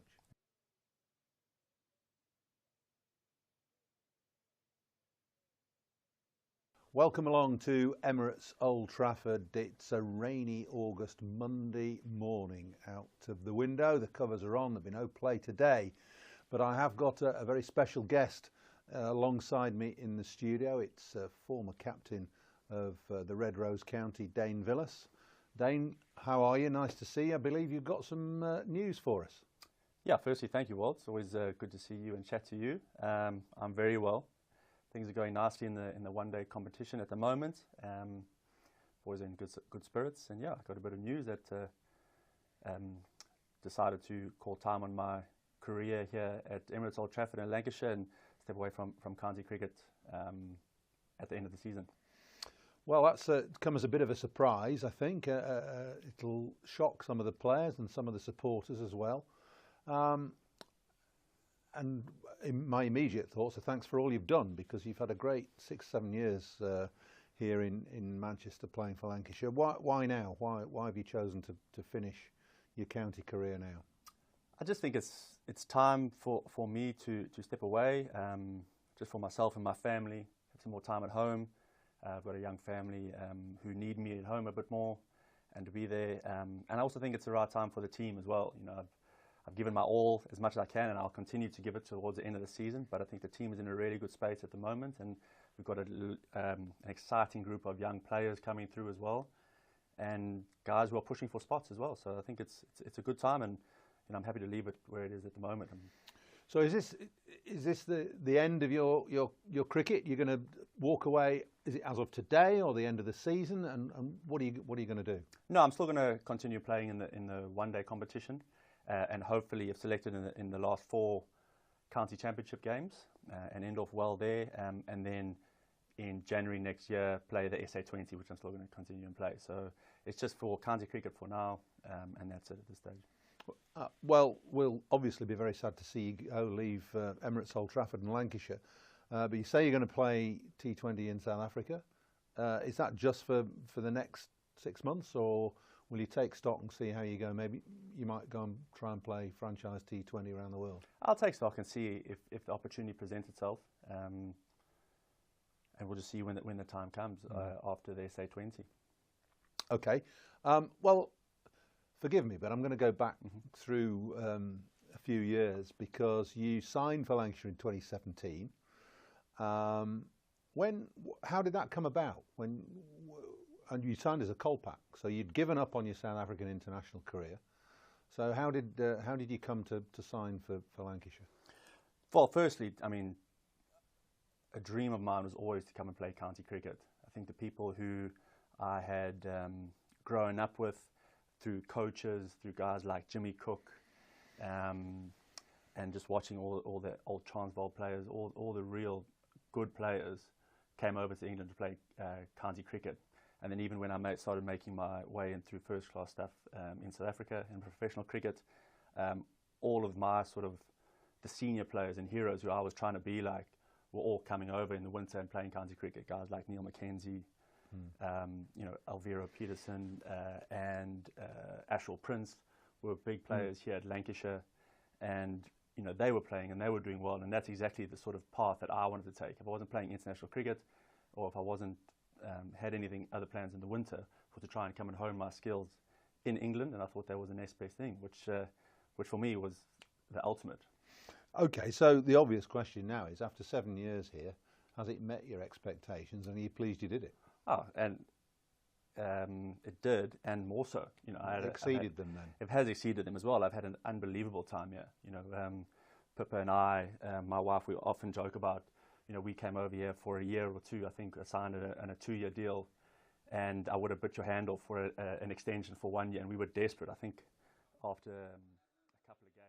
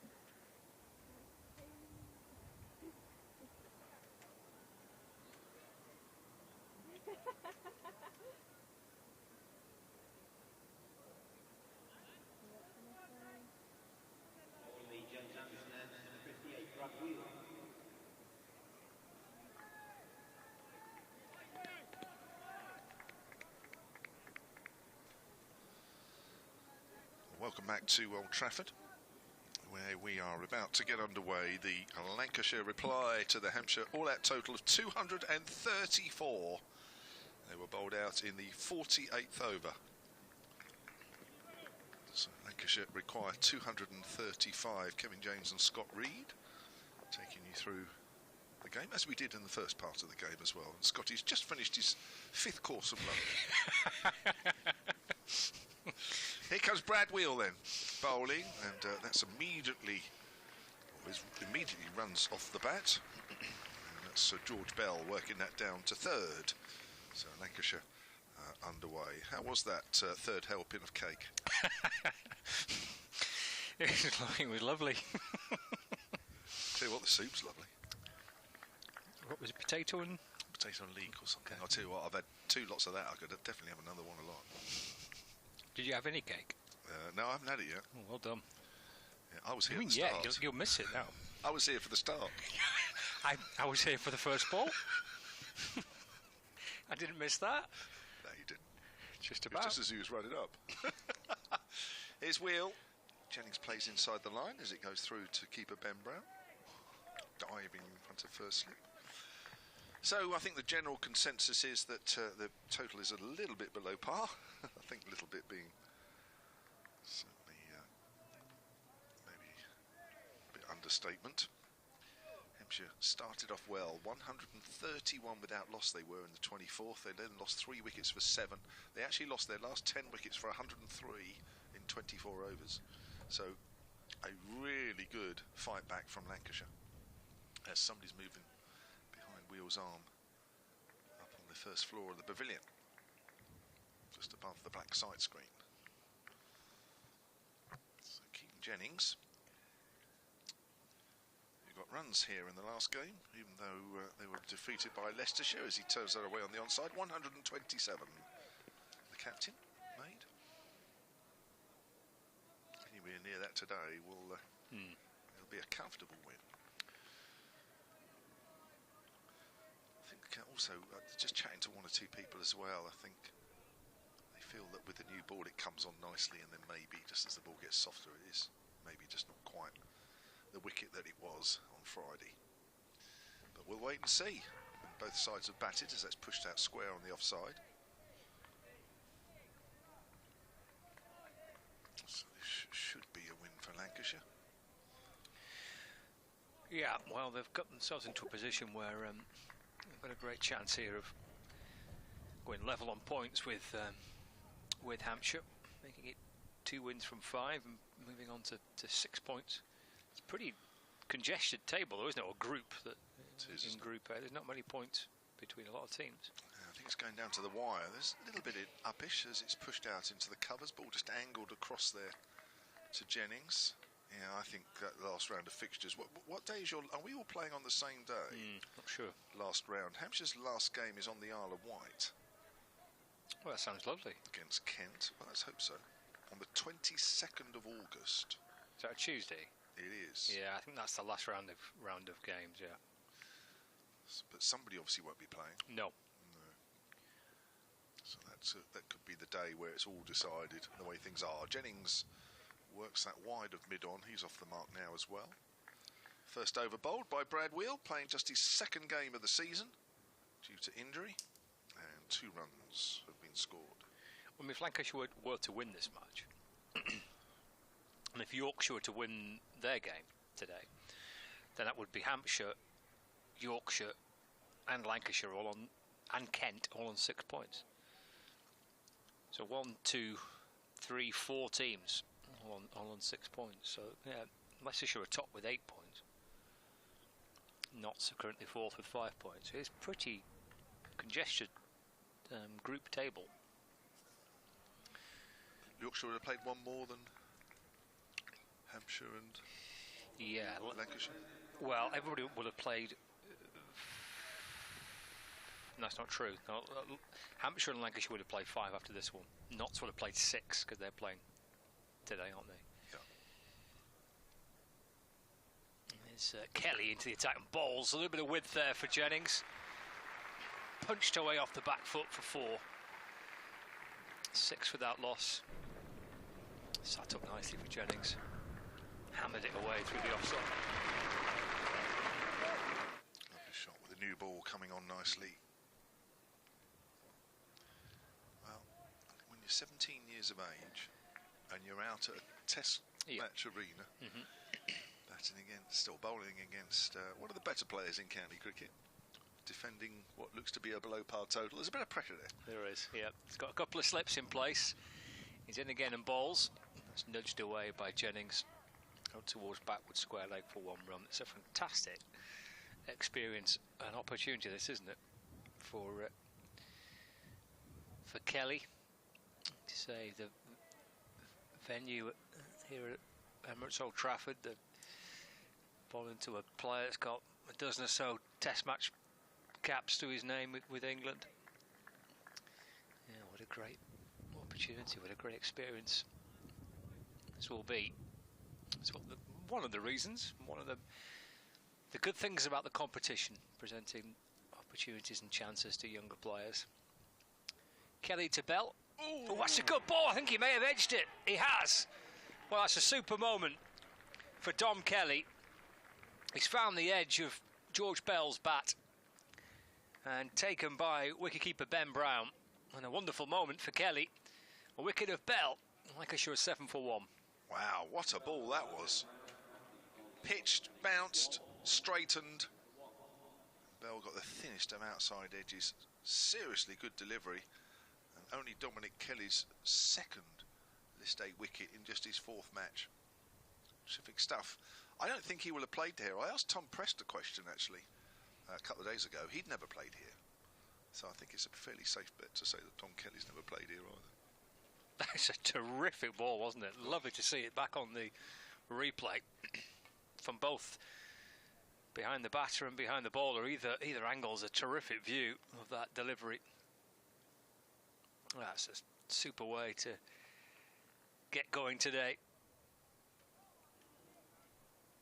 Bell's been done by an absolute beauty there by Kelly. 7 for 1 then. And Josh Bohannon's a new batter. It's quite interesting. George Bell never looked behind him. Quite often batters, when they edge it, they look behind, don't they? He didn't. He looked straight down. It's interesting. I don't know why I thought that. Normally, that's a sign of a batter that hasn't touched it, but he was quite happy to walk off. So there was no question there, I don't think. Earlier, is it Julie Bullock was asking you about how to find previous 100 matches and listening to my BBC Sounds, and you came up with a great, one of the great ways, it sounds like, to find a way. Andrew Colcott has emailed during lunch, suncricket@gmail.com. He says, here's another possible method. The BBC URL below, he's sending you that's not much good. That's not much good for people that are listening or watching. Anyway, there's a BBC URL indicates she might be able to say to the smart speaker, ask BBC Sounds to play the 100. Here comes Kelly, balls to Bohannon. That's nudged away through square leg for a single. He gets his first run of the game. It's 8 for 1 in the second. Because your way was getting onto Sounds and then scrolling back through the days for about the last week and a half. Yeah, that's the only way I know how to do it. So that was one way. So this one, this is where Andrew thinks he knows, although he hasn't got a smart speaker, so this might be interesting. It says, ask BBC Sounds to play the 100 and then say previous. Because it's a bit like you do with tracks, don't you? When you're listening to music through smart speakers, you can say previous or next. So he's suggesting that might be a way. Kelly over the wicket, balls to Jennings. That's worked off the pads through the leg side. Jennings moves on to 7. It's 9 for 1 with 1 ball left of the second over. Dave Allen, Hampshire's historian and archivist, on the emails, sunnycricket@gmail.com, about the Wasp feature, which is showing an 85% win probability for Lancashire at the moment, which changes, doesn't it, because it goes score and then second innings it goes win predictor mode. Final ball for Kelly. It's pushed full and wide and left by Josh Bohannon. Well, that's a super comeback from Kelly. First ball was punched away through the offside by Jennings for 4. It was short and wide, and the 17-year-old has come back beautifully because he's bowled a really good first over there, and the wicket of Bell was an absolute beauty. It had pace, it had bounce, it had just a little bit of shape away, pretty much everything you want with a new ball. Super stuff by Kelly, and this dismissal here is one that he will, I'm sure, enjoy watching back. Just opened him up a bit, didn't it? Lovely stuff. Dave says, I rarely encounter Wasp, which suits me, says Dave. Can't put that in a museum, it's too new, isn't it? Wasp. It's not a museum piece, yeah, Dave. His wheel from the pavilion end bowls. Jennings is forward. No run. After 18 overs, it predicted a Hampshire score of 364. By 34 overs, it was 297. It never actually got as low as the final 234 all out, says Dave. Fortunately, my resident astrologer is more reliable. Well, these things are all... What's the other one? There's another thing they go by as well, isn't it, on the 100? Some other method. You probably know, you've done 100. That's cut away but not timed by Jennings out into the covers. It's not just a win predictor, is it? Is it a different phrase that they have? Maybe it is. Is it Crick Viz or something, or is it they use the maker's name or something, or the brand? Okay. I don't know. Anyway, I hear that from time to time. But all these things are... It's a bit like weather apps. They all tell you slightly different things, don't they, really? It's like variations of what actually is going to happen. Here comes wheel, length ball to Jennings. Now there is a man, Nick Gubbins, on the drive on the offside. It's quite an interesting move. We have been saying that it generally looks as though as the ball gets, or balls get a little softer, then it is a little harder just to hit through the line. But with the new ball coming on and bouncing a bit more, it's a bit easier. So it's interesting that Gubbins has put himself there, although of course he has to be close in, as there's only one slip. As Wheel comes in again, right arm over and bowls. Jennings opens out there a little bit and hits it into the covers. Doesn't time that one. Front foot really did open him out. He's tried to hammer that away, just hasn't timed that one. Front foot almost outside leg stump as he's trying to thrash that away. 9 for 1 in the third. Jennings has 7, Bohannon 1, George Bell for 1, the wicket to fall.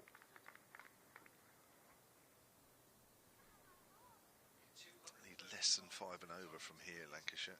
Don't feel really stretched. In the air, or just over cover. Just over Dom Kelly's head. He's right back on the 30-yard circle. Jennings thrashing away at that, didn't time it, but just enough on it to get it over Dom Kelly. There it is. Oh, he's leapt high. Jennings always, well, I say always, just had enough on that. He moves on to 11, 13 for 1. as Wheel turns. Anxious moment there for Keaton Jennings as Wheel comes in. Jennings pushes that up towards mid-on. And there is no run. That could have quite easily been 9 for 2. As it is, it's 13 for 1. And there was 3 overs gone. Brad Wheel's completed 2 overs now. Has none for 6. Dom Kelly 1 over 1 for 7. Yeah, 235 the target. Lancashire's batting with Bell and Jennings, with now Bohannon and Jennings, and then Villas, Lavelle, Balderson, Hurst, Aspinwall, Blatherwick, Williams and Morley. Be interesting to see the role of the spinners, I think, too, for Hampshire. 3 bowlers who can contribute with some spin. Felix Organ obviously got some success for Hampshire against Lancashire in the championship match a month or so back. Kelly bowls to Bohannon, that's flicked away off the pads.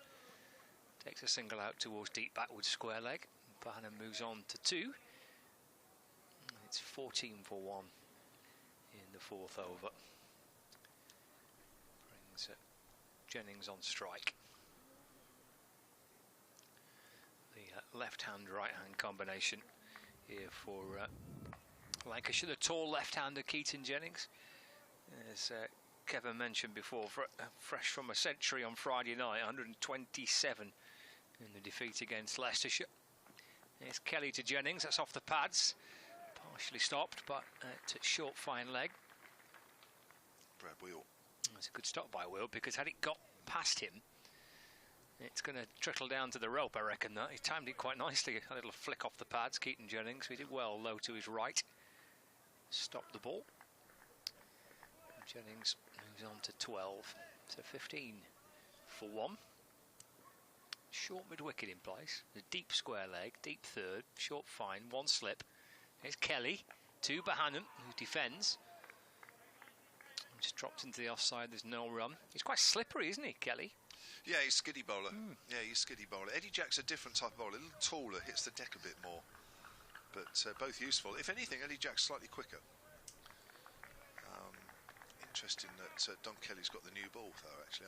I without really knowing the plan, I would have thought Eddie Jack might have opened, but well, it's worked, hasn't it? It has, yeah. Found the little thin edge of George Bell's bat. Into Bohannon, a 4 ball, that's punched to mid-on. Shy at the stumps. They've scampered through for a quick single. That is Eddie Jacks, isn't it, with a pick up and throw? Yes. Right arm pick up and throw towards the bowler's end. Bohannon moves on to 3. 16 for 1 now. Bringing Keaton Jennings back on strike. It's Kelly. Sets off from the Brian Statham end, right on over the wicket. Jennings advances a step down the pitch and it's played up towards mid-on, where it's fielded by Donald, and there is no run.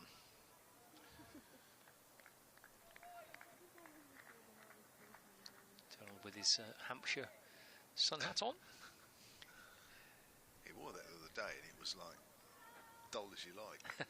Overhead. I think it's just a fashion accessory for him, I think. Okay. You don't see him too much now, do you, really? No. That's to his left-hand side. He has to go scampering after that. He loses his hat, actually, in pursuit of the ball. Down towards the boundary. Does well to flick it back. Excellent work.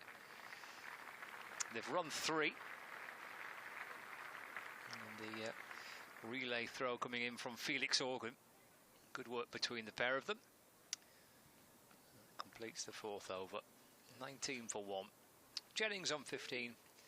And Josh Bohannon beaten on 3. So Dom Kelly is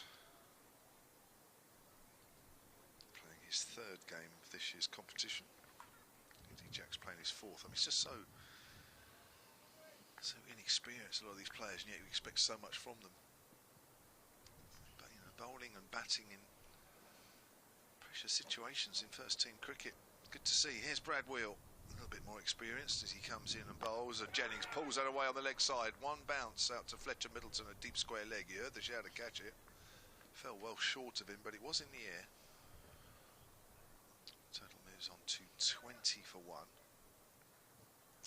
Wasn't a full-blooded pull shot, that was it, by Keaton Jennings? It's almost as he deliberately made sure it didn't go as far as it should. Yeah. So 20 for 1 means that Lancashire need 215 from here. Josh Bohannon, another experienced campaigner, though only his 35th list A game today. Comes in Brad Wheel, bowls, Bohannon works that wide and mid-on, bastard diving, Felix Organ, that's going for 4. Felix Organ is also sporting a sun hat. I'm waiting for the county bucket hat. I've seen it once. Have you? Tom Bailey, in a game here a few weeks ago, had the bucket hat on while out there fielding. Yeah. With a county badge on it? Yeah, Lancashire. Really? It's Lancashire one, yeah. Wow. Red rose on the front. Cool. I've never I think that was for a championship match. It was for the Northamptonshire game. Wow. I didn't know they were officially endorsed. I don't think they are. What's in behind that one? I think he just decided to wear it. I'm waiting for the day, you know, where they get handed their county cap. Oh, I see. Right, yeah. Handed And it's a bucket hat. It's a bucket All right, hat. okay. Might be waiting some time for that. Yeah. Might be too much. Could be a step too far. I've never seen a fielder out there in a bucket hat. Tom Bailey. Only for a couple. I think it may be just for maybe an over or two. Yeah. But he had the old bucket hat on out there fielding. His wheel again then. Oh, Bohannon's on the back foot, steers that to backward a point. Fletcher Middleton's in that position now. Imagine seeing a whole team of fielders in bucket hats. They're everywhere now. I mean, everyone seems to be wearing them. Every time we Amazing how they caught on, isn't it? Yeah. Well, it's because the England team are wearing them. Yeah, that's true. Yeah. You get bucket blast hats, bucket this, bucket that. They were handing them out at finals day. Were they? 2 to a penny in the media area. Did you leave with one? No, I didn't know about that. Wheel bowls. Hannon turns that away down to 3rd. Nice. The way he opened the face of the bat there to create the gap. He moves on to 8, 25 for 1. We weren't there long enough to get one. At least you made it. Well, I'm getting a bit fed up of going up to Birmingham. Only being there for one game and coming back again. And you guys have been, I think 3 times you guys have done this in the semi-final. We've done a few 3 out of the times. 7 that we've done now.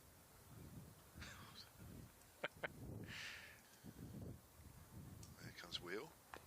Jennings works that behind square on the leg side. Chase for Jack. Down towards Fine, being supported by Fletcher Middleton. Doesn't need Middleton as they come back for 3. I'd rather have done what you did on finals day. Gone on holiday. It was lovely. A trip to the Peak District, a couple of days. That's all I needed, getting that text. Driving all the way out to Birmingham. I tell you what, horrible weather. Yeah, it was, wasn't it? Yeah. Queues of traffic. Oh dear. And then we have one game again. And you lost again. Back home again. At least it wasn't Lancashire that beat us this time. These two sides, haven't they? Have been to finals day more than anybody else. You guys have done 9, haven't you? I think it is. And was that your 10th? We did 10. Yeah.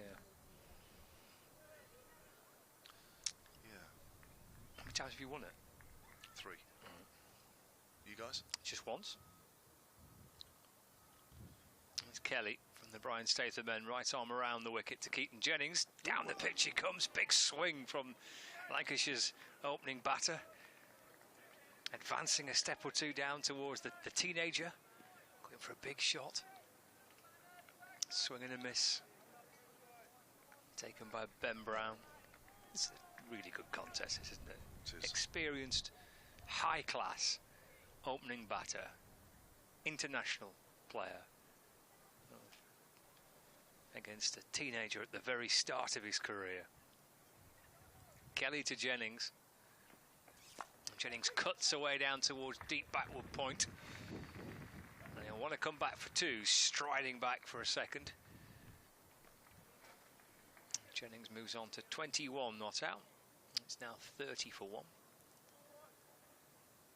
We're in the 6th over. See, sometimes in this one-day competition you get these little battles, don't you, with young players facing experienced opposition, and I Wonderful experience for them. Kelly to Jennings, he's going again. And scoops it up and over point. Again, hurries back for 2 more. He's something keen to try and be positive here, Keaton Jennings, and maybe while the ball is hard in this power play with the fielding restrictions, to try and make the most of it. He moves on to 23, no doubt. 32 for 1 now. He's trying to put the youngster under pressure here. Certainly wasn't quite where he was aiming it, so I suppose that's a small victory for Kelly. But he's certainly looking to get after him. Change of line in this over, Kelly to Jennings, having gone previously over the wicket, now around the wicket. Another 4 ball just on off stump, punched into the offside. Straight to extra cover, no run. Nick Gubbins there, the Hampshire skipper. Yeah, there's a bit to think about for the second game run in Hampshire, under par with their total. He enjoyed captaining the Notts game at Welbeck. Said all the bowlers bowled really nicely, and he said he never had to think about anything. A little different than these last 2. Kelly to Jennings, dragged away through the leg side. Felix Organ on the deep square leg boundary. Jennings gets 1, 24 to him now.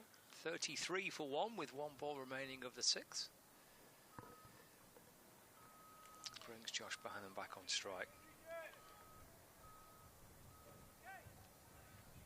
He's come back over the wicket to the right-hander to complete his 3rd over. Kelly to Bohannon, up onto his toes and just drops it into the offside.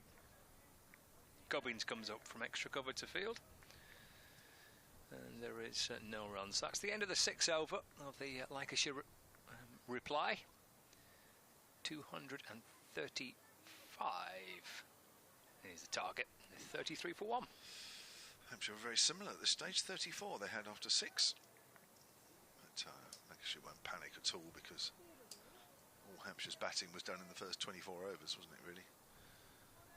The next 24 overs they lost all 10 wickets for 103. And it's going to be Brad Wheel to continue from the Anderson Pavilion end. Bowling to the left-hander Jennings. Jennings pushes that length ball out square on the offside. Wheel starting his 4th over, none for 15.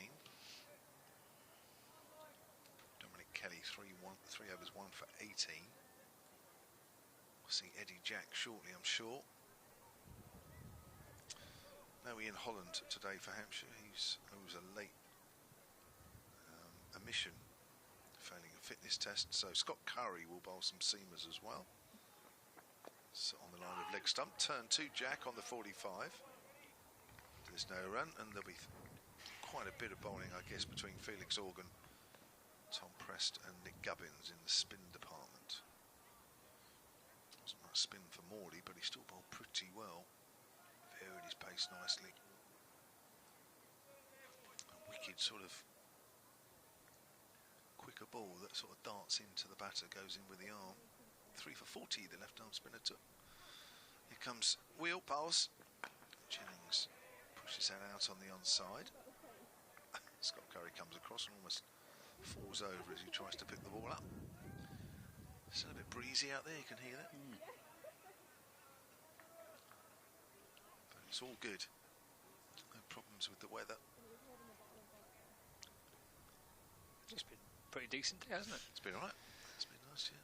Lancashire hoping for a bit of a good run with the weather now. The first 2 games were basically washed out. You've had a hard time with the weather this year, haven't you, by the looks of it? Jennings goes in the air. This could be caught. Pitch to Middleton. Straight down his throat. And Jennings looks disappointed. Just flicked that away. It was in the air. And Middleton didn't have to move. Took that head height. And just for good measure, does a little Aussie drop kick with the ball. 33 for 2. Jennings gone for 24. Big wicket. Big wicket that for Hampshire. Lancashire captain Keaton Jennings, fresh from a century in the previous game. And, he's been positive. He's looked to try and get at the bowlers here, make the most of this ball while it's still pretty hard. Maybe because coming onto the bat a little bit better. Fielding restrictions in play. get ahead of the run chase, try and perhaps break the back of the run chase. Scooped it out towards Middleton, as you say. He barely had to move, just took a little step or two backwards as he took the catch. A couple of breakthroughs for Hampshire here in this first power play, his first 10 overs. Both openers have gone, Jennings and Bell. Big breakthrough, that latter one for Hampshire. Bring out Dane Velas to join Josh Bohannon. A big round of applause from the crowd. I guess this is his first innings since the announcement. It is, yeah. Lancs TV viewers during the course of the interval will have heard an interview with Dane Velas speaking to Paul Allen about that decision to retire. I'm hoping to speak to him at some point myself about his decision. I was chatting to him just before the game started about it for a few minutes. But yeah, his first appearance since that announcement that he's going to retire from county cricket at the end of this season. He's actually in good form in this competition. He's not had a great year with the bat, Dane Velas, but he's found some form in the One Day Cup. Brad Wheel bowling to him, no slip. Comes in, Velas off the back foot, steers that to back at a point. That man Middleton is there. Do you think he would have carried it? Because he's 38 now. Do you think, because I know you said he's out of the red ball side now, do you think if that hadn't been the case, he would have wanted to have carried on? I don't know.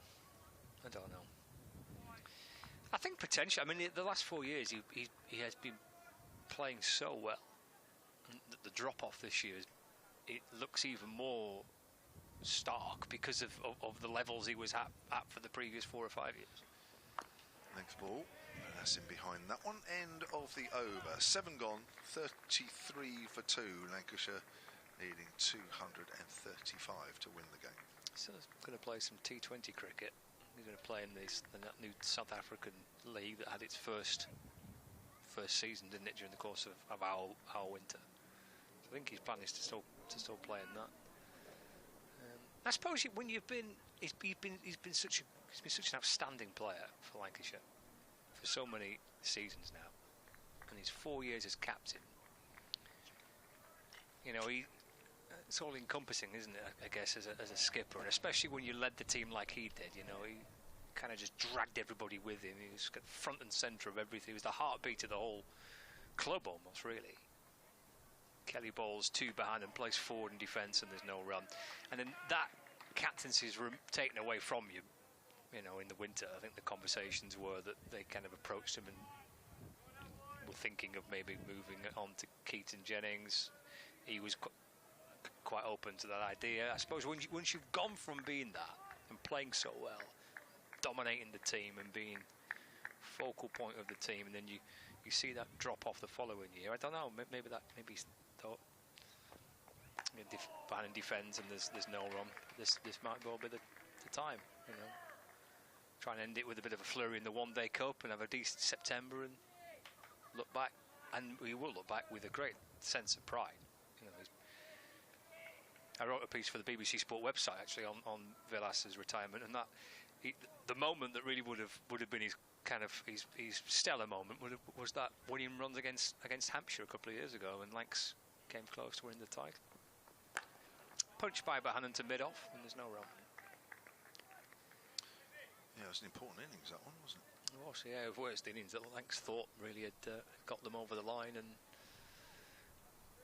got them to a title. And it would have been fitting actually had he hit those runs to win the game against Hampshire and Liverpool, and then if they were champions that season, that would have capped off, I think, an outstanding period of his captaincy of the club. Kelly to Bohannon, goes back this time, tries to roll it down towards third man. Stopped just backward of point. There is no run. I remember a double 100 he scored against Hampshire here 6 or 7 years ago. Okay. I think it was. Just let him look, he was going to get out. There's Kelly, right arm over the wicket to Bohannon, forced to defend the top of his off stump. This is good stuff by Kelly. And he's one ball away from a maiden in the One Day Cup. 1 for 18. With the delivery to go of his 4th over. Excellent start by the 17-year-old. probing away and challenging Bohannon's off stump at the minute in this little spell. Here comes Kelly into Bohannon. That's flicked off the hip, and that's going to be 4 runs. Kelly kind of slumps down a little bit, frustrated that he's just dropped a little short, and Bohannon's able to rock back and pull it off his hip down to backward square leg. Just takes a little bit of the shine off what was out prior to that, a very impressive over, what has still been a very, very good start by a 17-year-old. 8 overs gone. Lancashire are 37 for 2, with a target of 235 to win. Yeah, I'm just looking at Villas's career here at Lancashire. Joined on a Colpack deal in 2017. Obviously then had to turn overseas when that situation changed. He succeeded Liam Livingstone as skipper at the end of the 2018 season. Led them back to the County Championship Division 1 as Division 2 champions. As Wheel comes in, it's turned away by Villas on the leg side. I think everyone's going to get clapped and cheered here for him. County Championship runners-up under Villas in 21-22. 3 times he led the club to finals day, 18, 20 and 22. Thought he'd won the 22 game. We've moved on from that now, Kevin. Oh, well, we have. Got the trophy to prove. Whoa. Here comes Wheel. Bowls. Length ball to Bohannon, pushes that up to mid-on. So he scored, or so far he's scored nearly 1,450 runs in 34 list day games for Lancashire, at an average of over 50. So in this form of the game, he's still very, very dangerous.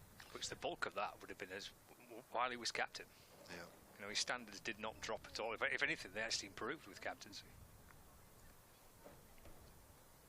Here comes Wheel, flicked away by Bohannon for a single. Moves on to 40 for 2. And here's the piece from Scott Reed on the BBC website. The standard he set, the level at which he continued to perform whilst captain, and the influence he had on the club will be legacy enough. The county's longest serving captain since Glen Chapel. Plus a few other bits that you've written in there. Here comes Wheel, Bowles. Oh, he's edged! And that is the end of Villas, trying to drive on the up through the covers. I could hear the outside edge from here. It was quite a thick outside edge, that one. Taken by Bren Brown, and Villas goes for 1, and it is 39 for 3. Intriguing, this, isn't it? Good start with the ball by Hampshire here. Well, from what we've seen, as we were suggesting when Hampshire were batting, perhaps not quite the absolute road that we witnessed on Friday. Maybe just a little more trickier than what it was for batters on Friday evening. And it was a bit of a graveyard for bowlers, in truth. And Hampshire, 3 wickets in the power play. Game on here. Well, it's certainly looking a little closer than we thought, even at this stage. And Glenn Villas, he'll be disappointed getting out that way. Yeah, again, just to back up what I was saying with regards to Villas in this format this summer, 57 on Friday night. The game before that, 51. And the match before that, 65. So 3 successive half-centuries in one-day cricket for Lancashire, for Dane Villas. So the 2 in-form batters are both out in Keaton Jennings and Dane Villas. Josh Bohannon's obviously having a fantastic season and has a century to his name in this competition already against Kent. But to have prized out Villas and Jennings inside the first 10 overs is it's good, isn't it? pretty perfect for Hampshire. Yeah, you're right about Villas. 3 half-centuries in this competition so far, so big wicket to get. Still a few more to do, though. Balderson, the left-hander to face. Short. That's a good one from Wheel. Will be 1 for the over, I'm sure. Yeah. Nice straight one to greet George Balderson at the crease. difference for Lancs, of course, is no run rate required. He's not even 5 and over, is it? So its time is absolutely fine. They've got the ability just to absorb a bit of pressure here and say, okay, well, while the ball's a bit new and it's maybe doing a little bit, just can sit it a little bit. Definitely. No pressure, really. I think he's playing inside the line there as it was angled across him by Brad Wheel. And that's another good over. 2 for 17 from 5 for Brad Wheel, and Lancashire are 39 for 3 after 9. Shall we have a little look around the grounds and see what's happening in the other games? Starting with looks like the match at Leicestershire, taking on Essex. Leicestershire 49 for 2. Saul Buddinger on 34. Peter Hanscom on 1. So the Foxes 49 for 2. 7 overs gone in that game. And their target to win is 251. Essex finishing on 250 for 8 from 50. We've got Hampshire against Nottinghamshire next. Middlesex against Nottinghamshire next. Middlesex 365 all out. Nottinghamshire. Kelly comes in and balls are punched off the back foot. It's a good looking shot. Beautiful timing. 4 runs. Lovely shot. As soon as it got through the infield, as we see Bosch flashed up on the electronic scoreboard on the far side. As soon as it got through that infield, timing from Bohannon's bat was beautiful. He moves on to 17, 43 for 3 in the 10th over. Bohannon moves on to 17 not out. Here comes Kelly. In and balls to Bohannon. Oh, it's gone through the keeper. Oh, it's gone down towards the boundary for 4 byes. That's deceived the batter. And the wicketkeeper Ben Brown down towards the boundary for byes, 4 of them in the end. 47 for 3. Banner remains on 17. Have a look at the game involving Yorkshire and Surrey next. Surrey 241 all out. See how the Yorkshire reply has got on. Kelly in, forward goes Bohannon. His defender back towards Kelly, off his own bowling. And there is no run. So to York, we'll have a look at that Yorkshire-Surrey game. Surrey 241 all out, and Yorkshire 8 overs into their reply, 57 for 2. Harry Duke on 17, George Hill on 18. So Yorkshire 57 for 2, and their target to beat Surrey is 242 in the game in York. Kelly balls again, driven away, squared the wicket by Bohannon. Another chase on here, but I think it's going to be 4 more. It is. Scott Curry trying to catch up with the ball out towards deep backward point. Brings up the Lancashire 50, that. Little counter-attack by Bohannon. A couple of 4s in this over. And Lancashire move on to 51 for 3. So we see Scott Curry trying to rescue the ball from underneath the temporary stand. Oh dear, it's in there somewhere. Can we? Oh, he's going to try and crawl underneath it, I think now. He's got his arm outstretched, right arm outstretched. Can he find it? Oh, I tell you what we need. We need a cricket bat. That's what we need. Whose bat can we borrow? Josh Bohannon's bat. We can borrow Josh Bohannon's bat. There you go, mate. There's a bat. Use that one instead. Oh, cheers, pal. Thanks, skipper. I'll do it. Don't worry about me. I'll get down my belly here and try and flick it back. Oh, that's worked a treat. Well done. Well done, everybody. Well done, Josh Bohannon's bat. And well done, Scott Curry. Dear in there. Good effort. Thanks, Josh. No worries, mate. Anytime. 51 for 3. Bohannon 21. So Bohannon's bat drilled it beautifully for 4, and then it has to go and retrieve the ball. It's a busy old bat, is that? 2 balls left to the 10th. As Kelly comes in and balls to Bohannon, and that's driven. And Nick Gubbins at extra cover with a nice stop away to his left, a good tumbling stop away to his left. And there is no run. So we've looked at Yorkshire Surrey. I've seen that Nottinghamshire 18 for 1 in reply to Middlesex 365 all out. Looked at Leicestershire against Essex. We've got one more game left, which we'll take a look at the end of this delivery from Kelly. Nice looking shot by Bohannon, timed again for 4. Donald at mid-off put the dive into his left-hand side. Really is a handsome looking shot by Josh Bohannon. And that completes the 10th over, 55 for 3. And Bohannon moves on to 24 with that. So the other final game just to have a little look at is the game involving Warwickshire and Derbyshire. Derbyshire are 247 for 9 from their 50 overs. So the Bears, Warwickshire, have started their reply. As you can see, 15 overs gone. 63 for 1 after 15, with a target of 248 to win that game between the Birmingham, between Warwickshire and Derbyshire. So 55 for 3.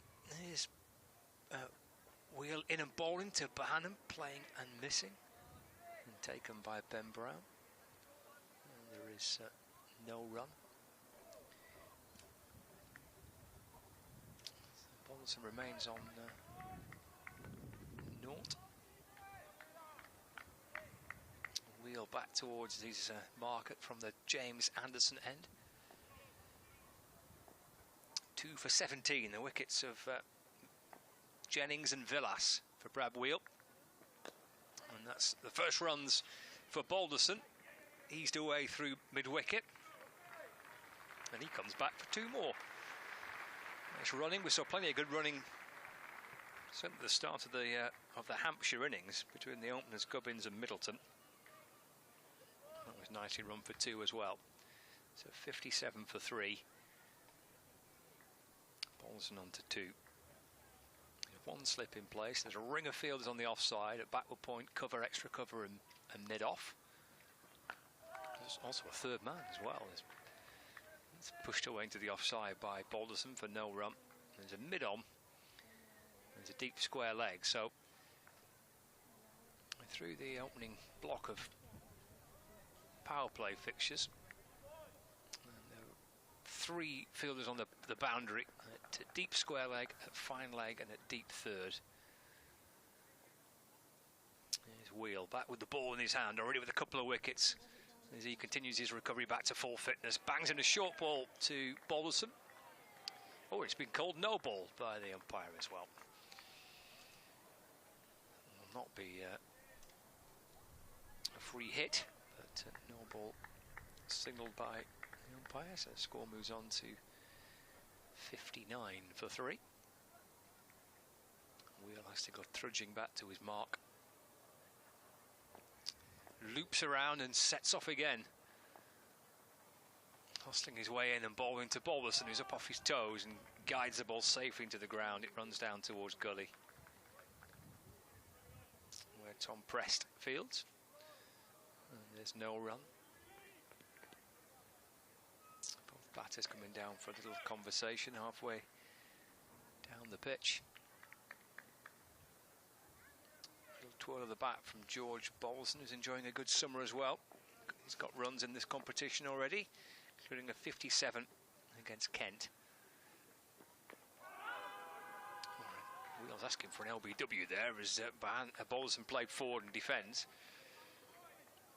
Sounded like a little inside edge back onto his fleshy part of his thigh, shall we say. And there's no run, 59 for 3. Yeah, that may have just caught him in a potentially uncomfortable position, I think. He brushes it off and twirls his bat a few times and waits for Wheel, who's in again. Final ball of his 6 over bowls to Balderson. That's off the back foot and just dropped into the offside, and there is no runs. That's 11 overs gone. 59 for 3 Lancashire. Balderson on 2, Bohannon on 25, with a target of 235 to win. Well, this is great news for Hampshire. A real bonus is Brad Wheel back in a Hampshire shirt, but well at knots. 7 overs, 1 for 33, but doing a much better job here in his second game of the season. 2 for 21 from 6. Bowling nicely as well, in good rhythm as he was up at Welbeck.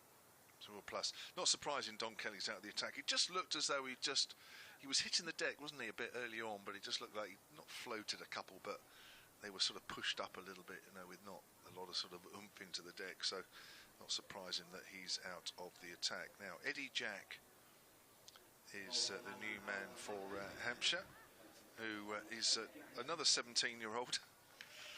That's great stuff, this is. We love all this. And playing just his 4th first-team game. He's played 3 of the 4 list day games so far. Wasn't going to play today, was going to have a rest, but Ian Holland failing a fitness test. So here he comes in, right arm over, bowls, and on the back foot is Bohannon, pushes it out to backward a point, and there is no run. And it's bowled pretty well. As I say, the first game he looked a bit nervous against Middlesex. A few no balls, a few wides, and what have you, a bit messy really. But much better against Notts, 2 for 28 from 8 and 1 for 47 from 6.5 overs against Leicestershire, although towards the end of his spell Ackerman was sort of laying into him a little bit. Here he comes in and bowls, length ball, Bohannon pushes that up towards mid-on. You sometimes forget just how old or how young some of these players are. Yeah, I think there's Lancashire got, we mentioned Friday night a couple of times, haven't we? But yeah. you factor in a sort of relatively inexperienced team, or at least elements of it, certainly the bowling attack. You've got to factor these things in, haven't you? When you can think about, you just look at a scorecard or something and you think, well, they got absolutely hammered there. Well, actually, look a little bit deep and you see some of these guys are still pretty early in their career. Jack bowls, oh, was leading edge, one bounce back to the bowler. Just held in the turf there a fraction. Bohannon eager to close at the face of the bat, a little too eager. 25 of 26 for Josh Bohannon. Played some nice drives off Dom Kelly already in his innings. As Jack turns from the Brian Statham end, commentary end, bowls, and Bohannon's on the back foot, good length delivery, goes out to point where Scott Curry fields. So from here, at 59 for 3, Lancashire need another 176, and 230 balls to do it. That sounds an awful lot, doesn't it, when you look at it in terms of the number of balls left in the game. The other way looking at it is just over 38 overs.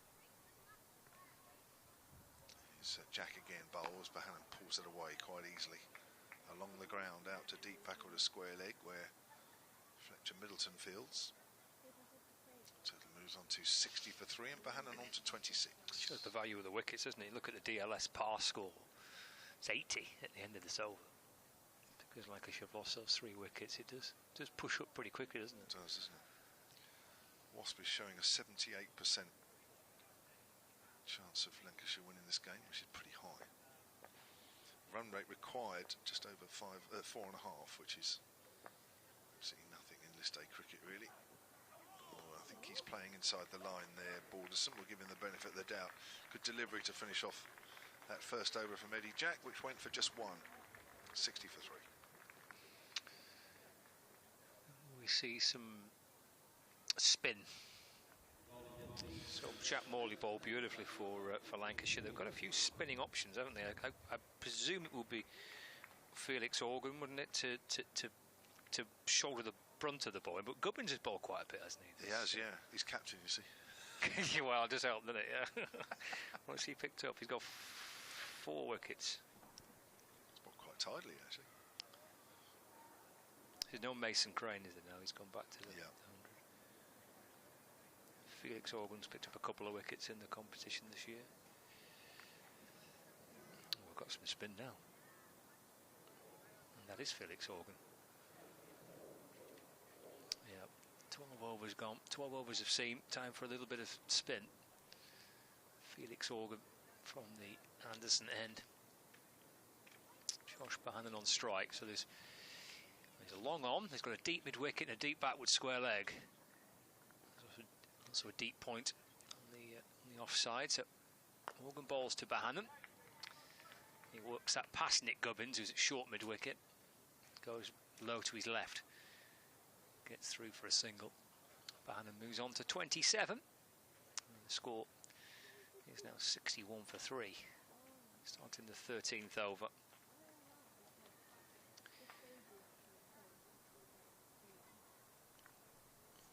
Balderson peering over his right shoulder out towards deep square leg. Long on, long off and deep point. Forward goes Balderson, defends. Drops the ball into the offside. Gubbins comes up from extra cover to field. Yeah, the Hampshire captain hands it back to Organ, who's in again to Balderson. It's a back foot this time, but again straight to Gubbins. And again there's no run. Good start by Felix Organ. Halfway through his first over of the day. To Balderson. Let's play back to him. Check drive by George Balderson back down the pitch. Quickly back to his mark. Organ doesn't mess about. Threw his over pretty quickly. He only got 2 balls left. Clutching the ball towards his chest. Bit of loop this time and driven away by Balderson through straight mid-on for 1 run. Takes him on to 3. The score moves on to 62 for 3. Brings Josh Bohannon on strike. Final ball of the 13th over. Bohannon scratching around inside the crease and now settles into position. Little bend of the knees, the keeper goes down and Organ's in. Punch through mid-on for 1. And he keeps the strike. 28 to Josh Bohannon. 13 overs gone. And Lancashire 63 for 3 with a total of 235 to win. Stephen Easton has emailed silentcricket@gmail.com. It was Julie Bullock earlier who was asking how to find previous 100 matches on the Sounds app. He suggests go to the Sounds app and tap search on the bottom line, scroll down to browse all speech, scroll down to sport and tap on it, scroll down to cricket and select the 100 commentary. He said it might be further down the list now, so just go to see more episodes. It sounds like there's a few steps there, but it sounds like there's a few steps in which to find it. So it should be okay. Here's Eddie Jack to start the new over. It's over number 14, comes in and bowls, and that's a length ball, and Bohannon's in behind that, pushes that up towards mid-off. Nice start here from Eddie Jack. Just hits the deck a little harder than Dom Kelly. A little taller as well. Both 17 years of age though, which is quite incredible. 17, gosh, the last thing I was thinking about is playing county cricket at that age. Jack turns, runs away from us once more. Bowls, always playing a missing drive outside the off stump. A little wide this time from Jack though. Mike Vokes has emailed silentcricket@gmail.com, says enjoying the coverage. Was listening earlier when you guys were discussing the relative merits of the 50 over competition and the 100. Was in full agreement with your observations. Oh, I better frame that email. Don't get too many of those. I love that. I'll just read that again. Was in full agreement with your observations. Outside the off stump, and he's trying to bowl a little cutter there. It's got that slightly wrong. Quarter wide. The 50 over is proving highly successful in bringing on young players, particularly into some of the larger arenas and the village of greens such as Suckholm. That's Welbeck, that's right. Not bad crowds for the home Hampshire matches. That's right, it's been some good crowds. Took long enough to get in on Sunday. Right. I missed the beginning of the play and your observations on the makeup of the Hampshire team. No Albert, injured again. Yes, he's got a bit of a hip problem. It's a recurring one as well. Down the leg side. Oh, they're peeling for a caught behind and he's gone. And Bohannon doesn't look too disappointed. And he's got away with that a little bit, Eddie Jack. Just trying to flick that away quite wide. It certainly wasn't hitting anything else. It could only have been the bat. And Bohannon goes for 28, and it is 64 for 4. Yeah, they were adamant, weren't they? Hampshire absolutely fancied it. Gubbins in particular, extra cover. Ball didn't go up straight away, rather curiously. Flick off the face of the bat, trying to help it down to fine leg. The keeper went up. Gubbins had extra cover. He was up, appealing for it. Umpire took a little time to raise the finger, but he did that. And Bohannon has to depart for 28. Could be in for a terrific finish. Yeah, 64 for 4. Hampshire with the ball, fighting back. Yeah, I think this game's taken everybody by surprise here at the moment. Been deceived by the fact that we're playing on a pitch which yielded over 700 runs just a few days ago. Just very quickly, Mike Vokes goes on to say, I missed the beginning of the play and your observations about the makeup of the Hampshire team. No but that's right, injured. I thought John Turner had been released to play also. Apparently the story was he was released initially by the Trent Rockets to play against Leicestershire. But apparently he didn't actually make it as far as the ground, because I think Trent Rockets recalled him, because he actually did play last night and bowled quite well from my understanding. His first wicket in 100 cricket was Johnny Bairstow. Nice. Not bad. His first wicket in 50 over cricket 2 seasons ago was Alistair Cook. He gets the big scalps. Yeah, he doesn't bother with the tailenders. No. Why bother with that? No, good for the big names. Yeah, so making a bit of a name for himself as well. So the new man, George Lavelle. George Lavelle, who's 23 years of age, playing just his 20th List A game. Talk about this competition, presenting opportunities. It's now going to be down to Lancashire's younger players to get them over the line. The senior boys are all gone, I suppose, including. Yeah. Jack bowls on the line of leg stump, tucked away by Lavelle down to fine leg, off the mark straight away. And listen, at the end of the day, if Lancashire win this, and they've still got a lot to do, 171 runs, that's a lot of runs. Doesn't forget the run rate, that's just a lot of runs, especially for youngsters and inexperienced players to get. But if they do it, you know, how much do you get out of this game? Terrific amount, don't you? It's not just another win. Oh, I think it would be a super effort for these youngsters to get the team over the line. There's a lot of runs to get. This is a real test. This is what basically it's all about. Again, it's flicked away down the leg side by Balderson as the ball goes down to fine leg. He moves on to 4, 66 for 4. Yeah, you want to see? Sorry, go on. So Balderson's is a fine player. He's got a century to his name. He's played quite a bit now of kind of first team cricket, so he's without doubt the most experienced batter left, but still relatively early in his career. He's still not played a lot of first team cricket. He's not played a lot of List A games. Lavelle to face Eddie Jack. It's on the line of leg stump, just tucked away square on the leg side. 3 catches for Ben Brown now out of the 4 wickets that have been taken. That last one a really good diving catch down the leg side.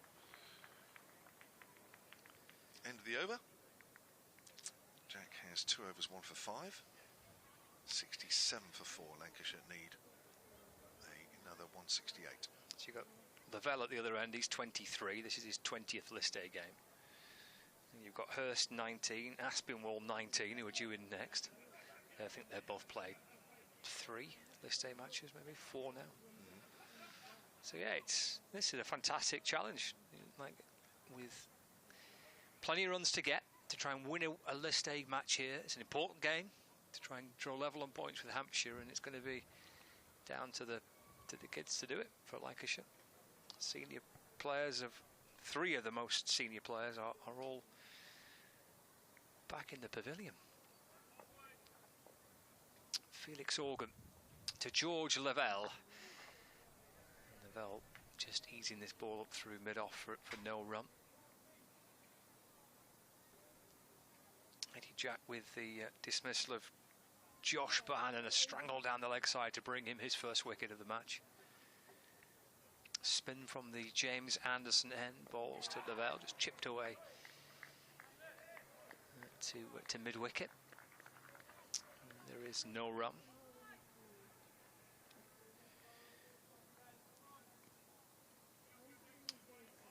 Morgan's got a mid-wicket and an extra cover, a mid-off and a mid-on. They're both inside the circle. Lavelle wants a single. He's just worked down towards gully and he'll shuffle through for a quick one. Moves on to 3. Score ticks along to 68 for 4. like this too from Hampshire, keeping mid-off and mid-on inside the circle. Balderson on strike. Here comes Organ around the wicket. And it's just dabbed back along the pitch and gathered by Felix Organ off his own bowling. And there's no addition to the score. 2 balls left of the 15th over. In comes Organ, bowls to Balderson, who gives himself a bit of room. He goes off the back foot, eases the ball away through the covers for a single. He moves on to 5, 69 for 4 with 1 ball left of the 15th over. Brings Lavelle back on strike. Just a little change now. They did have both mid-off and mid-on inside the circle, but mid-on drops back, deep mid-wicket and a deep backward square leg. And Lavelle with a slightly angled bat works it to the onside. Organ tries to get across to cut the ball off and runs into Balderson, who's at the non-striker's end, and ends up on his knees. And it's the end of the over. So 15 gone. 70 for 4. Lancashire still need a further 165 runs to win. 35 overs to get them. He's a good lad, Felix Organ, but he's a very frustrated cricketer at the moment. He's a little disappointed that he got dropped from this particular squad for this competition for a couple of games, and he wasn't particularly happy, which is, you know, fair enough. We want players not to be happy when they're dropped, but he's just a little frustrated with his season overall. And just saw an example there, really.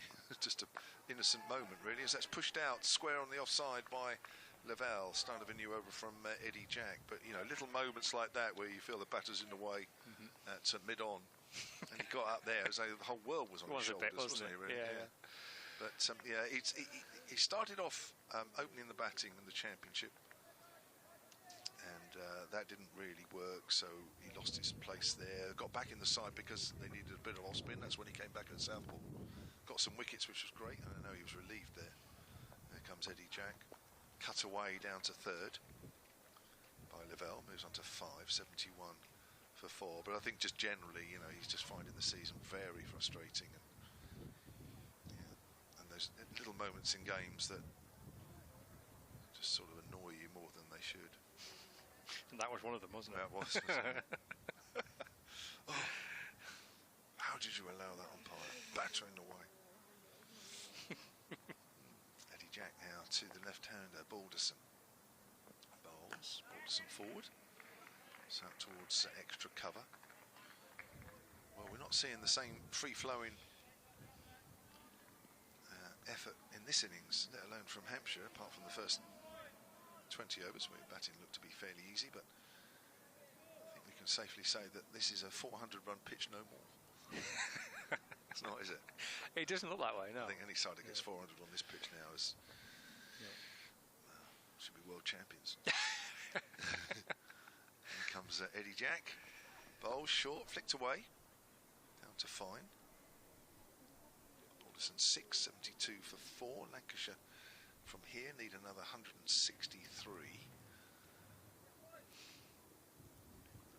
Yeah, it's interesting, isn't it? I mean, you know, a lot of people think, well, hang on a minute, you know, it was a really good pitch Friday and we're only Tuesday today. But it does make a difference. You know, weather, open to the weather. As I say, everything comes together for a particular day, and then the longer it's left, it sort of assumes a different nature as that's pushed up towards mid-on by Lavelle. This was a pitch that they're actually going to use for the championship match straight after the test match, and they had this pitch in mind to use, but it was just too wet, so they had to go back and use the test match pitch for that Champo game before the one-day cup started. You feel for ground staff across the country, don't you, especially those that are hosting 100 venues as well. At cricket they have to... Oh gosh, yes.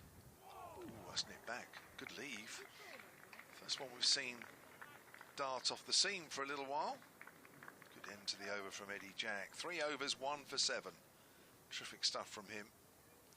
72 for 4. Balderson has 6 and Lavelle has 5. Get to the end of the summer and the Squares are pretty battered, aren't they? They're well used, having to prepare for domestic matches, for 100 games, for international games. Finals day, if you're Edgbaston, you throw that into the... I mean, that must be the busiest one of the whole lot, I think, Edgbaston, the amount of cricket that they play host to. It's a remarkable effort, actually, for that championship match here, for Matt and his team to have it's 2 days after the actually, and not just the ground staff, but the actual kind of everybody connected to putting cricket on, you know, just to get the ground ready for a county game 2 days after an Ashes Test match. There's Organ bowls to Bowles, and that's played forward in defence, and there's no run. A pretty spectacular turnaround. It's like a day and a just basically kind of day and a half to get everything ready for a 4-day game. It's worked out to the leg side by Balderson, straight to mid-wicket. And there's no run. Probably one thing that perhaps does go a little bit under the radar. Rightly so, people come to just are here to watch the game and not think about those other aspects. It's driven out through the covers for a single by Balderson, but there's a lot of preparation involved to get the grounds ready to play host to first-class cricket.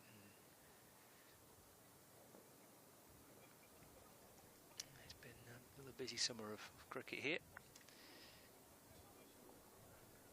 Forward goes Lavelle. Just takes a single through mid-on. 74 for 4. Final. A swing and a miss by Balderson. May have just got a little something on it. Let's have a look here. He's shuffled through. What's he got? No, nothing on it. Bye. Here's a signal by the umpire. I wasn't sure if it was just a little toe end of the bat, but nothing on it. It's through for a bye. 75 for 4. Here comes Felix Organ to complete the over. Balls to George Lavelle. That's a really good stop. It's the Hampshire captain, I think, at mid-wicket. It is. Teammates appreciated his work. Did well there. He's kind of a straight mid-wicket, and he's scrambling across to his left-hand side to get a fingertip onto that and deny the possibility of a very quick single to end the 17th over. 75 for 4. Lavelle on 6. Balderson on 7. So 160 required from this mark for Lancashire. Got 33 overs left in the day. 6 wickets in hand to get another 160 runs to win. Yeah, this is brewing up to be a good game here. Eddie Jack starts a new over. Bowles cut away in the air, but safe down to third. That should be 2. It's gone up to the far end of the ground. Balderson picks up 2. Quite a wide-ish delivery there from Eddie Jack. 77 for 4 then. 158 runs needed from 197 balls left. The DLS total, which is always a good indicator, is showing 109. So Lancashire are actually behind on that score, as that's driven up towards mid-on, even though there's some cloud around. We've got any danger of any rain. This game is at the moment proving to be a lot closer than we thought, especially at the halfway stage, where Hampshire lost their last 10 wickets for 103 in 24 overs, having been 131 without loss. You have to say the first 24 overs in this game, that's when the batting looked the most easiest. On the line of leg stump, Balderson works that to mid-wicket quickly, and there's an Aaron Donald, still sporting his sun hat. Made 25 off 34 balls, coming in at number 5, and Aaron Donald.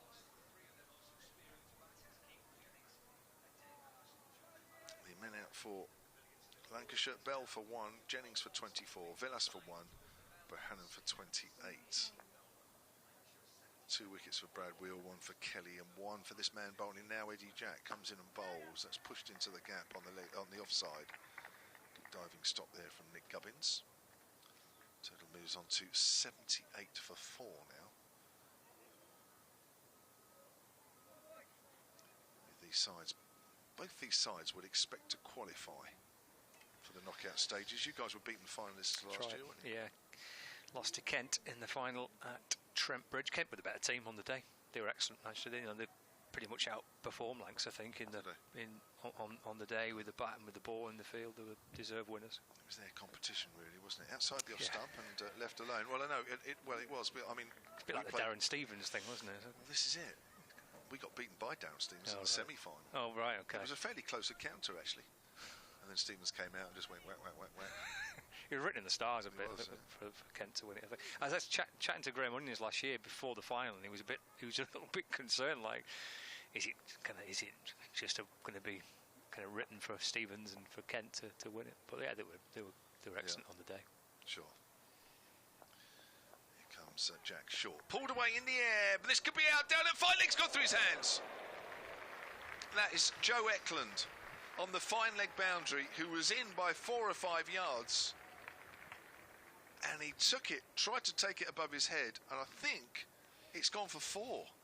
I think it's bounced through his hands, and that's gone for. He'd been right on the rope. He may just have had a better chance. Yeah, he's a good 5 or 6 yards in there. I suppose it's difficult when the boundaries are fairly big on that side to be right back on the rope, but even so, not ideal when the ball goes through your hands and it's gone for 4 when you're fielding in the deep. Yeah, a bit unlucky that. Through his hands, and like he was in a nice position to take the catch. I thought it was going to go basically straight down his throat, and he would take a relatively comfortable catch, but through his hands, and a bit of good fortune for George Lavelle. Here's Felix Organ to continue twirling away. Balls to George Bolwerson. And that's pushed up towards mid-off for a single. Moves on to 11. So he's 83 for 4. Organ bowls. Lavelle just plays it off the front foot, back along the pitch. Scooped up by Felix Organ off his own bowling. And again, there is no run. To Lavelle, that's looped away to the a short, fine leg position. It's had Ben Brown scampering after it. Not sure what that came off. It may have come off a bit of bat or a bit of glove. A smile on the face of George Lavelle. Just wonder if that might have turned a fraction. Landed beyond the reach of Ben Brown. He's back crouching down behind the stumps as Organ bowls, and Lavelle sending Bolwerson back. Pushed away into the offside. It's a really intriguing contest now. It's a proper game of cricket to win here for either side. From this position, 83 for 4, Lancashire. Just a little extra loop there by Felix Organ, bringing Lavelle forward, defending. And there's no run. Excellent start by Felix Organ. He's gone for 9 so far, so there's nothing really coming from the James Anderson end of the ground. Another dot ball to end the over, turned out to mid-wicket this time. So it's perfect for Nick Gubbins at the moment. Organ looks nicely settled at one end, because you can't really get him away. And it's 83 for 4, 19 overs gone here at Emirates Old Trafford, with 152 more required to win from 31 overs. Well, you get Felix Organ going for less than 2.5 an over off his 4 overs. Eddie Jack going for 3.5 an over off his 4. And that's why the run rate ever so slightly from here on in is climbing. It's just below 5 and over. But Eddie Jack is taking a break, and on comes Scott Curry. Now, Scott Curry is an interesting seam bowler. He mixes his pace up and bowls cutters, but sometimes it all comes together nicely. Sometimes it's just not wayward, but doesn't quite always get it in the right areas. This has gone for a Yorker first delivery, driven into the ground by Balderson. It goes out on the leg side. I'll give you an example. His figures sort of show you the games that it comes off and the games where it doesn't. Because in the last game he bowled 8 overs, none for 71. just didn't quite get it right. But at Notts the game before, 7 overs, 1 for 23, and the pitch at Welbeck really sort of did help his cutters, and the batters struggled to get the ball on it sometimes. Bat on it. Again, that's driven into the ground. So what we've seen so far today from this pitch, Kev, what do you reckon? This type of surface that might suit his bowling, or? I think increasingly it might help him a bit. Right. But not. I mean, I don't think it will a lot. Okay. But I think probably a bit more than it would have done otherwise. You know what I mean? It's slowly but surely this pitch is getting, you know, the ball just sort of sucks itself into it a bit, doesn't it? There's a low full toss and that's driven away, and that's behind square. That's going for 4 runs. Wide full toss there from Scott Curry. That takes the Lancashire total up to 87 for 4.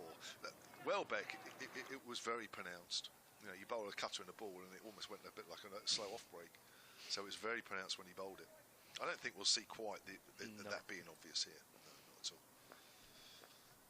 Staying round the wicket though to the left-hander. That's driven up to mid-off.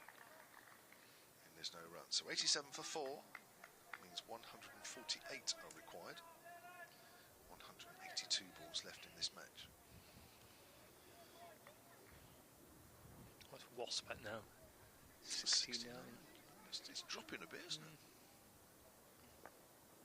Run rate is climbing a fraction. Wasp is dropping a fraction. Here comes. Oh, yeah, not quite to mid-off. There's the slower ball. You drive at a couple, then you think, yeah, that's okay, and then you go and drive at the next one, and it's not quite there. That's where Scott Curry likes the batter. Not quite coming off at that in this instance. You could see Balderson at the last minute just checking that drive. Here comes Curry again, bowls, and trying to cut that one a little bit quicker this time. They're just subtle changes of pace, but that's what Curry does. 87 for 4. Curry's first over going for 4. Yeah, just didn't go through with the shot, did he, Balderson? I think had he done, might well have been caught. Just pulled out, kind of just go fully through with the shot. Changed his mind. Realised it perhaps wasn't there to hit it like he wanted to. Bouncing in front of mid-off. Don't see much changing at the minute from the Anderson end. I mentioned on Friday, Colin Ackerman bowled a brilliant 10-over spell for Leicestershire. Morgan's about to start his 5th. He's only gone for 9 runs so far. Can't find a way of getting him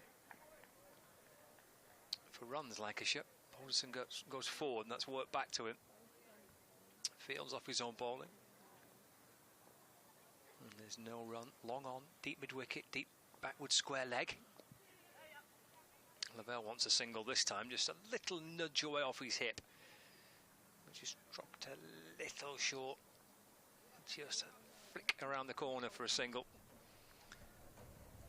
88 for 4 now. Brings Balderson back on strike. 15 not out. Morgan comes around the wicket to a left-hander. Nice looking cut shot, sliced away through the offside. Gathered by Tom Press on the deep point boundary. He's got that big empty party stand behind him. Balderson through for 1, so he moves on to 16. 89 for 4. Morgan to Lavelle. Shovelled out through mid-on for 1. He moves on to 12. A great opportunity, as we were chatting before, for Lavelle, who wasn't included in the game on Friday. They went for the extra bowler on Friday. They played Tom Bailey instead of George Lavelle, but back in the side today. Great opportunity for George Lavelle. Solid start here with Balderson, who is the most experienced batter Lancashire have got left. Gets forward, and that's worked down towards, or down to short fine leg where Scott Curry fields, and there's no run.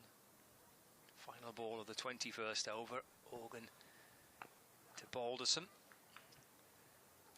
And keeps the strike by easing it out through the offside for 1. So it's 21 overs gone in the listening to coverage of the Metrobank One Day Cup. Viewers across Lancs TV, live from Emirates Old Trafford, or listeners on the BBC Sport website and the app. Via BBC Local Radio, 91 for 4, 21 overs gone, 235 is the target for Lancashire. Hampshire were around the 118, 120 mark at this stage. Still hadn't lost a wicket. But that was the good start that Hampshire had. It certainly didn't turn out like that second half of the innings. Curry bowls, back of her length. He bowls and Balderson pushes it out square on the offside.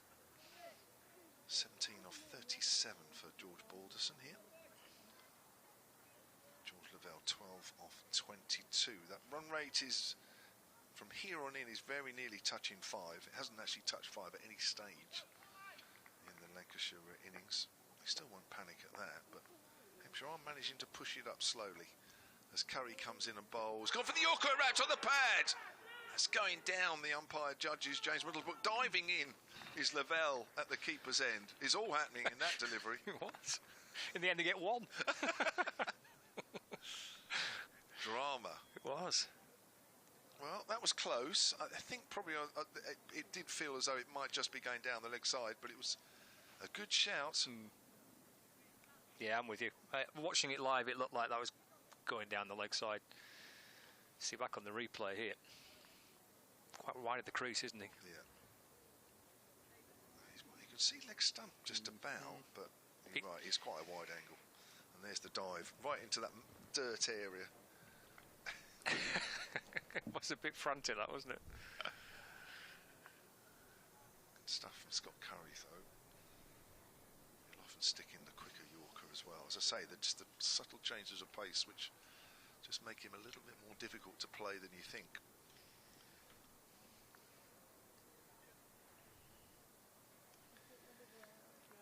So Curry's ready. I think Lavelle's dusted himself down. I think he needs the full clean. He does. I think he's a dry clean. He does. He needs an industrial cleaner. Here comes Curry. Slower ball, just bites in the surface a bit there. Just a bit of extra bounce. You saw Lavelle was well into his position to play the shot early, and just both batters signalling to each other how he's just cutting the fingers across the seam. Definitely a response there out of the pitch. Yeah, that's not your normal rub down, that is it? When you dive in at that end, or either end actually, looking at the areas around the creases either side of the wicket. Curry bowls, again it's a slightly slower ball as it's pushed out square on the offside. Throw from Organ, I think that is. Hits the stumps. Frustrated cricketer Felix Organ, did I say that? He's now throwing in a grumpy way. I mean, he's hitting the stumps, but he's done it in a frustrated way. He did, didn't he? I mean, he didn't need to do that, did he? That's the thing. Anyway, Bale's put back. Slight adjustment in the field, down at fine leg. And we're ready to get going again. So George Lavelle carries over the wicket and bowls, pulled away. Down to Fletcher Middleton at deep backward square leg. 93 for 4. 142 runs required. It's slowly but surely coming down to sort of a run of ball, isn't it? I mean, there's still a gap, 169 balls left, but that gap's not as wide as it was a few overs back. We should just need to toil away and work hard here as they're doing. Curry bowls. Forward is Balderson. It's gone out to point. Felix Organ. End of the over. So Curry's doing a good job here as well, just like Eddie Jack before him, and that's exactly what Hampshire need here. Just try and build the pressure. It'll take time. As long as the batters are not scoring freely and not hitting the odd boundary, which takes the pressure off a little bit, the run rate will climb, and it has actually. From here on in, the run rate is now 5, just over 5, and it has not been that at all in the Lancashire reply. Well, that's Hampshire's keep chipping away at wickets, their best option, of course, but just a sense of trying to apply a bit of pressure, a sense of it just building a little bit, work in their favour as well. As Lavelle gets forward to this next delivery from Felix Organ, play back down the pitch, and there is no run. 13 not out. George Lavelle as Organ balls again, just works it back along the ground. And there is no run. This is the 6 over on the spin by Felix Organ. He's doing a fine job for his team here. He's gone for 13 so far. He's got through them quick, hasn't he? Yes. Creeps his way back in. Another bit of a loopy delivery to Lavelle. It's just pushed out through mid-on for a single. Takes him on to 14. 94 for 4. Brings George Balderson on strike. Live from Emirates Old Trafford. Metrobank One Day Cup. Intriguing game bubbling up. I wonder what the Leicestershire players are thinking from Kibworth. They're probably looking at the scores saying these two teams can't bat. We got 400 on this.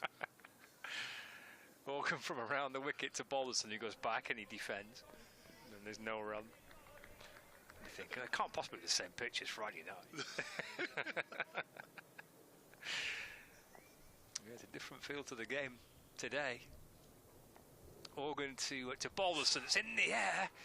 Slashed a little out towards deep point for 1 run. Welcome listeners on 5 Sports Extra. Just in the interval of the women's 100 fixture between the Invincibles and London Spirit. Got an intriguing one-day cup game just bubbling up between Lancashire and Hampshire. As Organ balls to Lavelle. That's worked to mid-on for a single. So we've had 23 overs of the Lancashire innings. They're 96 for 4. Hampshire finishing on 234, all out for 234. Losing 10 wickets for 103 in 24 overs.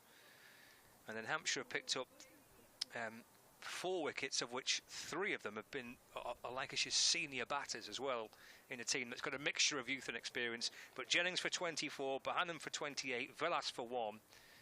A couple of teenagers bowling for Hampshire, and Scott Reed and Kevin James here watching, potentially, Kevin, a very intriguing one-day cup game. Yeah, well, it's foxed us all, this one.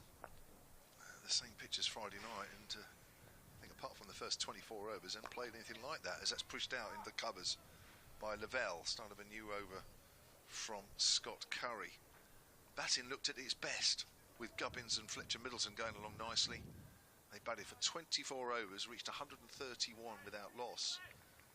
Smashing the ball on the up, flicking it away. And since then, batting's been fairly difficult. It has, hasn't it? Yeah. It's weird. What's gone on? Yeah, it's like we've moved pitches since then. Here comes Curry, bowls, quicker, cuts, half stop by Felix Organ at backward a point. Deflects it in the end because it was hit with power, down to 3rd. And they'll come through for a single. Yeah, I think once these balls start to get a little bit older on this pitch, it's not behaving as it did the other night here. And over 700 runs were scored. We could be here for 3 days getting 700 runs out of this pitch. Here comes Curry, bowls, slower ball, cuts by Balderson down to 3rd. So you can see actually there's just a little purchase for Curry there. Cutting his fingers across the seam, you can see the ball behaving just a fraction different on this surface. I'm sure he wouldn't have got the same out of this on Friday. But it's amazing how a wicket can just behave slightly differently once you leave it open for a few days, as this wicket will have been done. Here's Curry round the wicket. Forward is Balderson out to point, and there's no run. The feature of the Hampshire bowling attack is that they bowl well in tandem, haven't they? Eddie Jack, Felix Organ, and now Scott Curry, Felix Organ. And they're all going at a rate less than the required rate, so that's why it's not surprising that in the last over or so, that run rate required from here on in has climbed just above 5. As Curry bowls, pushes it out to backward a point. Felix Organ's in there again. This is great stuff from Curry, mixing his paces up. Kelly bowled well early on, although he went for a few, didn't he, in these last over or two, 1 for 34 in the end from 5. Not sure we'll see much of him now. Brad Wheel in his 2nd game of the season. Excellent from the Anderson Pavilion end, 2 for 21 from 6. Here comes Curry, runs away from us and bowls short. Ducks underneath that one, does Balderson, and that's the end of the over. 3 overs, none for 9 for Scott Curry. 24 overs completed. Yeah, it's good work in tandem between Curry and Organ. Organ's bowled a beautiful spell for Hampshire. 6 overs for 16 from the Anderson end. Just allowed Nick Gubbins just to have a little look at one or two others from this end. Little short spells from one or two bowlers. Rotate his seamers around a little bit. 99 for 4. 26 left. And 136 more runs required.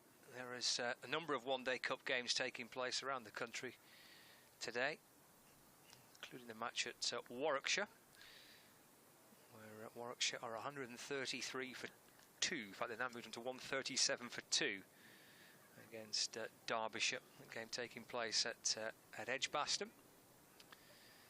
So Warwickshire 137 for 2, chasing 248 to beat Derbyshire. As we see Organ in and bowls, that's driven on the bounce. Back down to Felix Organ off his own bowling, and there is no run. So 137 for 2. Will Rhodes on 58 for Warwickshire. 248 their target to beat Derbyshire. It's Organ from the Anderson end.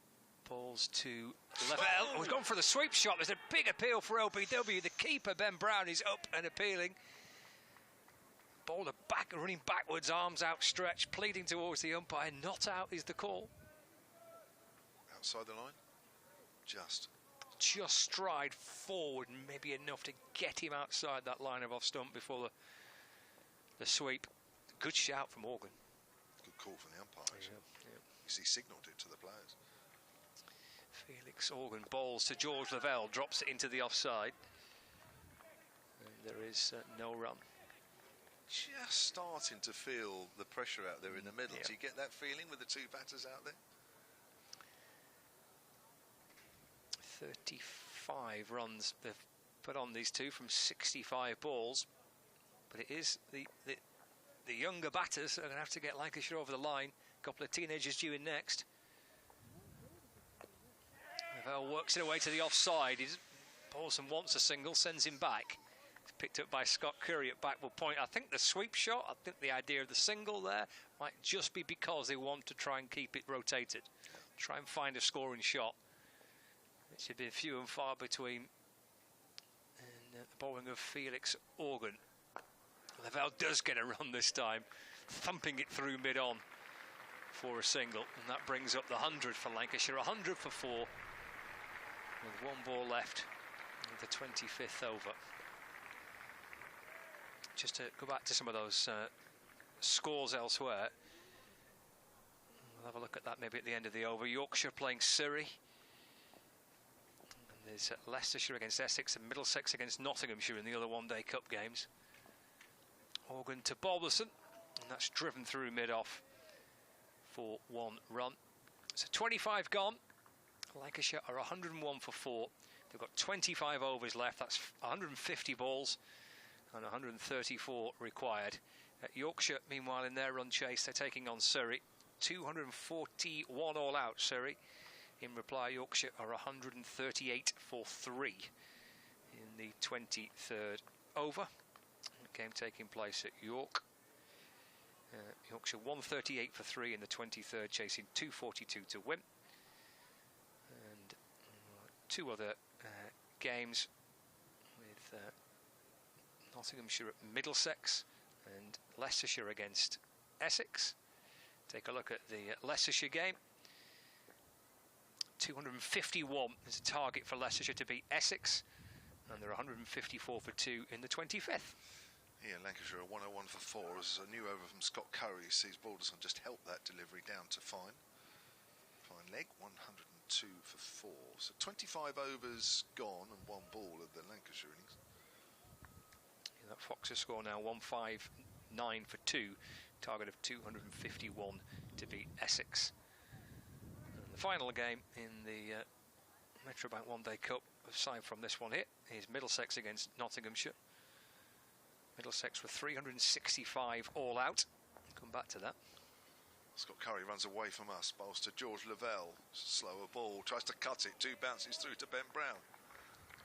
And in reply, Nottinghamshire are 82 for 4, chasing 366 to win their game. So all those games are available on the BBC Sport website and the app from the Metrobank One Day Cup. Listeners on Sports Extra. We're heading back to the 100, and here's Dan Norcross.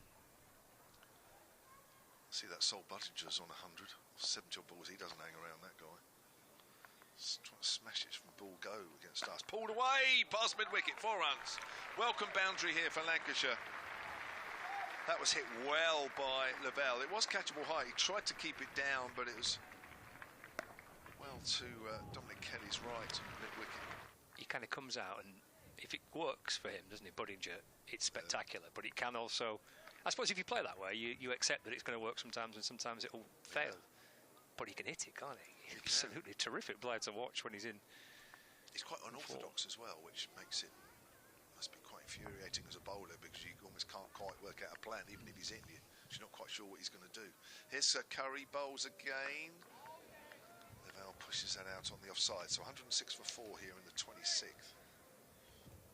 Yeah, a dangerous player. The fact that he's still out there for Leicestershire means that they'll score quickly. That's for sure. Well, they all score quickly there, actually. Kimber, Moulder, they all do, don't they? I think Ackerman's about the only one that plays it normally. Well, he got a 60-ball century here on Friday. Oh, well, take that back. He got a run the ball 93 against us, so that's total rubbish. That's worked down to 3rd by Lavelle, but actually it was the way he got a run the ball century against us. He actually didn't smash it. He actually just played properly, but it was one of those what you call proper knocks, where you don't notice that he's got a run the ball 90. It was just a very good innings. Good player, isn't he? Yeah, he's a class player. 107 for 4. Scott Curry comes round the wicket and bowls. Oh no, he was just about to. Maybe the ball wasn't quite in the part of his hand that he wanted it to be, so he just ran through the crease. So the equation is 128 required off 145 balls from here on in. The run rate is still just over 5 and over. And Hampshire have managed just to keep it just above 5 and over, which is a good effort, really, having only been bowled out for 234. Here's Curry, bowls. Pushed out to backward a point by Balderson. He's 21 of 49. Lavelle is 23 of 40. The end of another Scott Curry over. Still keeping it tight. So far, of the Hampshire bowlers, Felix Organ has bowled 7 overs done for 18. Curry 4 overs done for 14. So they are keeping that well above 5s. If you're looking at the live picture feed there, you'll just see the Lancashire run rate below Hampshire's at the moment. They're currently scoring at just over 4s. And they're having to work hard, these two, Balderson and Lavelle. Of course, the trick for Hampshire is to try and keep this pressure up. And of course, as you run through the different bowlers, you're asking everybody to bowl basically the same and keeping it tight, but that doesn't always happen. So the new bowler is Dominic Kelly. Now, he's been going for almost 7 and over, so this is quite an important spell from the Hampshire point of view. Switching ends, bowling from the pavilion end with his right arm seamers, bowls. Cut away down to 3rd by Lavelle. They might quite enjoy the extra bit of pace coming off the pitch from Dom Kelly. It's a pretty tough act to follow, isn't it, from Organ? It's a fantastic spell, that. 7 overs for 18. Wonderful job for his captain. It's tempting just to keep it going, isn't it, and keep that pressure on for another 5, 6, 7 overs. This is where captaincy in one-day cricket becomes quite difficult. And of course, if it works, everybody says great decisions, and if it doesn't quite, then they say, when you leave him on? Here comes Kelly, bowls. Driven up towards mid-wicket, fielded by Fletcher Middleton. It's very difficult, isn't it? Because, you know, with the success that Felix Organ has had, you'd say, well, okay, well, maybe Nick Gubbins himself might say, well, I'll bowl some leggies, but he's not a full-time leg spinner. You know, Felix Organ is pretty much a full-time off spinner, pretty much. Not quite, but he's almost there.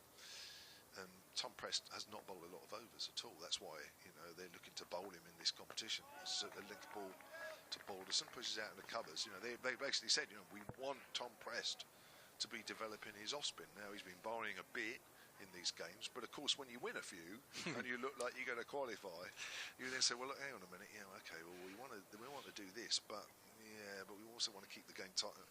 It's very difficult. You're probably better off losing your first 4. And then just play with the youngsters. Yeah. And let them Play with freedom. Yeah. So it's very difficult. Here comes Kelly. Bowls down the leg side. That'll be wide, is it? Yes. Well, last year, Lancashire had this. I think Kent are in a similar position. Lancashire had this question mark over do they bring the lads back who from the 100 who'd not played in any of the group games? Do they bring them back for the final? And intriguingly, Kent, who obviously had the likes of Sam Billings available for them, said straight away, no, we're not bringing any of these lads back. We're going to stick with the same lot that played through the groups campaign. So everyone's thinking, well, will Lancashire do the same? Kelly round the wicket. Length ball. They're going to take a quick signal into the covers. Gubbins throws. Ooh. That was close. That was very close. Lavelle running through the crease there. I'd like to see a replay of that. It may just about have been all right, but wow, tight.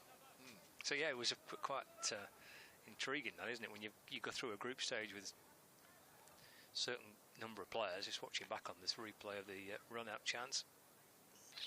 Difficult to tell on that angle, right? Yeah. If you get to the final, it's a trophy to win, isn't it? So do you then bring some of the players that are your bigger names back, or do you stick with the lads that got you there? Kelly bowls. Pulled away. It could be 4. Tom Press dives. Can't get there. Little too short there. Well played by George Lavelle.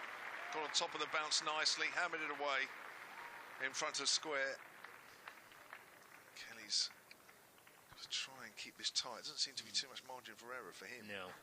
Lavelle moves on to 28, 114 for 4. So you guys just played the same team all the Basically, way through? yeah. I think that's the plan this year. That's a 50 partnership as well between Lavelle and Balderson. There's Kelly, length ball, that's better. Down to the covers, so that's come off. 81 balls. Yeah. Good partnership. Had to work hard for those, though. Yeah. Just in that over there, it goes to again. We're looking at we're trying to talk about the pitch and work out how it's playing. You just drop a little bit short. He's got so much time to play that poor shot, hasn't he? Good looking shot and played it well, but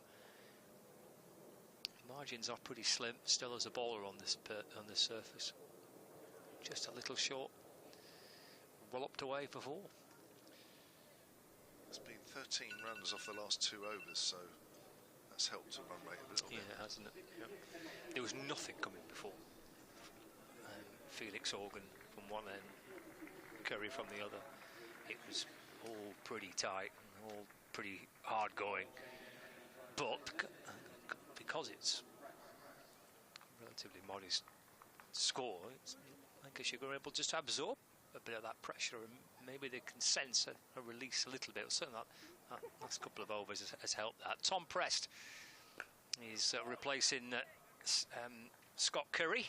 4 overs for 14 for Curry. Press around the wicket bowling.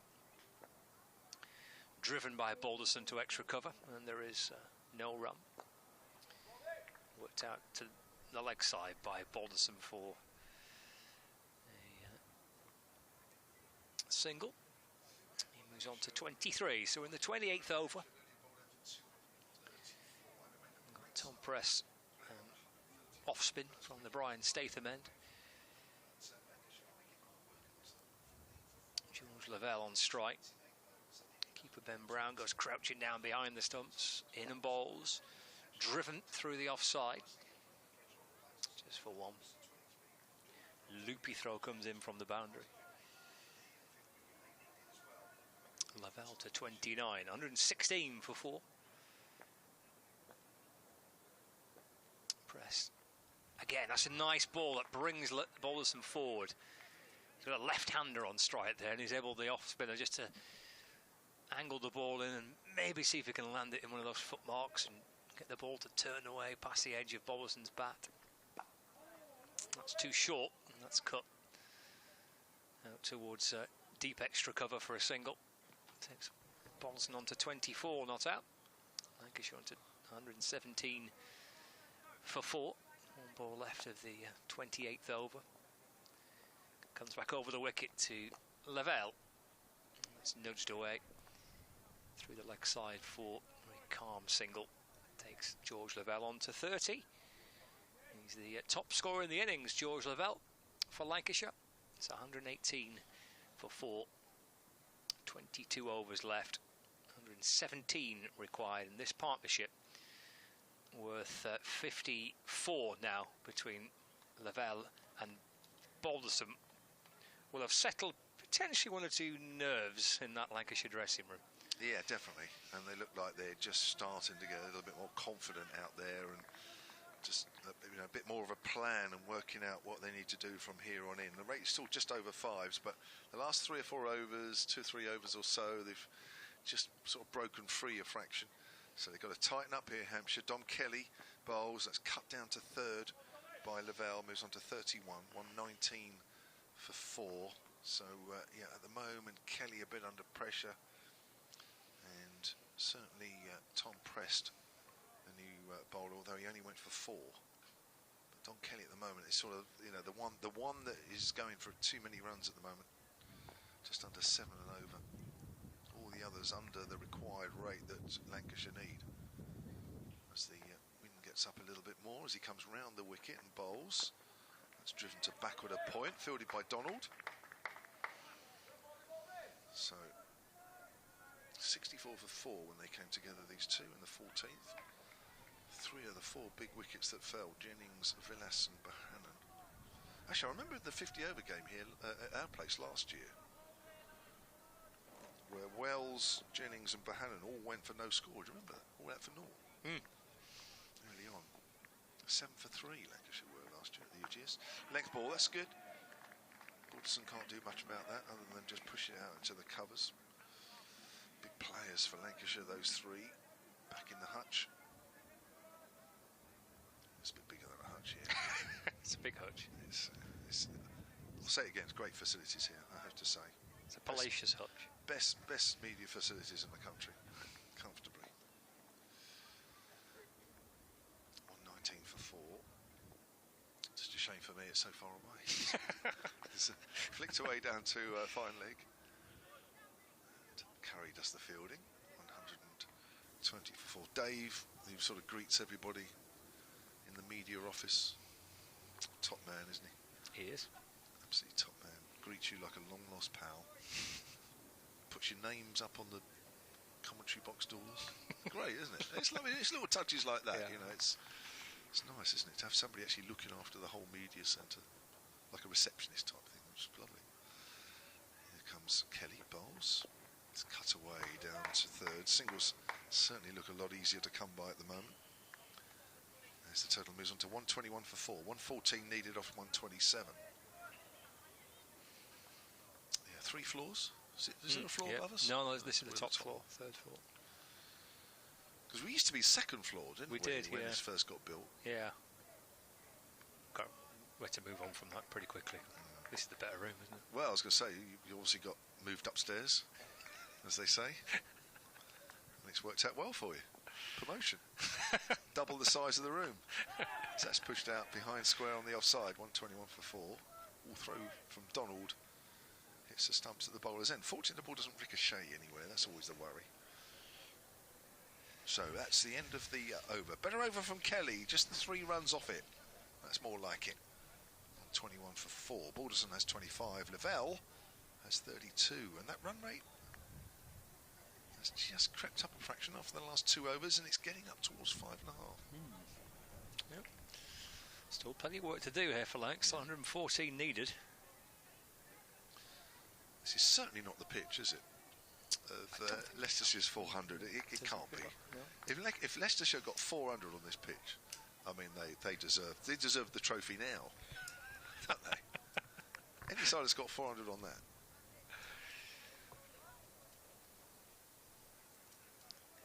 I mean, a lot of people have said already that they're the best batting side in the competition. They probably are, but wow. Here comes Prest to Lavelle. Just floats it outside the off stump.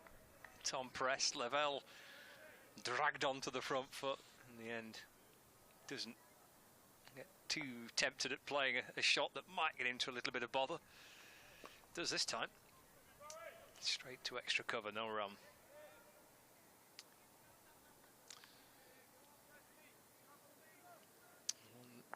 2-1 for 4. Press balls again. That it's off the back foot. The ball, if there is any turn there for Prest, will be turning back into George Lavelle. Balls again. Driven away through the offside, straight to cover, no run. Certainly giving it a bit of air here, He Prest. is, yeah. First ball was quite intriguing, wasn't it? Yeah, it was. Yeah. Hung it out there. Yeah. It's turned away off the pads, worked out to mid-wicket. Gubbins fields. Finish it off. 5 dot balls, finish it off properly. Pressed to Lavelle. Driven. Oh, it gets through extra cover. That doesn't quite get him through the over. It's a very welcome boundary for Lancashire. Just a sense of that kind of pressure just eased a little, isn't it? As soon as that got underneath extra cover, because it's a short boundary, and it was always reaching the rope for 4 as soon as it beats the infield. End of the 30th, 125 for 4. Well, I'd like to see that again. I think Donald probably should have got that. You've got to make sure 5 dot balls in that over. You've got to make sure that the 6th is a dot or 1 or something like that. 4 has just relieved a little bit of pressure there. We are going to have some Nick Gubbins with his leg spin. I think Prest is just sort of getting it off a fraction off the straight, no more, is he? It's just enough there just to not allow the batters just to play through the line whenever they want to. Now this would be interesting. Leg spinner. Will he find a little bit of something? He's bowling to the left-hander Balderson. Balderson's on the back foot. Anticipation there from Preston mid-wicket. He went the wrong way. Worked up to mid-on. And it's 126 for 4. So 109 runs are required. 119 balls left in this game. Leg spinner on Friday for Leicestershire. Uttam Ramji, 3 for 58 in the from his 6 overs on Friday night. Yeah, he bowled against us actually. The youngster. Here comes Gubbins, bowls. Ooh, that might have just held in the surf there a little bit as it's played into the ground. Fished that one in too, didn't he? Yeah, he did, yeah. Not giving the batters any chance of coming down the wicket there. Lavelle is facing. Gubbins bowls. Lavelle on the back foot. Got to keep every ball there, be ideal. Yeah, I think you just get the feeling with the batters, they're not 100% sure the ball when it goes into the surface here at the moment. That's a little too short, but he's got away with it. So it's cut to backward a point. And there's no run. So there's only 1 run off this. And again, just got to make sure you finish off the overs. Having built a little bit of pressure in the early part of the over, got to finish it off. Gubbins bowls. They'll take a quick single. That's nicely worked into the gap. Lavelle moves on to 37. 2 runs off the over so far, 127 for 4. That run rate required from here on in is over 5.5 now. There's Gubbins from that pavilion in bowls. Ooh, he's wrapped on the pad. He's forward though. What out says umpire Hassan Adnan. Good start from Nick Gubbins. First over has gone for 2. And there on the worm. Lancashire, who were pretty much up with Hampshire's rate, there or thereabouts, has sort of fallen behind over the last 15 overs or so. It's tailed off a bit, hasn't it? Yeah. But they've got themselves a partnership, and they've got there are 2 young lads due in next, Hurst and Aspinwall, but both can hit it. So they know that they've got 2, albeit inexperienced and teenagers due in next, but both can certainly clear the ropes. It's worked out through the onside by Lavelle, and if they've got 6 wickets in hand, down into double figures, heading into the final 10 overs of the match, they'll back themselves, I'm sure, to catch up and push that worm back up to where it needs to be for Lancashire to win the match. Yeah, I agree. Lavelle on 38. The non-strikers end now with a single off the first ball. So Tom Prest comes around the wicket to the left-hander, driven away by Balderson, straight to extra cover. And there's no run. Balls again. Nudged into the onside. They'll take a quick single. Yeah, and the Wasp percentage is up to 82, so it clearly likes this partnership. 129 for 4. So that's built up, hasn't it? From, I think it was down to about 60 at one stage. 60 yeah. Pressed to Lavelle. Little dance down the pitch. Forced to turn it defensively away to mid-wicket. And there is no run. Press into Lavelle. Back and across and snapped away to the leg side again. Gubbins scoops it up and lobs it back to Tom Prest. He's in to complete the over. Again, work to the leg side, this time to the right of mid-wicket.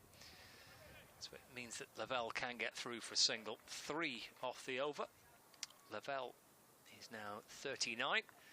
It's 130 for 4, 32 overs gone. And the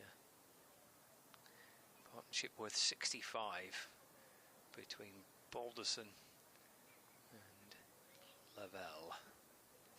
65 from 110 balls. 18 overs left to get 105 runs. So Gubbins to continue from the Anderson Pavilion end. It's bowling to Lavelle. Here he comes with his leg spin, bowls Lavelle. Low full toss, swats it away to deep mid-wicket along the ground.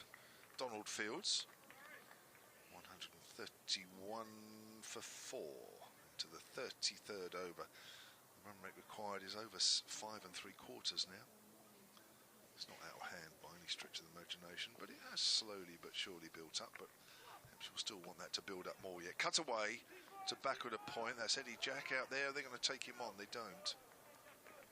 Settle for one. No need to run too sillily at this stage. Just keep the scoreboard ticking, even if it's just a fraction under what you need. 103 needed off 106. So slowly but surely that gap has narrowed.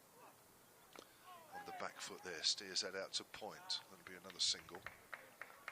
Lavelle moves on to 41. 133 for 4. Just one boundary in the last 7 overs. So that means you've got to run between the wickets well, that's for sure. That's Gubbins bowls, drives, inside edge. Oh my word, where's Lavelle going? Throw comes in at the bowler's end. He was hurtling down the track. No, said Balderson. Scott Curry throwing the ball up towards the bowler's end. It'll be a tragic way to end this partnership. As Gubbins bowls. Oh, he's wrapped on the pad. I think that's pitched outside leg stump, but it's ricocheted off the pad, off the keeper, down towards fine. And that's going to get very close to the boundary rope. It's picked up just in front of the rope, and they've run. They might have run 4. They've certainly run 3. 3, I think. Yeah, 3. Gubbins appealing for the leg before, but that's pitched way outside leg stump. 36 for 4. Down to double figures now. 99 to win from 103. It's good running that, wasn't it? To turn quick. To get 3 from that. It's not the biggest boundary down this way. Here's Gubbins then bowls and forward is Lavelle. Just looks as though it just straightens a fraction as it goes out square on the offside. End of the over. 6 runs off it. Gubbins 0 for 8 from 2. 136 for 4. 99 required off 102. We had to run hard there. I mentioned that boundaries have been a little difficult to come by. I think it's 1 boundary in the last 8 overs now. So working hard to make sure they got 3. A drink being carried out for Lavelle and for Balderson. And indeed for the Hampshire players as well. A little bit of a drinks break. Change of gloves required for George Balderson. He's unbeaten on 31. George Lavelle on 41. 136 for 4. Still looks to be a really intriguing finish. It's still quite difficult, I reckon, to try and call it. Another wicket or 2 here for Hampshire, and he's right back in the balance. Wasp is favouring Lancashire at this stage. It's north of 80%. Just doesn't feel like it should be that high, potentially. Agree. Doesn't feel one yet, not like that. No. But these two have done a fantastic job. Yeah. Without going out there and blazing it around. Well, we've really seen that the batters can't blaze it around, really. Only Gubbins and Middleton were able to be afforded that, and since then, really, all the batters have had to work. And a lot of shots have not been timed. Surprising, really. We were expecting quite big runs today, but that has not been the case. No.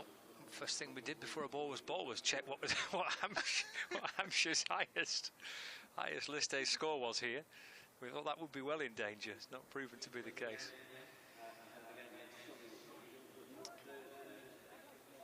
We've had a little bit of a drinks break. Looks like Tom Prest is going to continue. He's got George Balderson on strike.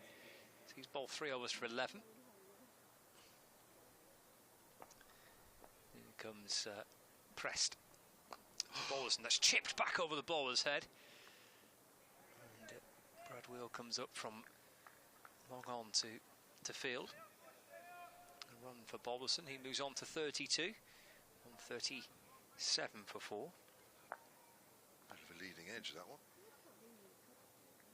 Goes back, flicks it off his pads as Lavelle. Away to square leg. Takes him to 42 not out. 138 for 4. Brings Balderson back on strike. Pressed around the wicket bowls off the back foot. Struck nicely this time by Balderson. Took a very unlucky bounce, I reckon, that for Gubbins. Had extra cover. A couple of pitches there that have been used in recent weeks, and maybe it just took a bit of a bobble off one of them. Is Gubbins on the test wicket? There's Press is in. Oh, that's spun. Well, he's beaten Lavelle. He's gone down towards the boundary. Let's see what it's come off, if anything. Yeah, it's leg by. So come back for 2 leg buys. I look like that turned. It did, didn't it? By Prest. It just got outside the line. 141 for 4.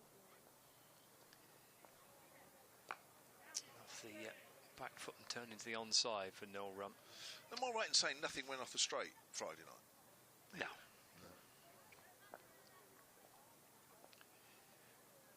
Press to Lavelle. That's whipped out through the onside. And there is no run. Sorry, they're through for 1 run. Apologies. Ended the over that. 142 for 4. Busy one, that.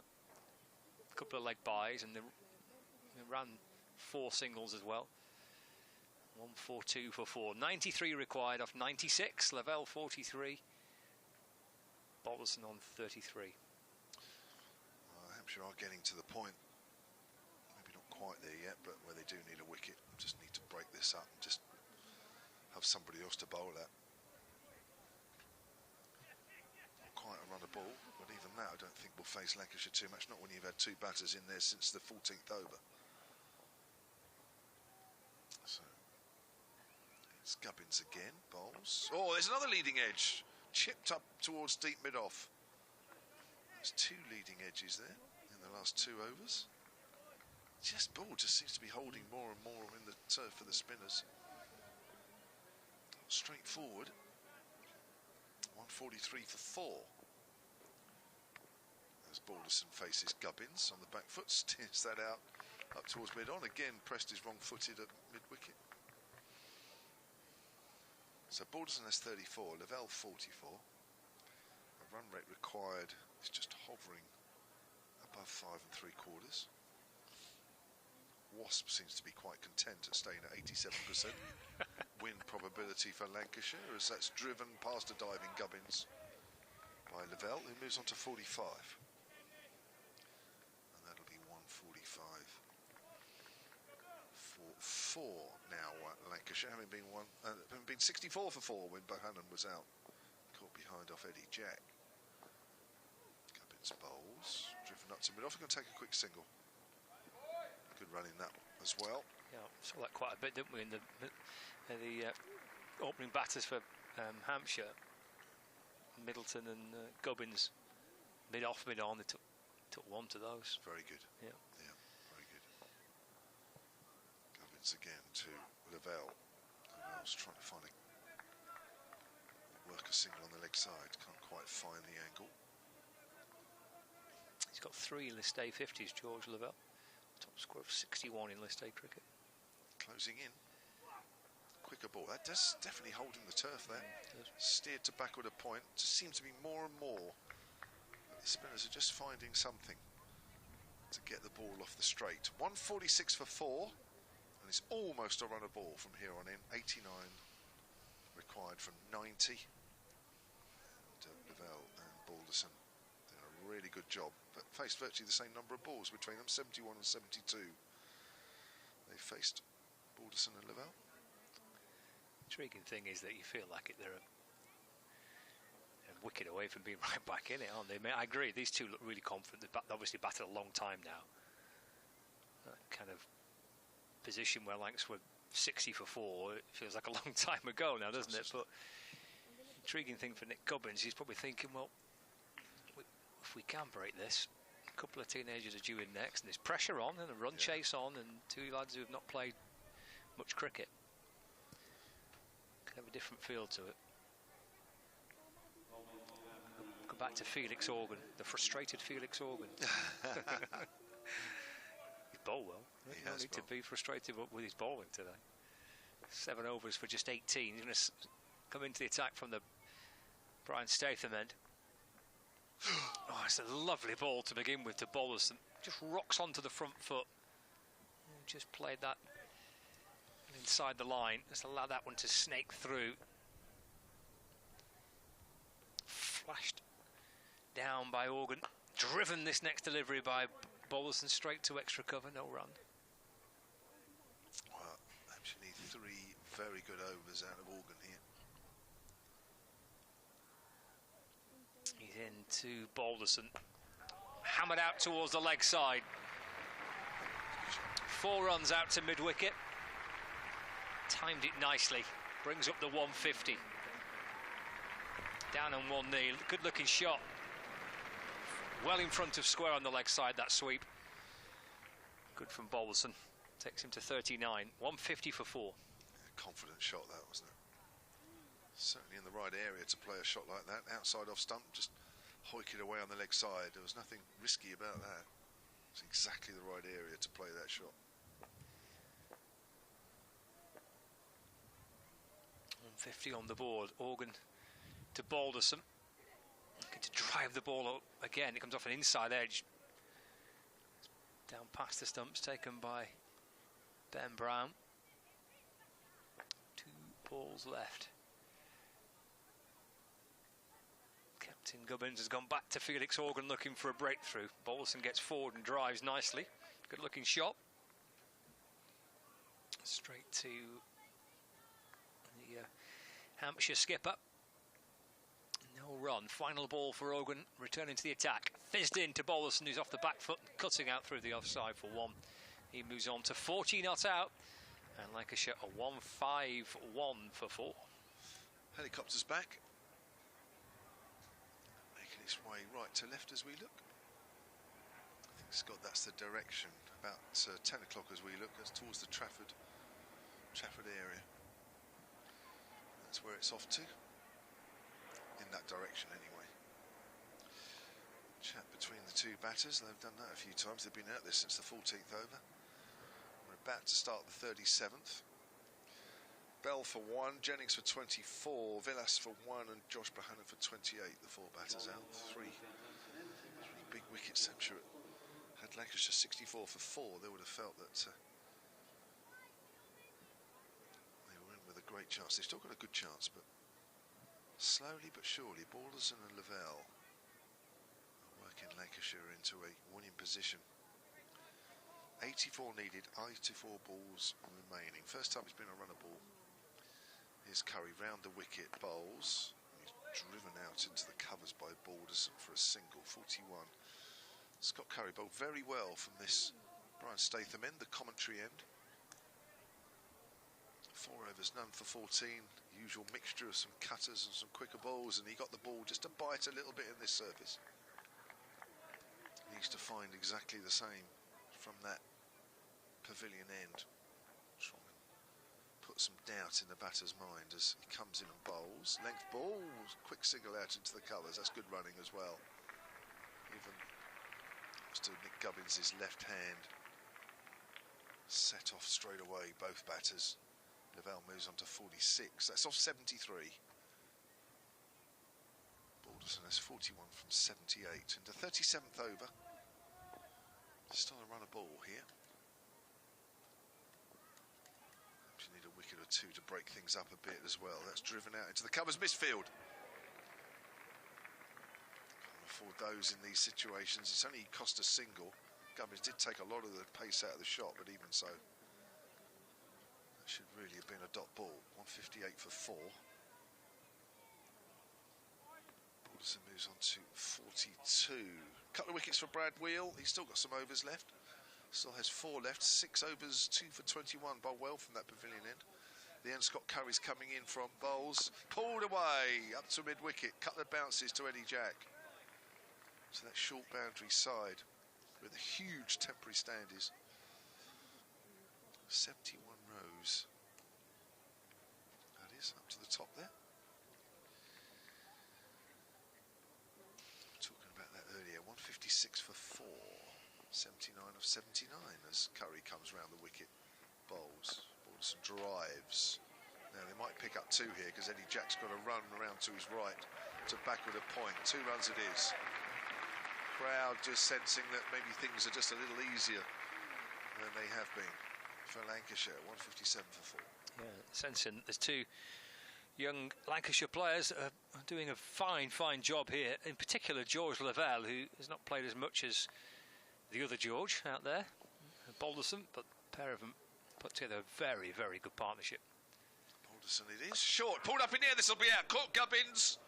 Oh, he's got that wrong. Short ball there from Curry outside the off stump, and Balderson's trying to pull that away on the leg side. The ball just ballooned out to cover. Simple catch there for Nick Gubbins, and that ends the partnership. Balderson goes for 44. Yeah, routine catch, wasn't it? Gubbins just hopping back. Yeah, probably needed that maybe 5 or 6 overs ago, but it's welcome nonetheless for Hampshire. It's the end of a very fine partnership. Good knock by Balderson. Gone for 44 off 81 with 2 fours. The partnership was worth 93 runs for the 5th wicket. So a breakthrough for Hampshire. They've got rid of the most experienced batter that was left for Lancashire. They've got 19-year-old Matty Hurst, who's playing just as a batter today, having kept wicket in the first 4 matches of the competition for Lancashire. But only 19, only played 4 List A games. And Tom Aspinwall's only 19, he's only played 4 List A games. And then the bowlers Blatherwick, Williams and Morley, so work still to be done and plenty of it here for Lancashire. Starting to get players in who have only appeared in the first team for the first time this season as well. Again, just adds another intriguing factor into this situation. 78 of 78. So Lavelle becomes the senior man here. It's going to be Felix Organ. 7 overs, none for 18. And in the last over, Scott Curry picking up his first wicket. 1 for 20 from 5. So he's only going for 4s. Felix Organ's going for less than 3s. So if they can maintain that, just add a bit more pressure. 57 for 5 then. It's Lavelle to face Organ. Drives past Organ. Up to mid-off. Lavelle moves on to 48. And it's still a run of ball. 77-77. It's still a wonderful challenge, isn't it, for some young batters? Lavelle, Hurst, Aspinwall due in next. Be a fine win for from to get over the line with basically the work of their younger players to win the match. It's Gubbins' fouling, isn't it? It's not. It's Gubbins, yeah. Apologies, thinking it was Felix Organ. He's still got 3 overs left. Gubbins starting his 4th. He's been all right. 3 overs for 12 before that ball. Bowls. Oh, that's turned. Oh, word, that has turned. Wide of off stump though. Hurst didn't have to play it, but for me, that's probably turned about as much as we've seen today. That's the way to do it. Show the new batter how much he turns. Just do that. On the back foot there. He's off the mark. Quick single out into the covers as Donald just falls over the ball. That's what Shane Warne used to do. First ball, just toss it up and show the batter that he's turning miles. And then get down to the serious stuff. He used to do that all the time. Toss it up. Here comes Gubbins again, driven back to him, fielded. Score remains on 159 for 5. Bowls again, almost pulled away, but not timed, fortunately. Oh, there's hesitation in the middle. Oh, he's gone, surely! And he has. And that will be Hurst. Hesitation in the middle there. They couldn't make up their mind. And Ben Brown whipped the stumps off. And there it is, another wicket. 157 for 4 becomes 159 for 6. Well, we just said a few minutes ago when Bolson and Lavelle were batting that it can change quickly. If Hampshire could find a breakthrough, there's a couple of inexperienced players due in next. Never been in a situation like this to try and win a one-day game for Lancashire. Pressure does strange things, and just a little bit of hesitation. Hurst struggling to get in, and now quickly having to retreat back towards the dressing room. And how the game can change so quickly. Lavelle, absolutely key for Lancashire now. He's got Aspinwall, the new batter, to join him. It is right back in the balance again. It is, isn't it? Don Kelly, I think it was, doing the fielding there. I suppose technically it's Hurst's call. He's gone behind square on the leg side. Maybe he did call and then suddenly he had second thoughts after he did, which maybe caused both batters just to hang around. Here he is. We're watching the live picture feed. Pulls it away on the leg side. He's down Lavelle, and Hurst is definitely not sure what to do.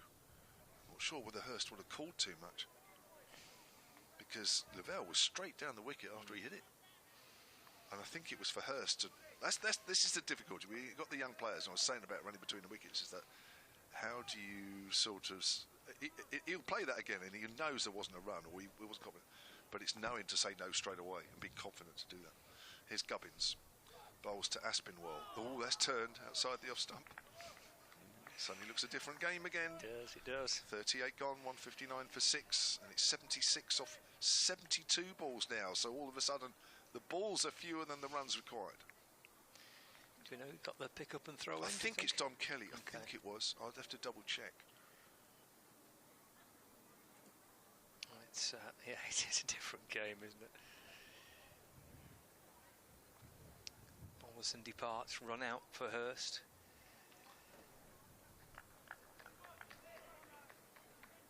Lavelle and Aspinwall now together. Scott Curry, 5 overs, 1 for 20. He's in to continue. Balls to Lavelle, just run down to third man.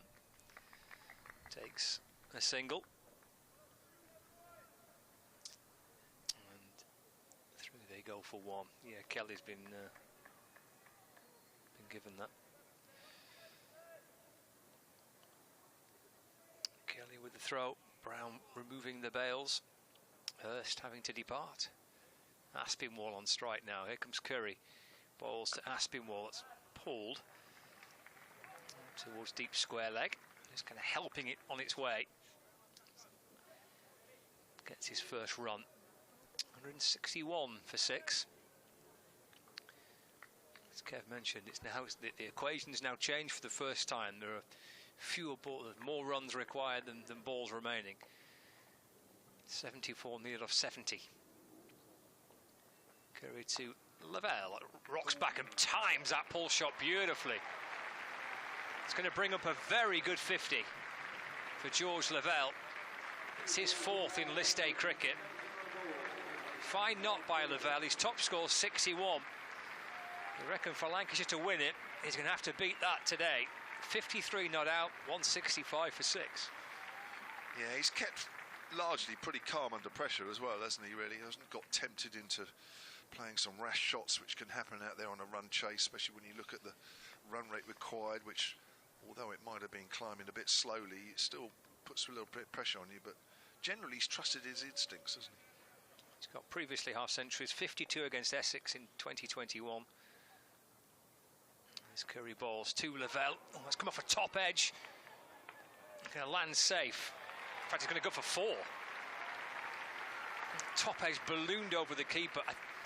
There is a fielder on the fine leg boundary, but he's more kind of long leg than fine leg. And it landed safe, and Lavelle moves on to 57 now. 169 for 6. Yeah, previous scores for Lavelle: 52 against Essex in 2021. His best score, 61 against Northamptonshire the following year, and then 50 against Sussex in the same season. It's wide, signalled by the umpire as Scott Curry pushed it full and wide. And the score moves on to 170 for 6. This is a big over here for Lancashire. Scott Curry just going for a few too many in this over, having been very economical up until now. In from the Anderson end, balls to Lavelle. Find a way down towards backward point. Can't get it past Tom Prest, and there's no run. Well, he's the key to this now, isn't he, George Lavelle? He is. Very much the key.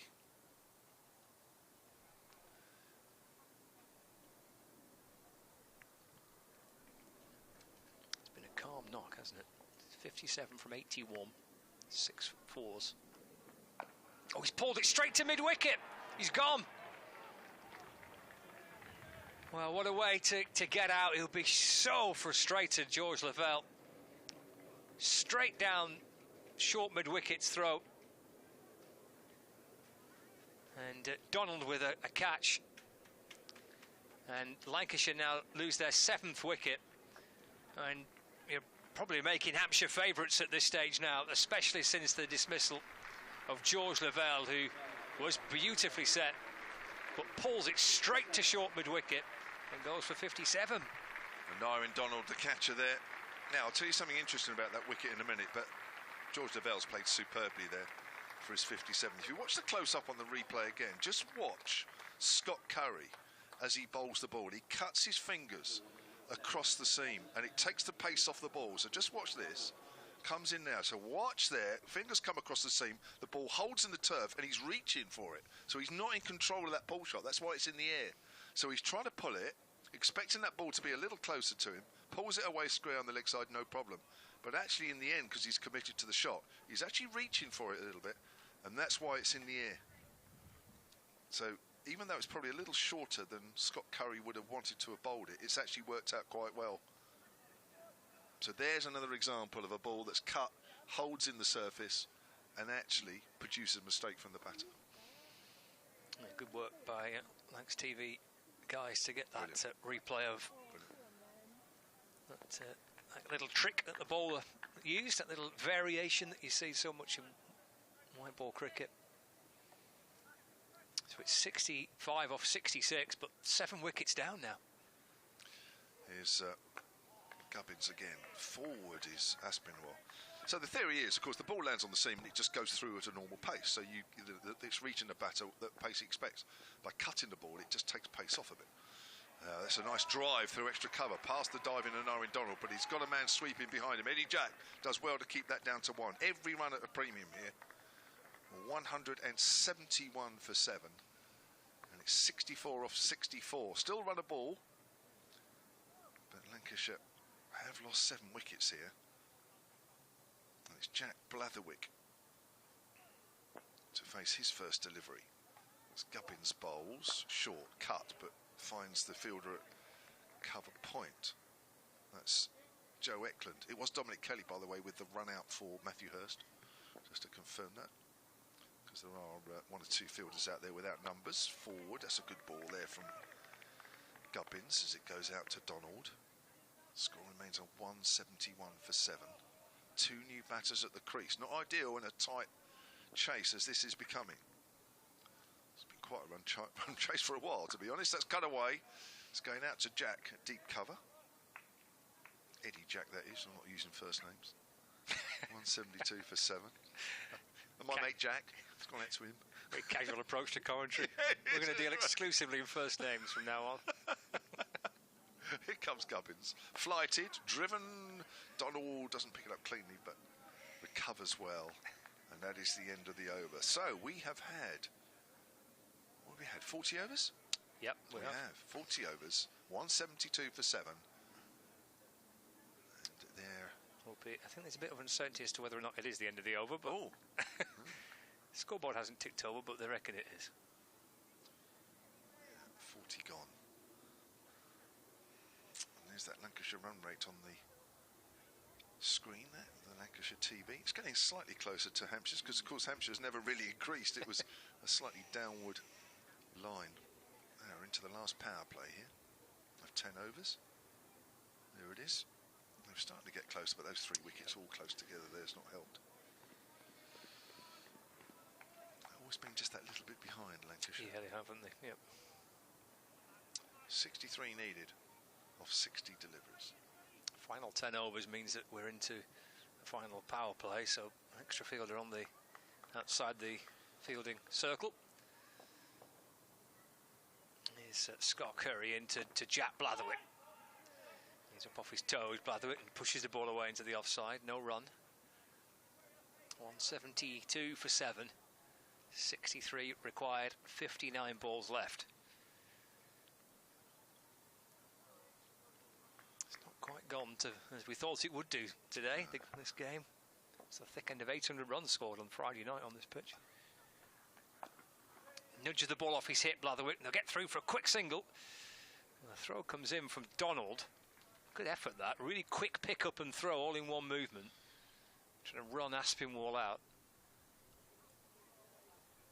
In fact, got one. Well, Curry's got 3 overs to bowl after this of the last 9 there will be. And if he gets it right, he will make it particularly difficult. Gubbins doesn't look particularly easy to get away because he's managed to get the ball to turn a little.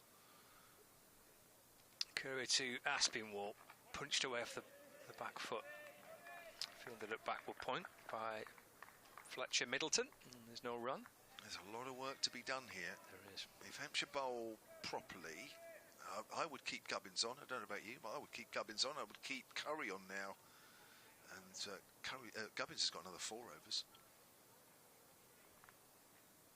In comes Curry, bowls, fires in the Yorker to Aspinwall, and he does well. It's a no ball signal though by the umpire, so a free hit for Lancashire. Just overstepping, tumbled in his follow through as well. He went for the Yorker, he just overstretched a bit, and free hit. Can't do this in these situations. 5 overs left, Gubbins, you're right.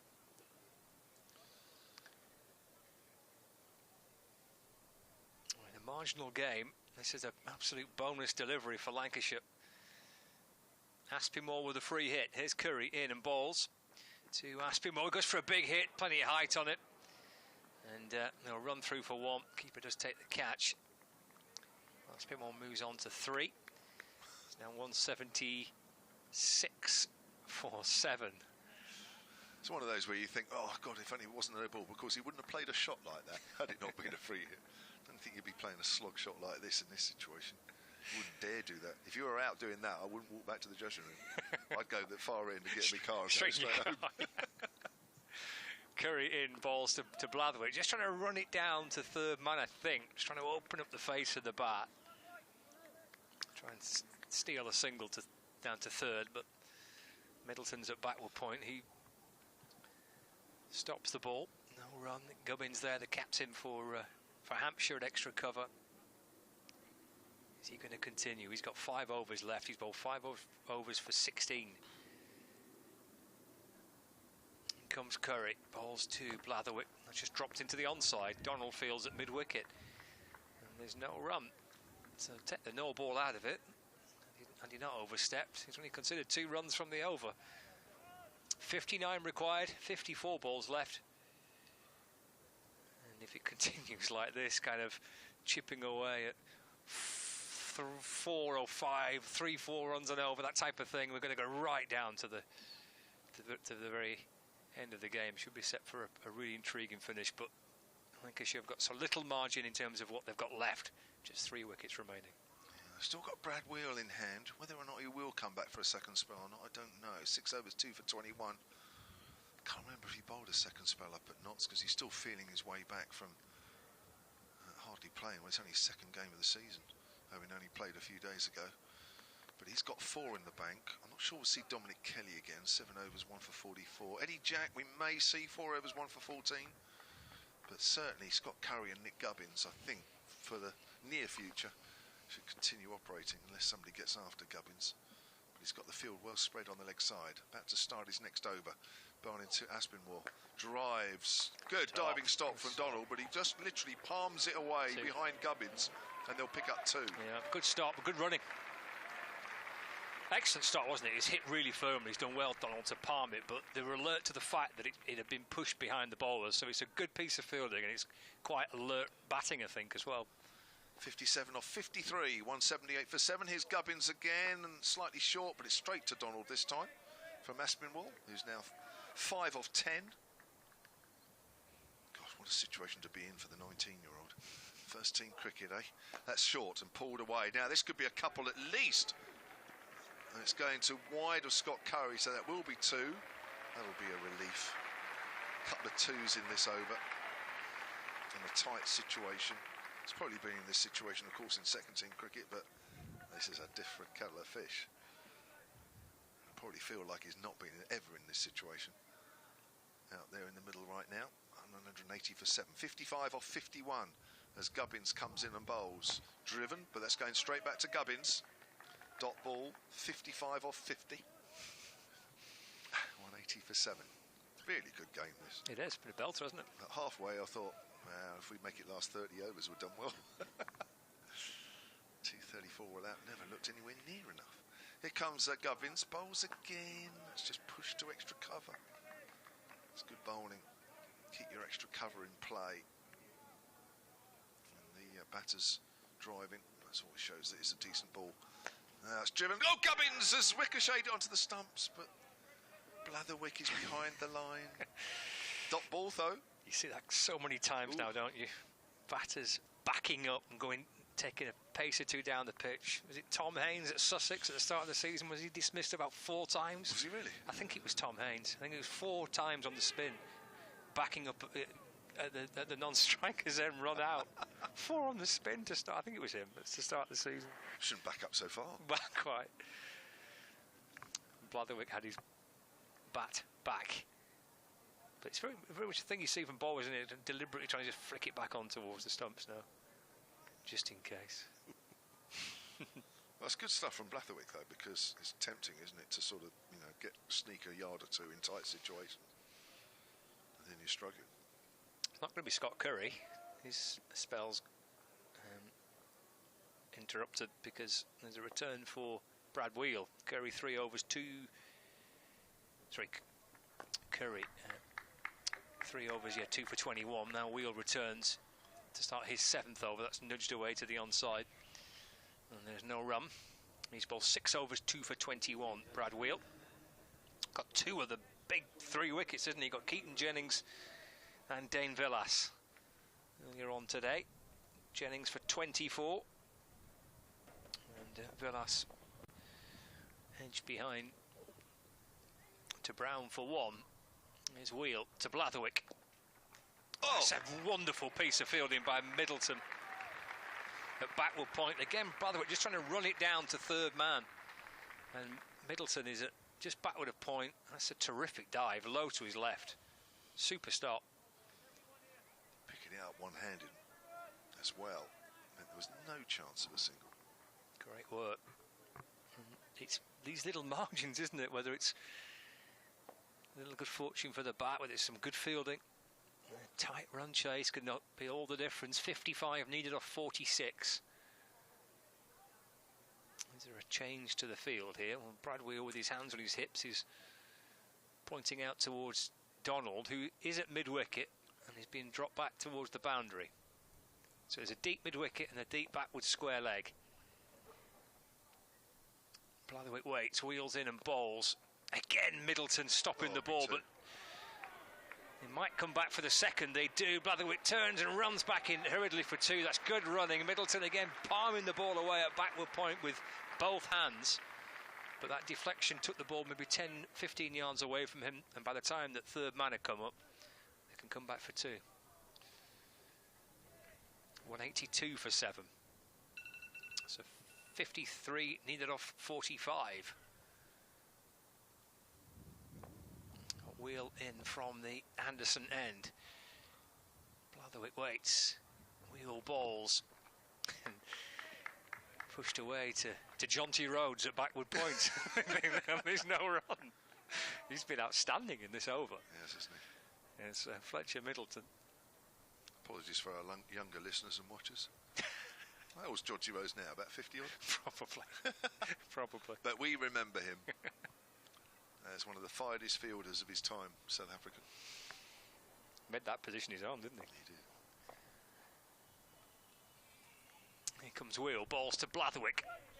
And they'll again take a single, pick up and throw by Middleton, aiming to try and run Blatherwick out. Been a wonderful battle between Middleton and Blatherwick, actually. Blatherwick trying to work it down to that region, back with a point, third man, and Middleton's been there to pounce and stop it. And then there's this chance that Middleton says, well, hang on, I'll run you out on this occasion. Blatherwick looking over his shoulder there. He knows he has to put the dive in. Might have struggled with a direct hit. Just get through for 1. 52 off 43 needed. And that's swatted away towards the leg side by Aspinwall for a single. 184 for 7.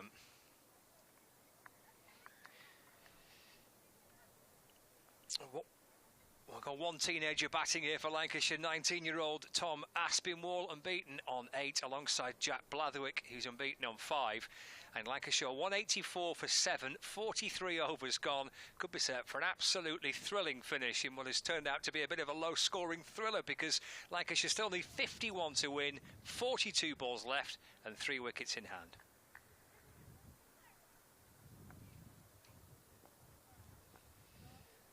There's Gubbins, bowls, and that's drilled by Aspinwall.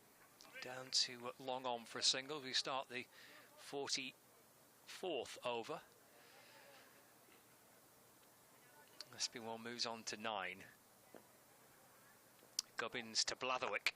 And Blatherwick hammers it down the ground, all the way for 4. Long off and long on down behind the bowler on the boundary edge. But he's hit that straight back over the bowler's head for 4. That's a welcome boundary for Lancashire. Blatherwick moves on to 9.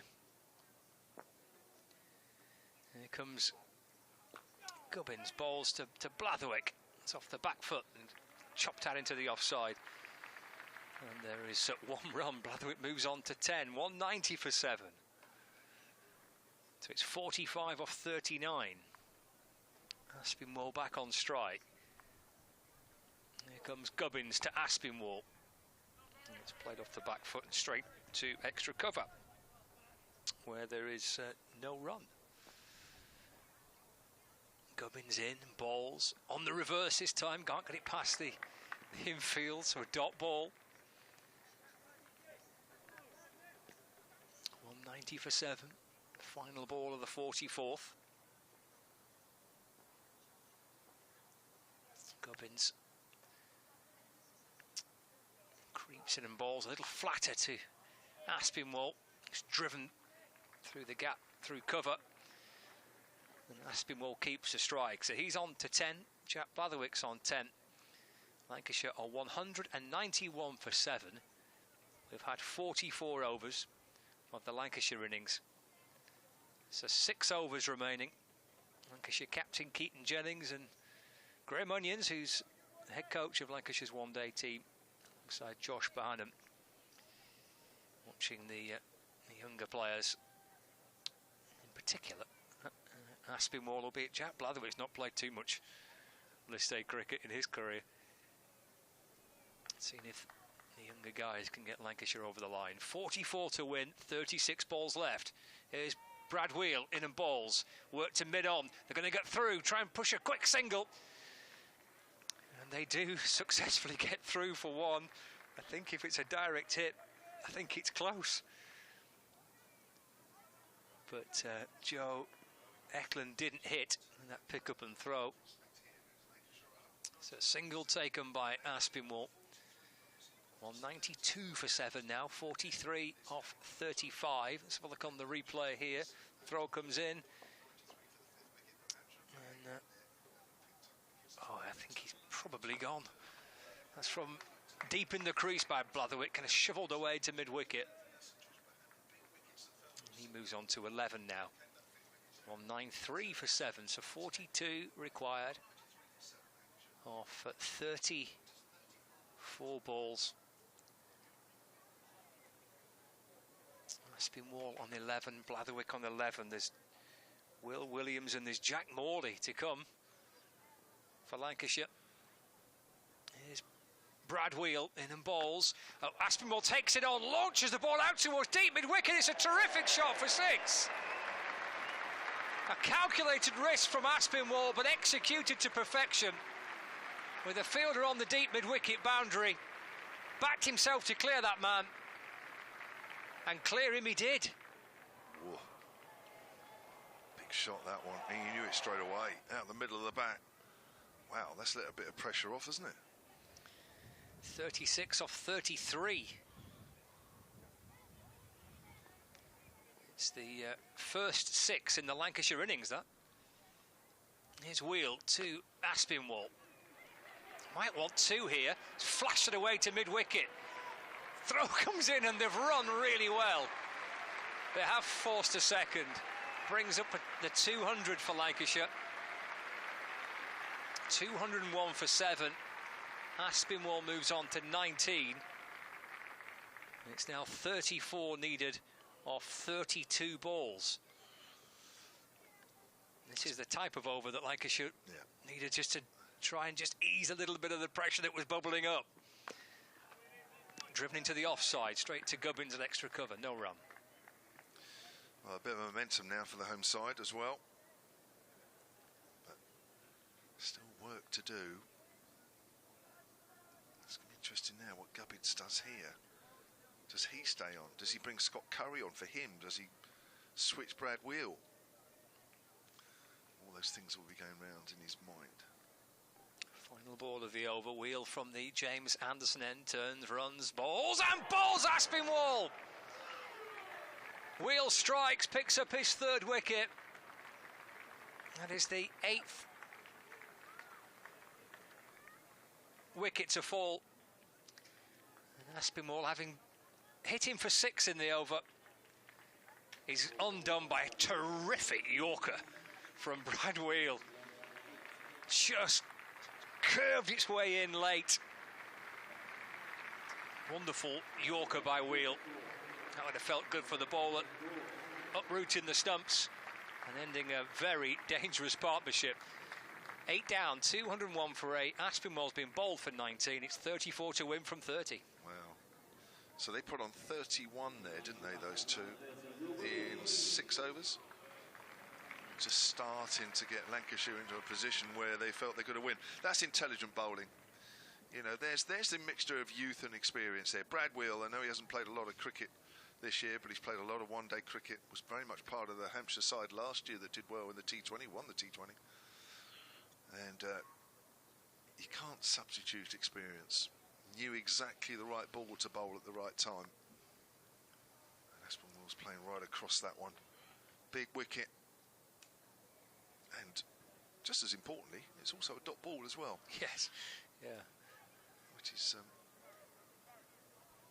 wouldn't say just as important, because 8 wickets down now. Lancashire just have to sort of think about that at the same time. 6 or 7 down, it's not quite so much of an issue, but 8 down, when you've still got 6 overs in the game, you know, you have to There's a bit of management to do out there. So Will Williams is the new batter, but it's going to be Jack Blatherwick to face the next delivery, and Gubbins is staying on. He's bowled 7 overs, none for 27 with his leg spin. Bowls. Oh, that's turned. They're going to get a single, though, as it goes out on the 45 to Felix Organ. But that was most definitely turned. Can't whack those out of the ground. You cannot.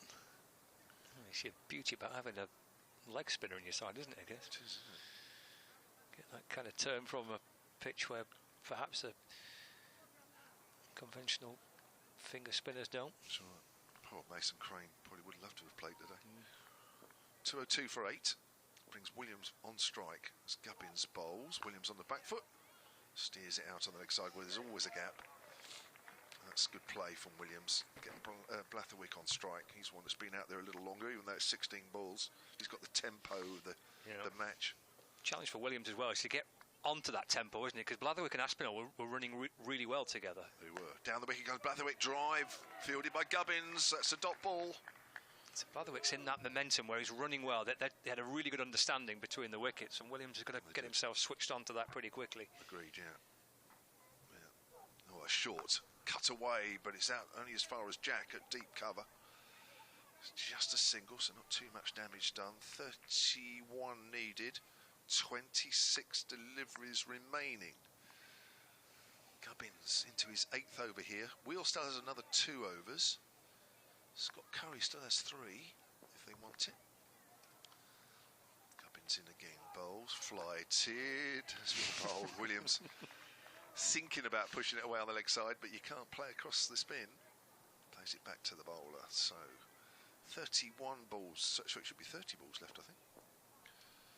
There's Gubbins bowls.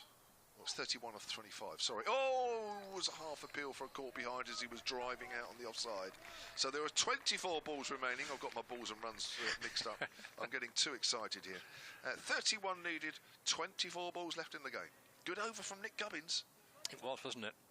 He's backed up that because the Brad Wheel over previously had been a really good one for Lancs. Couple of singles, then that big hit for 6, then they ran really well for 2. Then he ends it with that terrific Yorker to get rid of Aspinwall, and then Gubbins has backed it up with a terrific over there, just 3 off it. Yeah, it's good from Gubbins. He's going to bowl out, isn't he? 8 overs for 30. I think Gubbins will stay on. Getting the ball to turn as well. Here comes Brad Wheel. Blatherwick on strike. 31 needed, 24 balls left. Blatherwick goes for a big hit, trying to launch it away towards mid-wicket. Yeah, the little inside edge onto his pad, sees the ball deflect out into the offside and scamper through for a single. Takes him on to 14 not out. 205 for 8. What's Williams like hitting at the death? Well, I mean, he's got a big score in the championship. I said big, you know, and watch minutes his best score. 70 odd in the championship in a game against Surrey, but that was in a different way. I've not seen him kind of in this situation trying to hit out and score later on. Welcome listeners on Sports Extra to the closing stages here at Old Trafford. Will Williams off his back foot just flicks the ball away off his hip to square leg for a single. We've got a really good finish to the match here because there's 22 balls left for Lancashire and they need 29 to win. Jack Blatherwick on 14, Will Williams on 2. Just seen the end of Tom Aspinwall, who was cleaned up by a terrific ball by Brad Wheel. Yorker that rattled into his stumps, having hit him for 6 in the same over. The bowler returned with a wonderful Yorker to get rid of him. George Lavelle going for 57. Lancashire losing a couple of quick wickets, but found that partnership. But having lost Aspinwall, it's back in the balance again. Oh, it's a full toss. This might be no ball. He's walloped it towards the onside. It might land safe. He's been dropped down. I reckon it's going to be a no ball anyway. It was over waist height. I think it's going to be given a no ball. It is. It went a mile in the air. That full toss by Blatherwick landed safe. He came scampering in to try and take the catch, but no ball signalled by the umpire. Blatherwick moves on to 15. The score moves on to 209 for 8, and it is 26 required off 22 balls, and this, I think, should be a free hit. It is. I didn't see the signal for it. Oh, is it? I think this should be a free hit, but unless I missed it. Williams wallops it out towards long on anyway for one. Oh, Blatherwick wants to come back for the second. Williams wasn't alert to it, but the throw came in towards the keeper's end. He was just hesitating a bit there, Williams, almost kind of just daydreaming a little bit. Blatherwick was turned and was coming back for second, and before Williams even realised. But they do get 2 more, so it's 211 for 8. So 24 required off 21. And Williams on strike. We've got Brad Wheel bowling from the James Anderson end. He's picked up 3 for 42. Hampshire making 234 all out. As that's chipped away into the onside up to mid-off, and they'll get through for a quick single. 212 for 8 to set Lancashire a target of 235 to win. It's now 23 needed of 20. Effectively runs off every ball here, which is exactly what Lancashire needed. It's difficult to hit the boundaries, isn't it, with this pitch now? Ball's just sticking in the turf a little bit. I think all the batters that have looked to try and smash it generally have mistimed it, certainly in the last half of the game. Yeah, run-outs are on, aren't they, potentially here. Blatherwick carves the ball away. Oh, it beats Middleton, who's been outstanding in that position. They flirt with the idea of 2 and decide against it. Nice pick-up and throw by Tom Prest on the boundary. Middleton's been so good for Hampshire in that position at cover point that you kind of back him to stop it, even though it was such a full-blooded cut shot by Blatherwick. Got through Fletcher Middleton, but picked up by Tom Prest on the boundary. Here's Wheel again into to Williams. Oh, he's bowled him! And Lancashire are 9 down now, still needing 22 to win.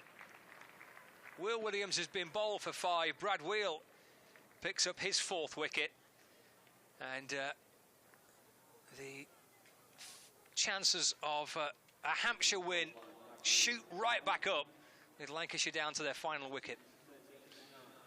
Wow, now the situation does have to be managed. You cannot make a mistake now. The last 2 batters in. 22 to win now is all of a sudden a long way away. Again, good changes of pace here. The wicket has become more and more receptive to changes of pace. And the bowlers that have tried to bowl cutters, like Scott Curry, who looks like he's coming on now as well. And Jack Morley is the last batter to walk out for Lancashire. Now, 18 balls remaining, 22 to win. You've got to look to get singles, no doubt about that.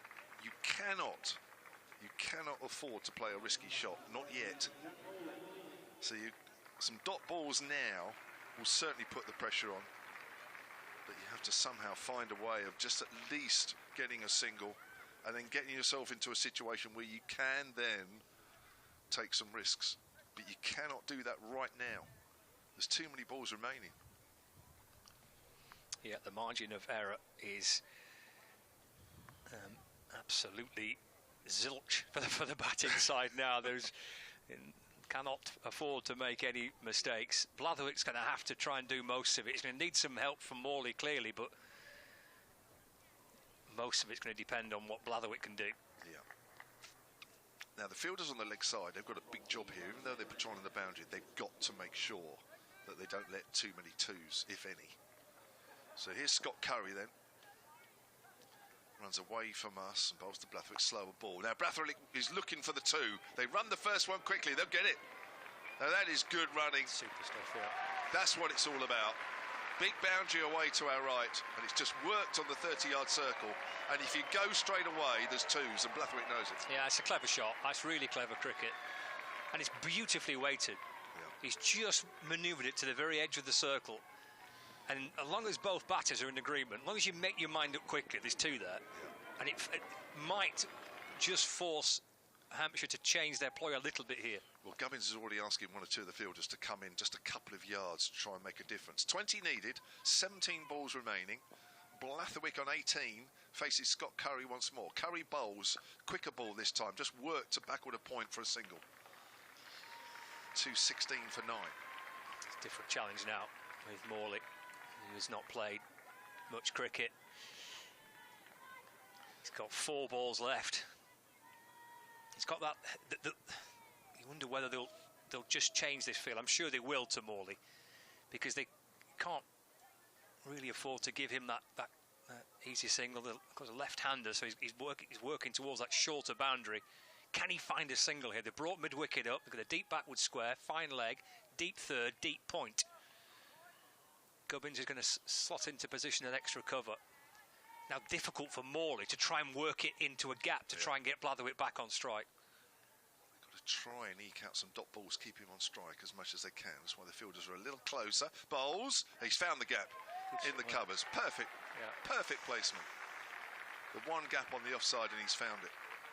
Brings Blatherwick back on strike. 18 off 15 needed. 17 for 9. Yeah, it's really nicely played, isn't it? It's about the only place he could have worked it to, and he has done. To the right of Gubbins, who's at extra cover. Now those fielders on the leg side are in just a couple of yards. Might make all the difference as Curry comes in and bowls to Blatherwick once more. Cutter worked away. He's gone too quickly to Prest at backward of square. So it's just a single. A little bit too short. You can't see the cutter there from Curry. Same shot attempted by Blatherwick, wasn't it? But just kind of a little flick towards backward square. They didn't quite weight it as well as he did in the previous delivery, but maybe just that little bit of pace off from Curry just forced him through the shot a little quicker. Again, they've got to try and eke out a dot ball here to Morley. Curry comes in and bowls. Low full toss into Gubbins. Oh, Blatherwick's down. The wicket throw comes in at the bowler's end. They'll get a single. No, says Morley. Stay where you are. Wow, they could have taken a single in the end. Low full toss. Morley drives it out of the covers. They both go. They both stop. Blatherwick turns and he would have been home with the throw coming in, but not sure why Morley didn't want to run there. There was nobody backing up. Anyway, 17 off 13 deliveries. They should have taken a single there, surely. But this is what I'm saying. You can't take two. No. If a batter feels there's a risk, they can't afford to because they've only got 1 wicket in hand. Now, field changing. Deep mid-wicket for Morley. That's a bit of respect. Deep square leg as well. Fine leg is coming up. Here we go. Scott Curry runs in, round the wicket again to the left-hander and bowls short. Morley cuts that away. The fielder's deep on the 30-yard circle, so they'll come through for a single. But with 5, that is the end of the over. So I don't think Hampshire will mind because it keeps Morley on strike. 16 needed, 12 balls remain. Yeah, it's really intriguing, that over, wasn't it? There's a lot of good running involved in that. There's a lot of kind of clear minds, I think, at play there. I know there was a little hesitation at one stage, but I think under the circumstances, bearing in mind that Morley and Blatherwick and quite a lot of these Lancs players, and indeed one or two of the Hampshire bowlers have played so little cricket, there's quite a lot of clarity, I think, involved. And you can get yourself all twisted up, can't you, so easily, that little bit of confusion. And yet at this stage of the game, trying to find a run, trying to turn 1 into 2, is there a run there? Do we run on the overthrow? There's a lot that can go on, a lot that can go wrong.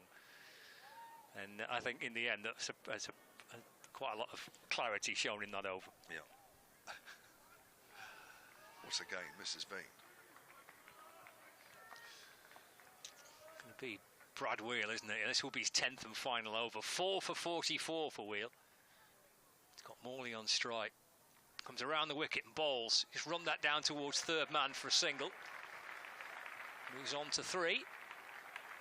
So it's 15 required. 11 balls left.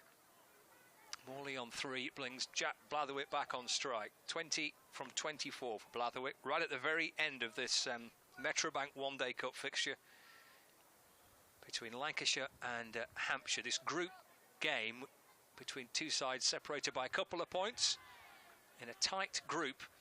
2 teams on 6 points, 2 teams on 4 points. Lancashire would move level with Hampshire onto 6 points if they get these runs. Wheel to Blatherwick. That's driven into the offside to kind of wide mid-off, and they don't run. 220 for 9. It's a 15 required off 10. Leg side boundary riders, which is a shorter boundary to Jack Blatherwick. out towards the party stand. Long on, deep mid-wicket, deep backward square leg. Wheel bowls and Blatherwick sends it to that leg side. He'll want 2. He's gone through the first. If you're going to go, make your mind up. They've come back for 2. Throw comes in and they've got 2. There's just a split second of hesitation, but they both were on the same page, just about. And they have managed to squeeze a second. 222 for 9. Had to be a direct hit, though. Mind you, from that distance, got to back your batters, haven't you? 13 to win off 9. Wheel to Blatherwick, slower ball, just cuts it down towards third man.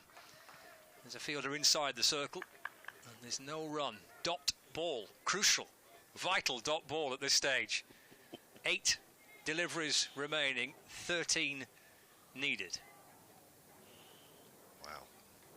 Blatherwick doing his best to convince us he's quite chilled out, as he just leans on his bat, and maybe he is. What's he thinking? A single, take it on in the last over? Because you don't want to leave yourself too much to do last over here.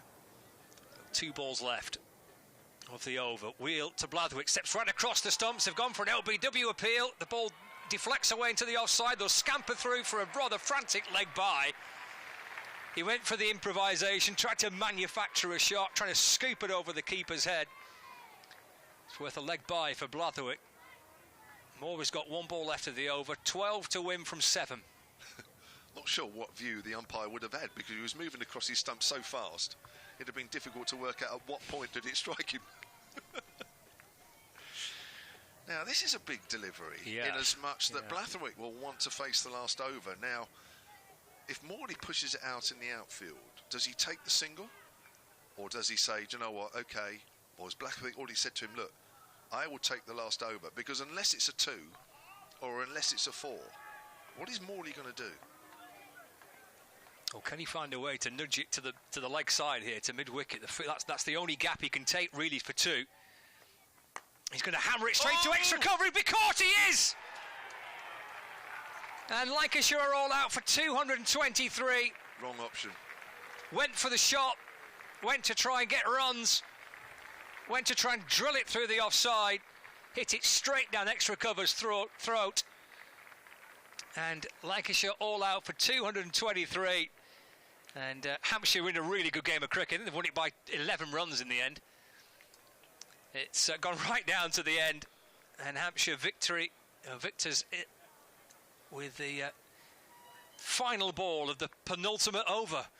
2-2-3 all out. Morley the final wicket. Wheel finishes with a fifer. 5 for 47. Wow, fantastic. Second game of the season. Only played a few days ago. And he's right in the thick of it. I mean, listen, that is a really tricky situation for all involved. Bowlers, batters, fielders. But I have to say, out of all the options Morley had, that actually was totally the wrong one. Do not try and hit it like that. If you can't, let's be honest with you, he's not the best batter. That's why he's number 11. And he's trying to hammer that away.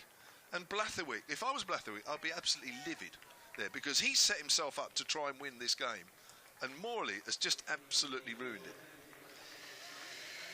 Well, he made his mind up, hadn't he, by stepping to the leg side like he did to try and open up that offside. But the fielders are all there waiting, all waiting to pounce, all waiting to take the catch.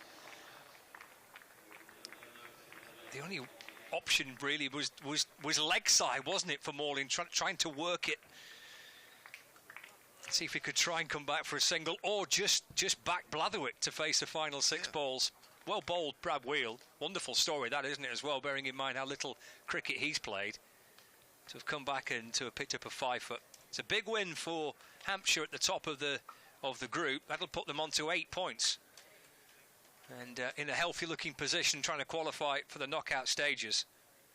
And Lancashire left with a lot of work to do to try and finish inside the top 3 now. This is their final home game. They now face a little trip down south with games against Surrey and Middlesex and Nottinghamshire to come. But an important win for Hampshire, Kev. That's going to put them into a very strong position to try and qualify. I agree with it. They knew this week was going to be very hard, coming up here to start off with and going to Yorkshire as well. And I think they'll view this as a bonus win. I think they really will. And you know, that situation, you know, I think it's amazing, isn't it? I mean, it's easy now in hindsight, and you look at it, but I think it just got to Morley. He's probably thinking, am I really going to get a 2 here?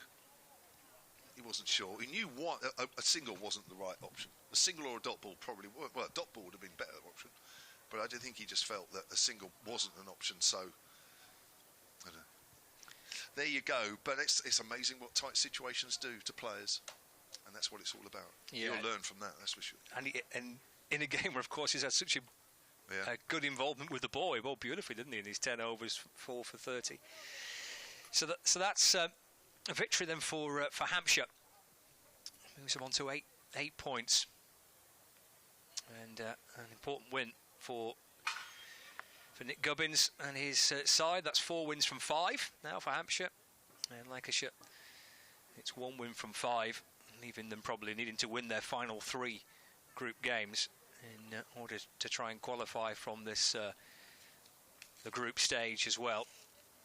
The other games today, there's only one match currently in action, which is at Yorkshire against Surrey. It's gone down to the final few balls of that match as well. Yorkshire needing 6 to win from 3.4 overs with 1 wicket remaining. So that's a good finish in York. Leicestershire have beaten Essex by 2 wickets. Middlesex have beaten Nottinghamshire by 134 runs, and Warwickshire have beaten Derbyshire by 4 wickets in the other group games today. And here at Emirates Old Trafford, it is a victory by Hampshire by 11 runs. 234 all out, with Gubbins and Middleton leading the way for Hampshire with the bat, 66 and 58 respectively between those 2 players. They kind of scrambled to a total which we didn't think would be enough at the halfway stage. In the end, it has proven to be enough, thanks in no small part to an excellent 5-wicket return for Brad Wheel. Yeah, I'm really, really pleased for him. I say it would have been a frustrating time, having only played a pre-season game and then having to wait until literally last week to play your first game of 2023. He is an exciting talent, has been for a while, but injuries have blighted him. But he's proved the difference in a very tight situation. What a game, though. I've enjoyed it. At the end of the day, whether Hampshire would have won or lost, I've actually enjoyed it. And for quite a long period, we've been on the edge of our seats. We have, really good game of cricket, which has gone down to the very few deliveries of the match. It is Hampshire that run out winners, a victory by 11 runs. And we'll sign off from Emirates Old Trafford. You're off to York, aren't you, next? Yeah, 2 days' time, yeah. Lovely. Enjoy your trip to York. Thank you. Been told it's lovely. It is. Very nice.